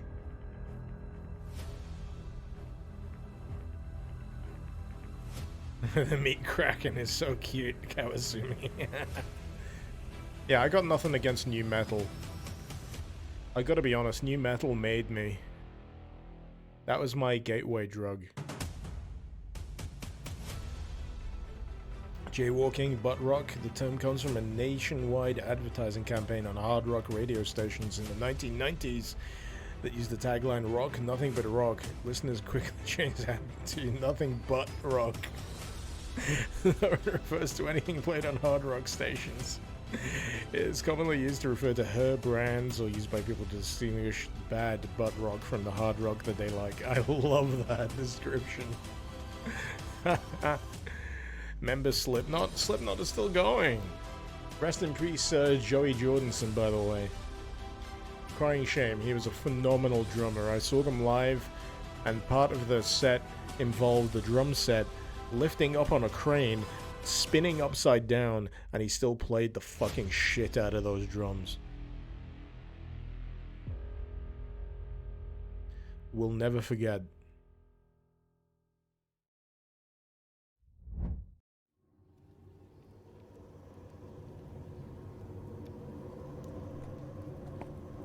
People forget how massive an influence Linkin Park, Slipknot, and Korn, and let's face it, Limp Bizkit. Also, they're making a comeback. Have you seen Fred Durst these days? Full-on dad vibes, which apparently is the name of their new track. Also, rest in peace, Chester Bennington. Fucking tragedy. That guy had a genre-defining voice, and I genuinely mean that. I miss Chester, really do. I unironically like Linkin Park. Fuck anyone that would look down on me for that. Hybrid Theory is a fucking eye-opener. Meteora is an underrated fucking classic, in my opinion. Have I heard Threat Signal? Yep, I had the first album. Fucking loved it. I've been listening to a lot of Architects recently. Apropos of nothing. Architects' most recent album, listen to it. It's really fucking good. It's called For Those Who Wish to Exist, I think. Which is the theme of Realms Deep this year. So, I guess Gives me you just classic get to kind of fucking vibes sneak of in, that man. ilk. Tell us about Egg Wife. How did you Animals come up with this is a good fucking single. nightmare of a fucking hell scheme of a game? Just makes you nod your fucking worst head. question you could have asked. So I make music primarily for a living, and the character 77p Egg was like a dumping Backstreet ground for Boys. all I was the into shit Backstreet Boys at the time as well. Backstreet's back, alright. Dun dun dun dun dun dun we basically dun thought to ourselves, what if we made dun this shitty like video game in like one dun day? dun. And 6 years later, Everybody, it's come way too yeah, far. rock your body, yeah, It's so cool. everybody, It's actually really cool. I've seen the rock trailer multiple your times. As I'm body looking forward to, right. at the end of this little segment here, people seeing Backstreet's it for back, themselves. alright. But like, I mean, I love this kind of humor. This is you're speaking to the right audience. You nailed it. Because I'm you gonna get snuck in. sued. Am I You that weren't good? just, like, Am I that on the one button? of the initial people that were. Can I join the reaching Backstreet out Boys to you. revival? Will You they have me? somehow found us through some cybernetic crazy way, and good for you. You know, you're awesome. But the gameplay looks awesome. It's an FPS. It's got like actual badass movement and No, I'm really trying. firepower. I need that shirt the fact that it's as a Hawaiian. Shit humor and janky. By the way, I'm trying. I need that as a Hawaiian. I also need that Kako plush. I've gotten over my my bullshit when it comes to that Kako plushie. By the way, theme is poop. Yeah, no, it's one big toilet. That's basically it. I used to think it So, looked stupid. As a musician, though, like how Now did you tackle the I've project? What was it that you were like? I trying have to evolved my thinking, and I need it. As a musician? Oh, you said you make the music. I don't know what that means. Yeah, so yeah, my primary job is I'm a music producer, so yeah, like that doesn't really tie in very much with it, apart from I am making the music with it. But I was just Icarus, like, I'm drunk. always I wanted am to make a home. game. That's why I'm Unreal drinking. Engine looks easy. Let's give it a shot. And you know, I've always loved things like Postal, Duke Nukem, things like that, but also the nice movement of newer games. So just wanted to bring all Cut those my things pie together. into So pieces. separate from This the fact is that my you're a plastic musician, you fork. tackled this project as a game designer. Yeah, this is the first thing that I've done apart from some shitty game maker thing in like 2005. That's fucking impressive, man. Like you're just going in. Well, Cut I'm not my the only wife one on into the project. I do pieces. have a friend This working is on my it, last so it's just me, divorce. but I'm like the lead designer, I It guess. reminds me of Creative force. what is it? That Kill Switch Engage song, the end of haven't seen this- Heartache. Maybe too many times. Instead of the lyrics Looking forward to other people seeing your trailer that are and how normally they played, react to it. So let's I see what replace they it with think. cheesecake and coffee. Cheesecake, coffee, I'll be eating. When is the right time to look for love? These are the questions that have been plaguing my mind ever since. This is very encouraging, by the way. The child is still asleep despite my awful karaoke. My wife. How hard could it be?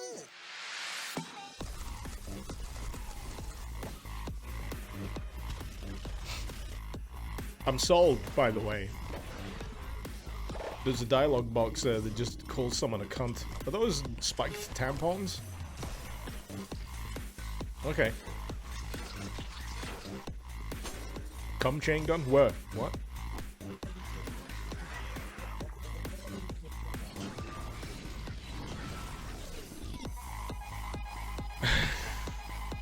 This is a fucking trip.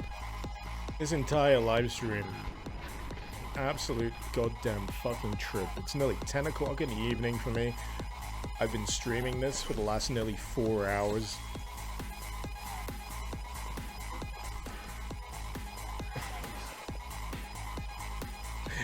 Our top story tonight. On this day, the British public have made history. By just a single vote, the Brexit 2.0 referendum for Great Britain to leave planet Earth has passed. Oh shit! Oh fuck! And of course, there'll be sport. Cricket on the moon. If there's no cricket bat in that arsenal, you can fuck yourself.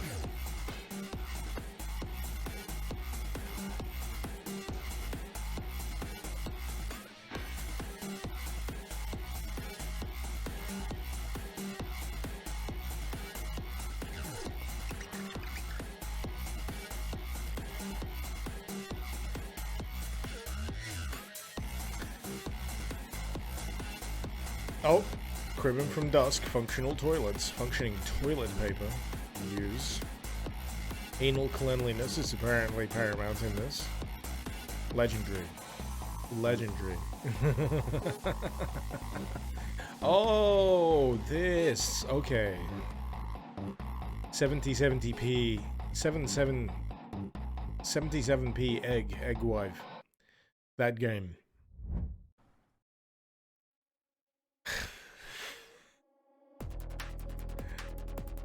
Severed Steel is great.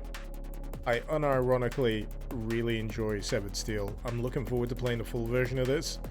It is subtly voxel based, and I say subtly because I didn't even realize it was fucking voxel based until after I played the demo and then checked the literature for it.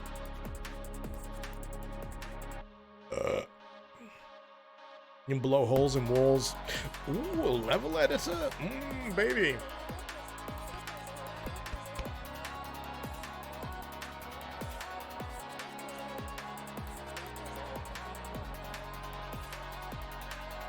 Matrix lobby. Nice. Severed Steel has a lot of potential. It really does. I think I'm going to enjoy the shit out of playing that because even playing the demo, I was like, This tickles me right in the gooch. Not just the happy place, but also the gooch, simultaneously.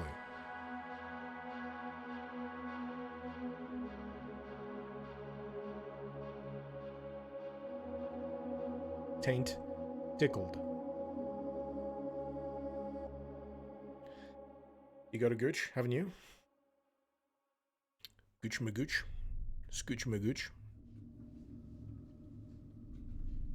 So Alec has chocolate in their mouth, right? That bit between the testicles and the butthole? So we'll just have to roll with it. No, I'm done. Don't worry. We've got one last big segment coming up with another world premiere involved in it, so hopefully World premiere. But the main things that I want to say are thank you to everyone for tuning in to Realms Deep. This has been absolutely incredible for me, for everyone that's sitting around behind us.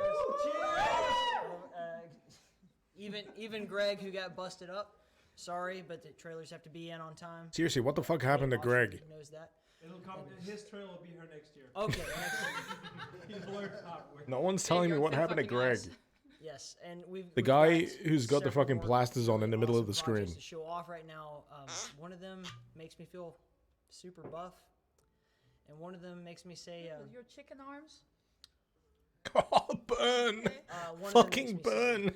I love Dina, and I'm really, just personally, really happy to have shown off Stellar Valkyrie today, and I hope that you all enjoy the rest of what you see from In the Keep, from 3D Realms, from Slipgate Iron, and from all the amazing indie devs and other studios that we've been working with today.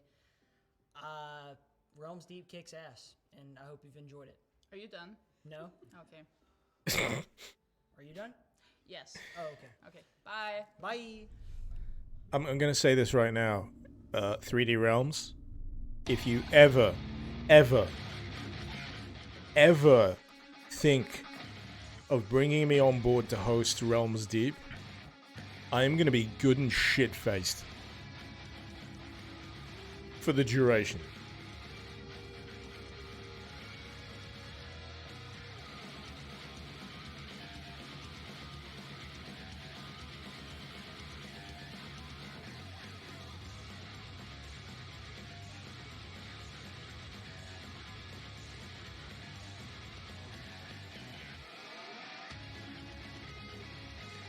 All right, so I've seen some of this.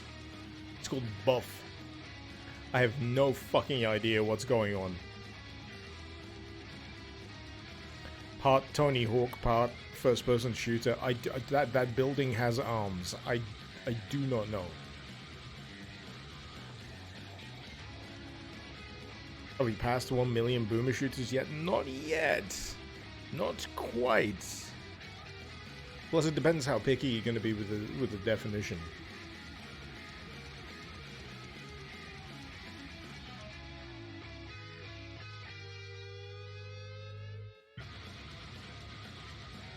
Buff.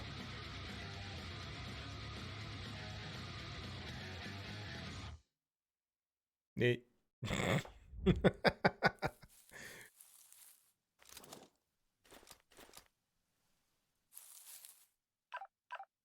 Follow me. Affirmative. Roger.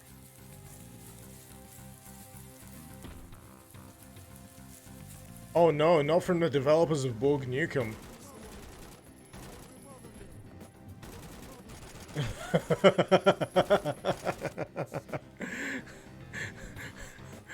That's not something I want you to put on your resume, personally.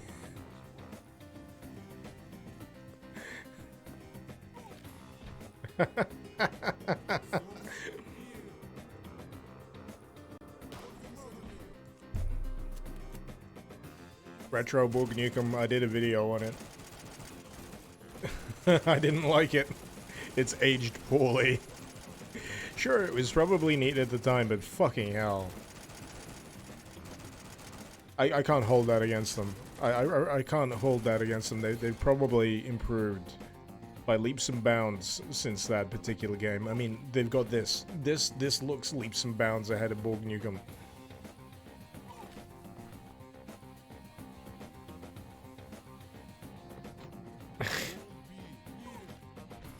Most anticipated total conversion of 2005.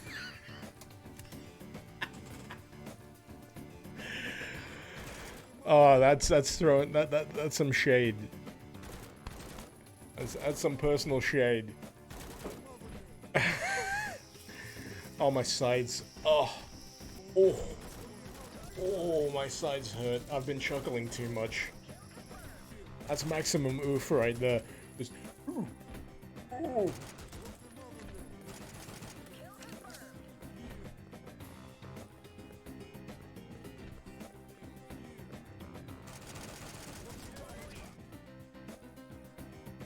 Paywall. That shows how long it's been being worked on. I have literally never heard of it before today.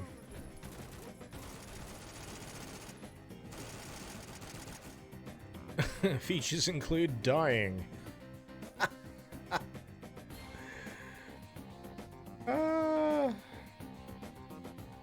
Man. The underworld is dying. Ooh, head on to Our heritage. Swallowed and mutilated by tendrils of chaos. head on to Orc Boogaloo. This is our final stand. They ruined our world. Orc boobies and orc willies by the measure that I'm aware of. That loincloth ain't for nothing. Orc ladies slapping ass cheeks.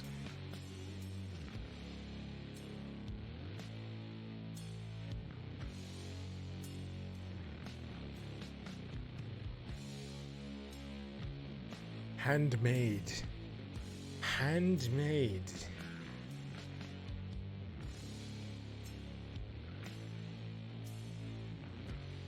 Something that always amused the shit out of me was there's a brand of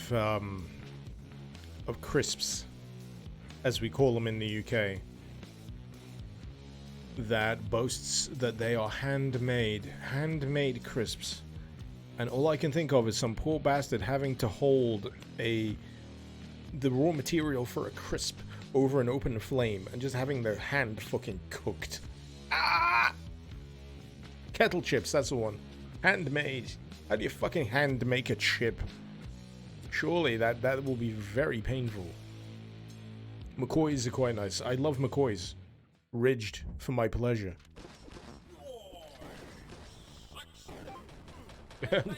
Hello. Is this Fashion Police? Yes, of course it's Fashion Police. Where else would you shoot at enemies with a Singer friggin' sewing machine?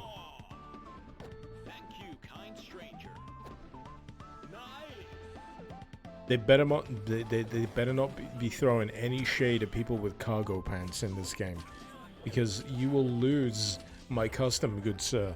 How dare you insult cargo pants? They have all of the fucking pockets. Fuck you. There's nothing wrong with cargo pants. It is jealousy. Fuck yourself.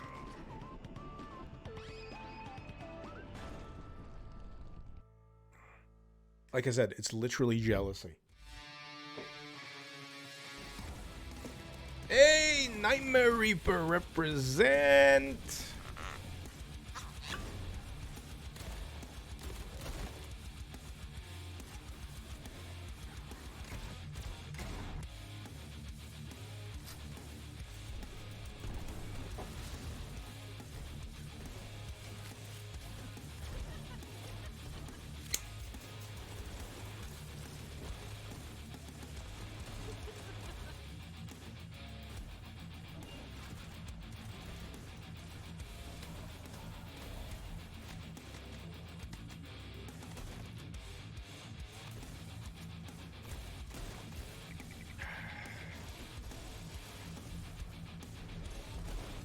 I don't need to be sold on this. Play Nightmare Reaper. Play Nightmare Reaper. Civi did a video on it. He liked it. That's all you need to know. Nightmare Reaper's great.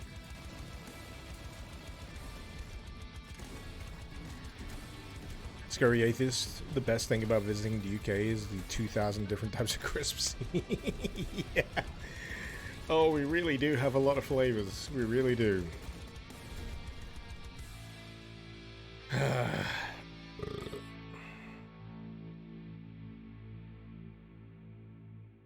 Teddy Bear, God tier crisps. Ragnarok here. God tier. Hello. I feel like the Vince McMahon meme right now. Oh. And then... Ah!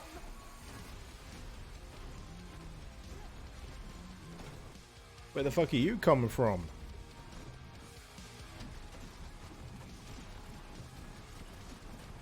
Who dis? Who dis? What dis?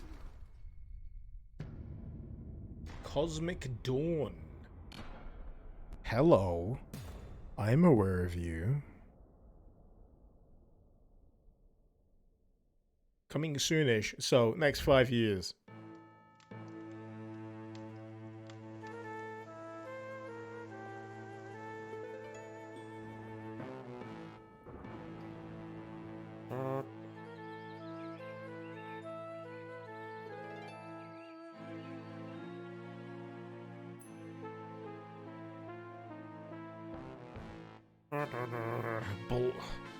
Such a farty trombone noise.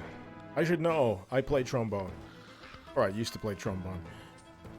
I feel like I still could play trombone because the vast majority of skill required to play trombone is purely related to muscle memory. I should buy a trombone.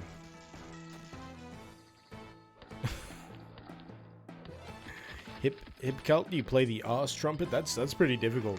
That requires some pretty significant lower body muscle treatment. Gooch related. Oh, he is death trash. If anyone wants a Scar related Boomer Shooter soundtrack, I'm your guy. I can provide trombone. Don't buy a trombone, I have a baby daughter. Yeah, that's how I'll wake her up every morning. Just stand over the corner.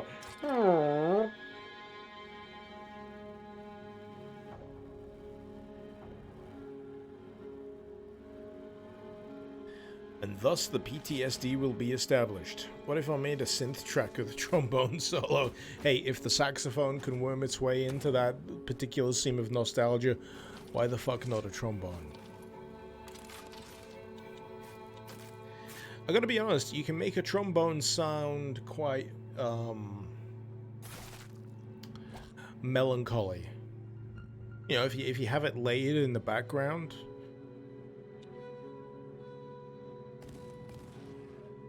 It could work, believe me, it could work. I know. I spent long enough on a youth orchestra fucking trombone section to know that.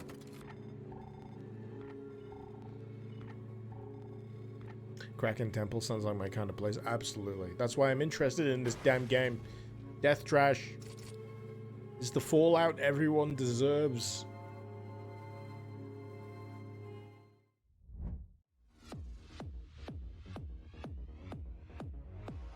No love for heavy metal kazoo. I can't appreciate kazoo because I don't have the lips for it, you know.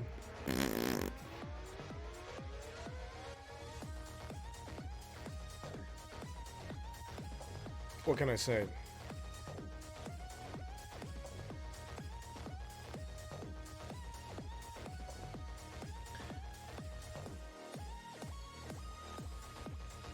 I'm honestly kind of sad that I look at games like this and it does nothing for me.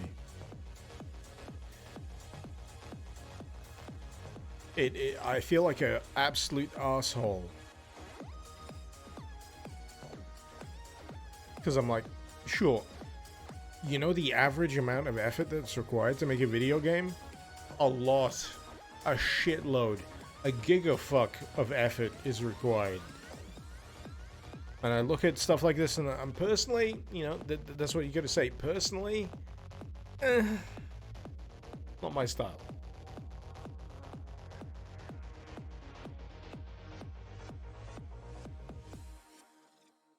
I hope it does well. I genuinely do. It's just not for me. So, here we are. Just the two of us. No one else is watching. Okay, perfect. What are you gonna do? I think we're alone talk now. about my game. I mean, obviously we have a special bond. I've already gotten the chance to talk to Tony. No about idea this. what you're talking about. Yes, and I'm probably not as stoked as you are because this is your baby, but I am absolutely ecstatic to talk about Call of Sir Ragnar. This is our moment. This is what we worked for, man. This is what we did. We did this together with Ben and Tony. That's And nice. Can you? Well, I didn't do anything actually, but what what can you tell us about your influence from Betrayal at Krondor and how it has manifested itself in your dream to create Call of Surregnar? Oh my God, Betrayed Condor. It's an obsession in my life. I started playing it when I was 13, 14. I barely knew any English, so I played with a dictionary. And yeah, no game came out since anything similar to it, or if it did, it was a terrible game. So the lack of Betrayed Condor likes made me want to make Call of Sagnar, to tell my story in a world, in a game similar to that, because there was nothing similar out there. So yeah, It's such a special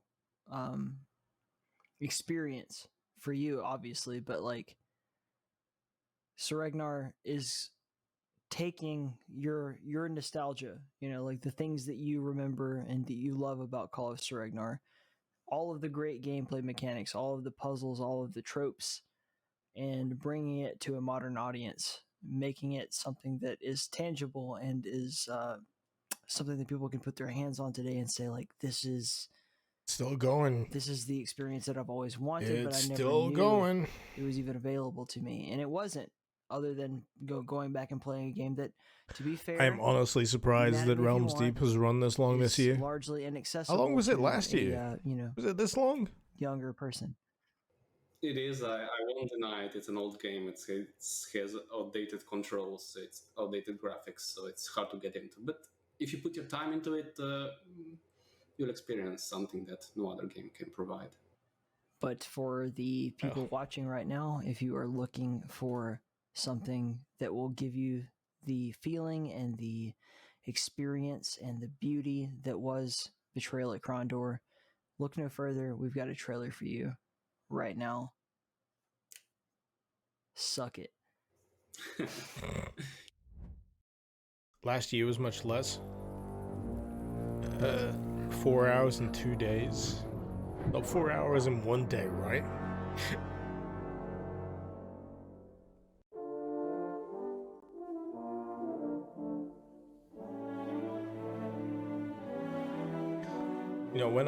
When I said I might turn up for this, I did not expect to still be sat here at nearly 10:15 in the evening in Britbong land. What the fuck is this?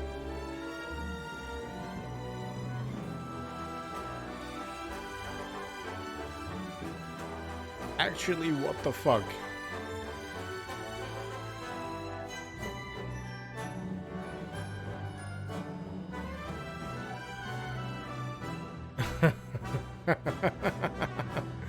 You can tell this is entirely outside of my wheelhouse. Completely outside of my wheelhouse.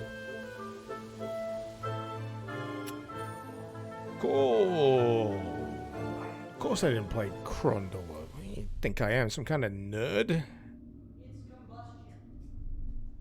The game is called... Oh shit, they're gone. Guys.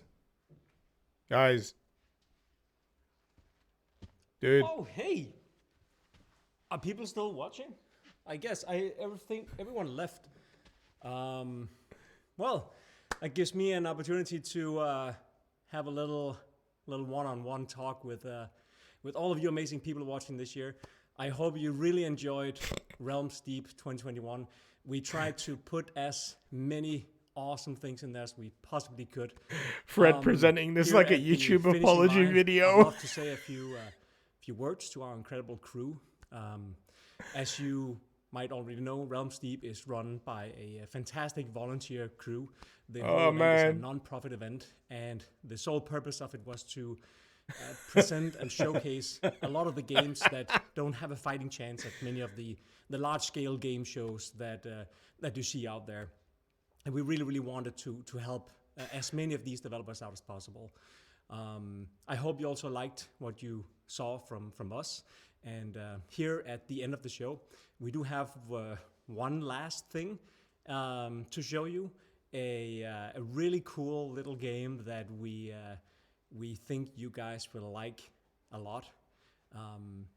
So thank you so much for joining Realms Deep this year. Next year is going to be absolutely insane, and I can't wait to see you all there. Thank you so much for watching. World premiere. Oh.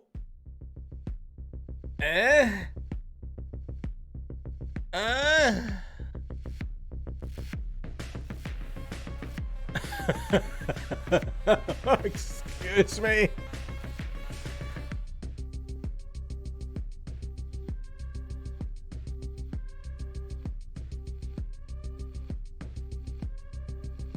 Had cats too.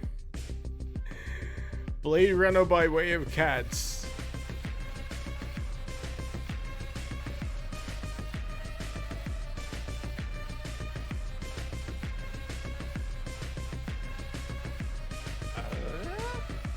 Exactly.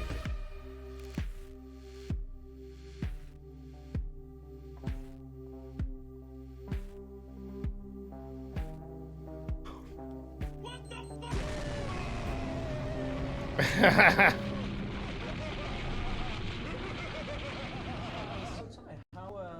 did you like the show this year? Oh shit, they're back. Fuck.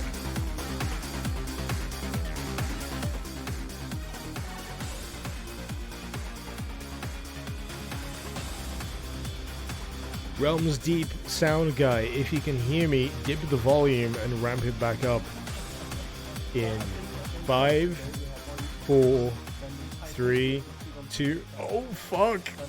It's dipped. By the way, we're not on.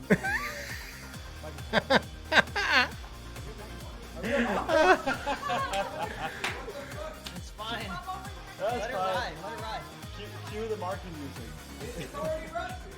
Thank you, everyone, for tuning in. Realms Deep guys, feel free to say Icarus is a smelly poopy pants.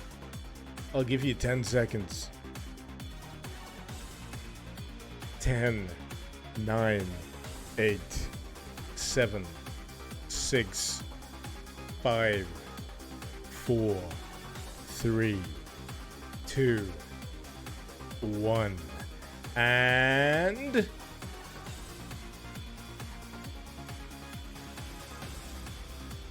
dang it. Maybe next year. Maybe next year. Bye bye.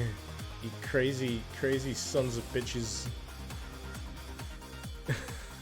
I gotta admit, I did not expect to spend 4 hours and 20 something minutes watching these goofballs. But hey, why the heck not? At least, at the very least, this has proven that I can get away with this kind of stream on a weekend after the Baba has gone to sleep. Because, you know, despite my poor adorable Doom baby, oh shit, Fred's just reduced to a head. Despite my poor adorable Doom baby having a bit of a cold and a cough these days, she has been okay. I've not needed to intervene. I have not needed to intervene.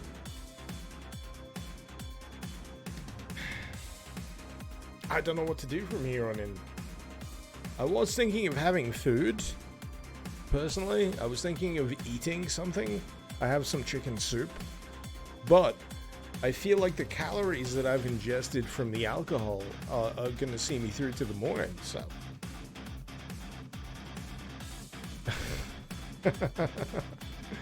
Also, this track, I know this track. What game is this track from? I know this fucking music. It's gonna drive me insane.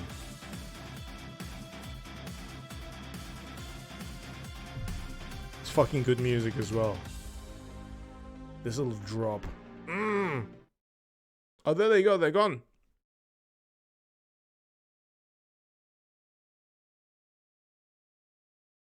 All right then. I don't know what to do. Let's play my own music. All right. Oh, fuck. Fuck off. I don't need no adverts. Personally, I am pliable enough to do at least half an hour's more bullshit. So, let's find Steam.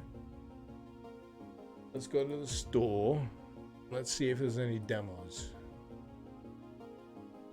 That's the page I was looking at earlier for Ask.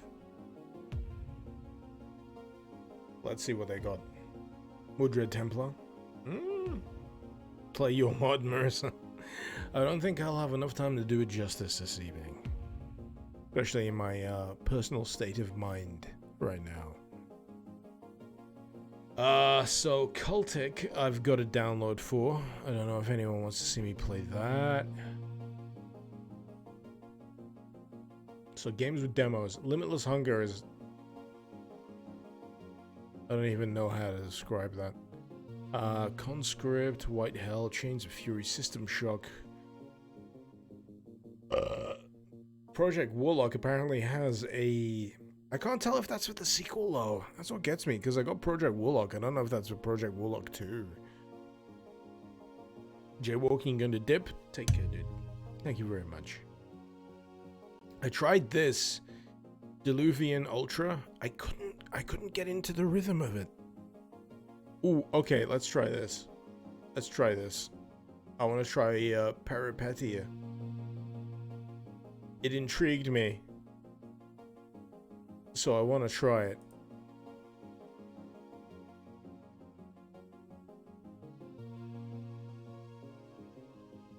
Raze has a demo? Let's see. Does Raze have a demo? Oh, it does! Let's download that. Let's get that downloaded. Fuck it, why not? Marissa, you're off to bed. Take care. You're clearly later than I am, as far as I can tell, time zone wise. Ugh. Scum, thanks for the Snark stream. You are welcome. Anyone that dropped by, welcome. Thank you. Happy to have you.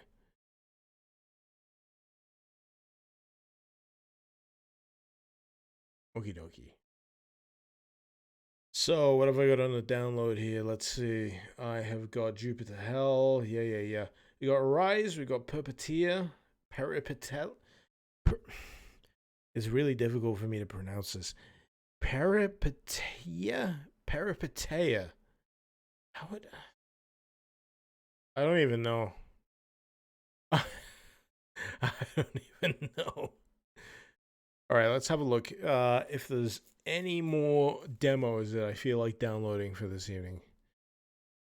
Shillelagh. I feel like I need to download that purely for the name. And... oh boy. Ugh. There's Doombringer, but that's a multiplayer demo, so I'm not so sure because I don't really care so much. Faith. You should all play Faith, by the way. Ghost Runner Act. Oh, Gloomwood. I don't know if that's got an advanced demo right now. I don't know if that's exactly the same. I was actually hoping to see more from Gloomwood this year, but sadly not. Fuck it. Did I grab Cultic? Yes, I do. Does anyone want to see me play Cultic first? Because I can happily play Cultic if you want me to.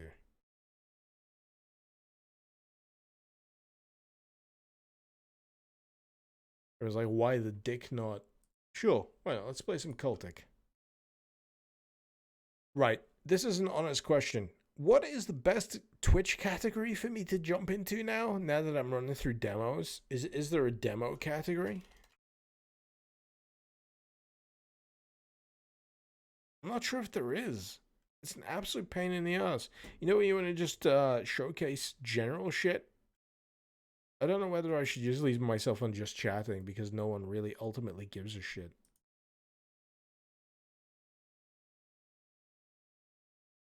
I'm probably going to leave myself on just chatting and everyone can go fuck themselves. Games and demos? Alright. Yeah. Sure. Loads of people tune into that fucking channel. Yeah. Games and demos. Sure, let's do that. Let's do that to be sure.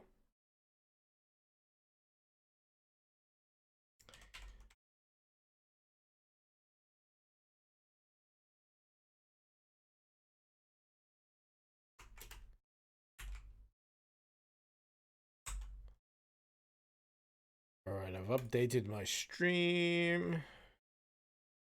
So everyone who turns up should know what I'm playing, and if they say what playing, I can mock them relentlessly.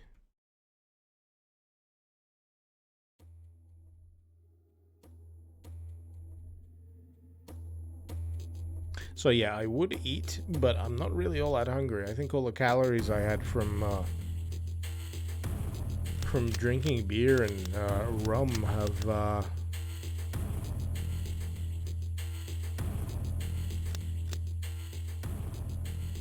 sorted me out, personally.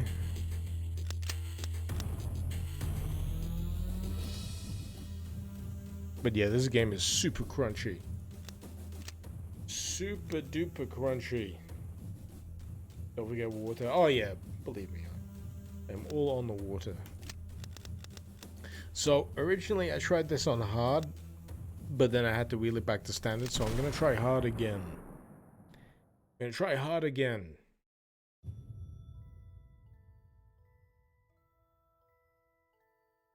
Kawasumi, this has been a great stream while waiting for your Final Fantasy queues to pop. Oh, I wish I was into fucking MMOs, you know? I'd love to be into MMOs. Specifically Final Fantasy. The only reason I'm not is because I know that I wouldn't have as much time as I'd like to work on my YouTube stuff.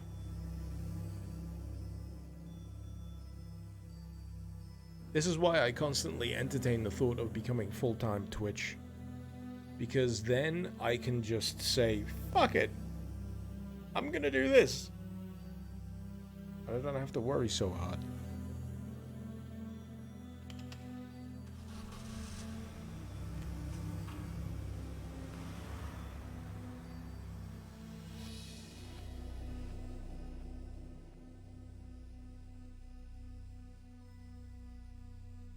Kawasumi do full-time stream and then upload clips from my stream where I talk about the games I play. I mean, that's an option.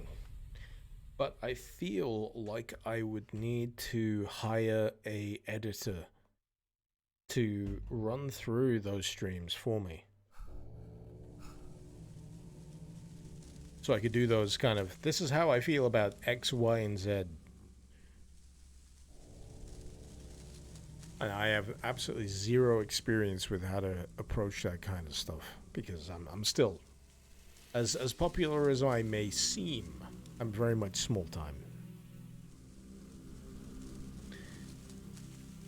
So, good start. You wake up in a pile of corpses.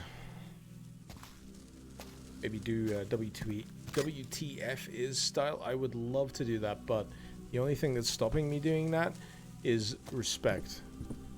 I've got a deep, profound level of respect for Total Biscuit, and I feel like I would be stepping on toes, even though the guy is, you know, dearly departed, doing such a thing. I'd feel so bad about doing that. You know, sometimes I wonder that the only thing that's getting in the way of my thirst for recognition or success is that I just feel bad about compromising my own personal set of standards, that kind of stuff. But yeah, the art style of this is pretty interesting. Have I put the right game in the description? Cultic, I have. The only problem I have with the art style of this is that it's extremely difficult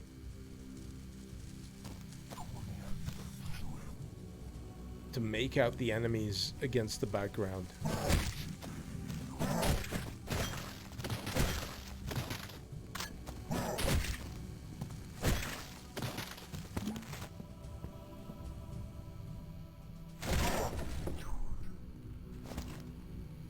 love that you can throw fucking chairs at things, though. That's an unexpected benefit. The main thing that currently annoys me about Cultic is that you can't use the mouse wheel to switch between weapon slots, and I feel like that is what should be a very obvious thing, control-wise.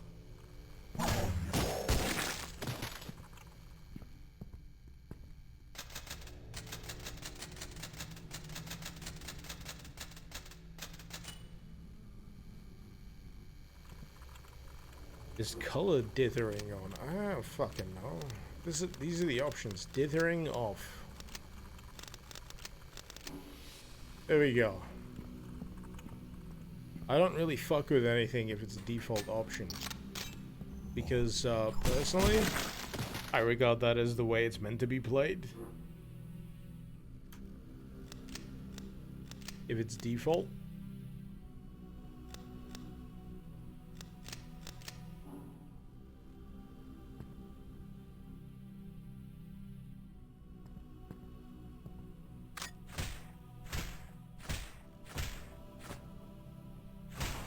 Oh, good. So I can do it with my boot. What the fuck? Why have I got typing at the top of the screen? Anyway. So what I did last time with this door, because it was supposed to be blocked, is I went through this section and I picked up some dynamite and I decided, well, if the door is stuck, something that's definitely gonna unstick it is fucking dynamite. But, you know, I didn't realize you can just fucking kick things. I mean, if a kick isn't strong enough to demolish a crate, why should a kick be strong enough to demolish a door, you know?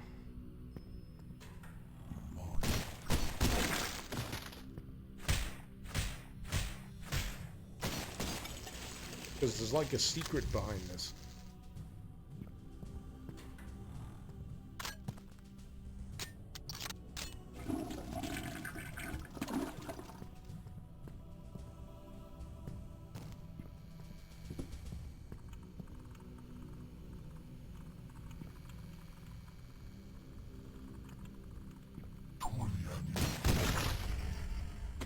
But yeah, every now and again it does this, like, random slow-mo.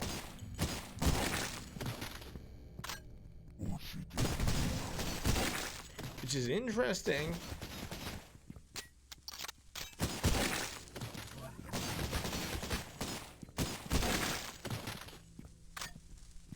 But I couldn't tell you whether it's useful.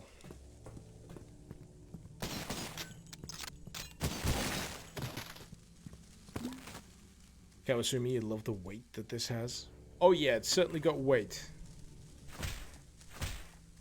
Absolutely. You can slide? I know you can slide. I've done it. There you go.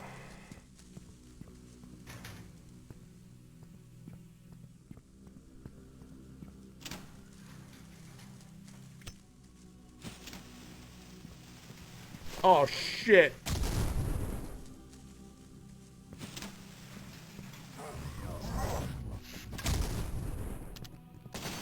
Yeah, that went very, very wrong.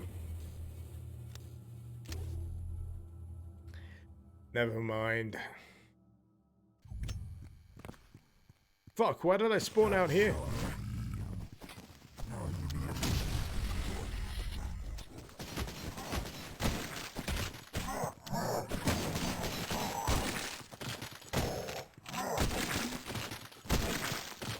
Jeez.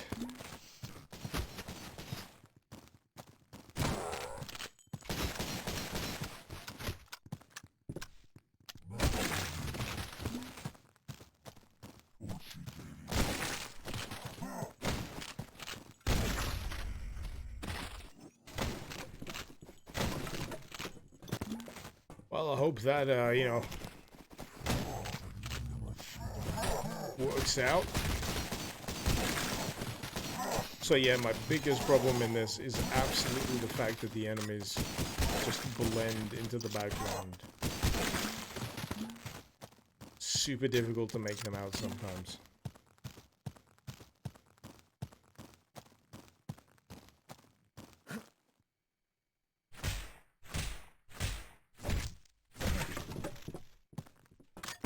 Still annoyed that the kick doesn't do anything when it comes to breaking crates. I've tried the weapon wheel with tab. No, I have not. I didn't even know that existed because it doesn't tutorialize that.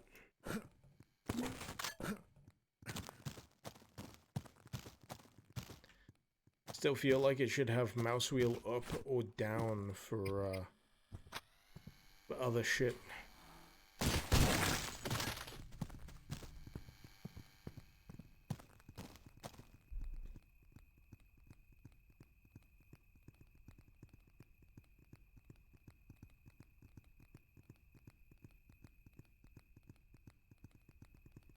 Depending how this goes, people, I might have to cut this short. I may have a cranky baba.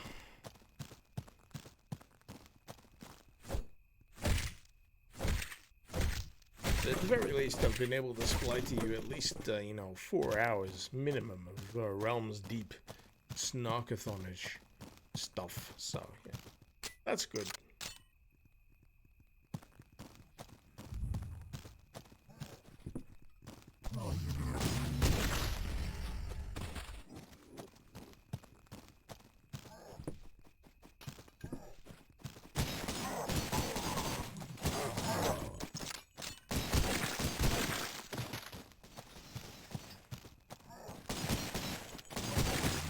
One thing that certainly impresses me about this is that the level design seems fairly, you know, wide-ranging and open.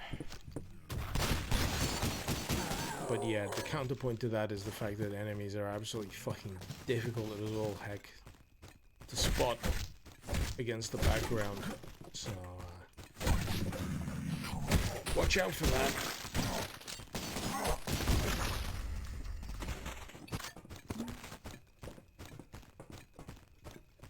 I got the Sten. Thank God I've got the Sten. Try Audible and travel the world. Oh shit, Listen what? up and settle back Why with am I getting thousands of Audible? destinations to explore. Where? Treat your ears to an Who? epic stay beyond the wall. No, sod Travel off. long haul to Sod Mars. off. I don't need that.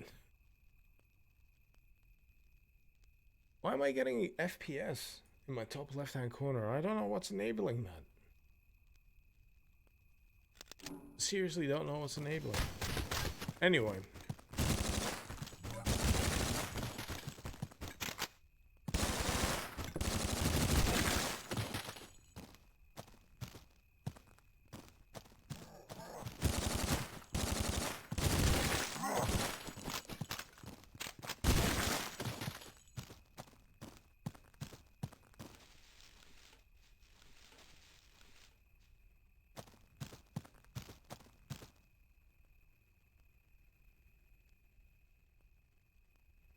Ah, boy. That is a babby that is not laying down. I might have to go see to that. I'm gonna see how far I get here before the baba gets angry.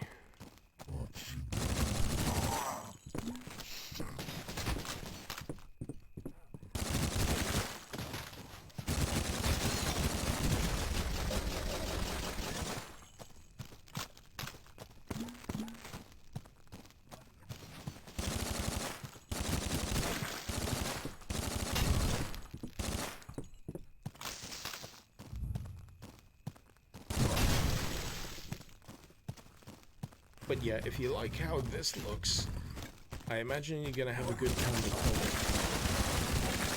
it. Yeah, free demo available. Free demo available. Feel free to take advantage of it. Oh shit. But yeah, personally, I just find it really fucking difficult to see where enemies are coming from. If you can get over that, then you should be okay.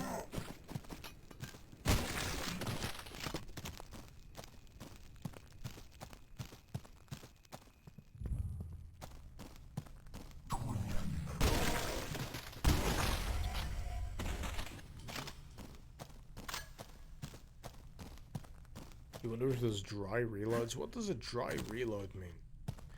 Does it mean that you lose any ammo that you expend?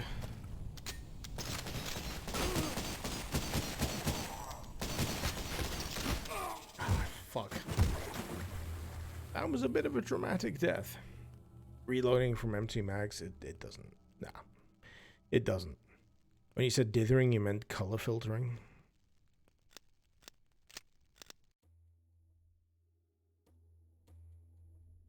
Take me to the menu, damn it.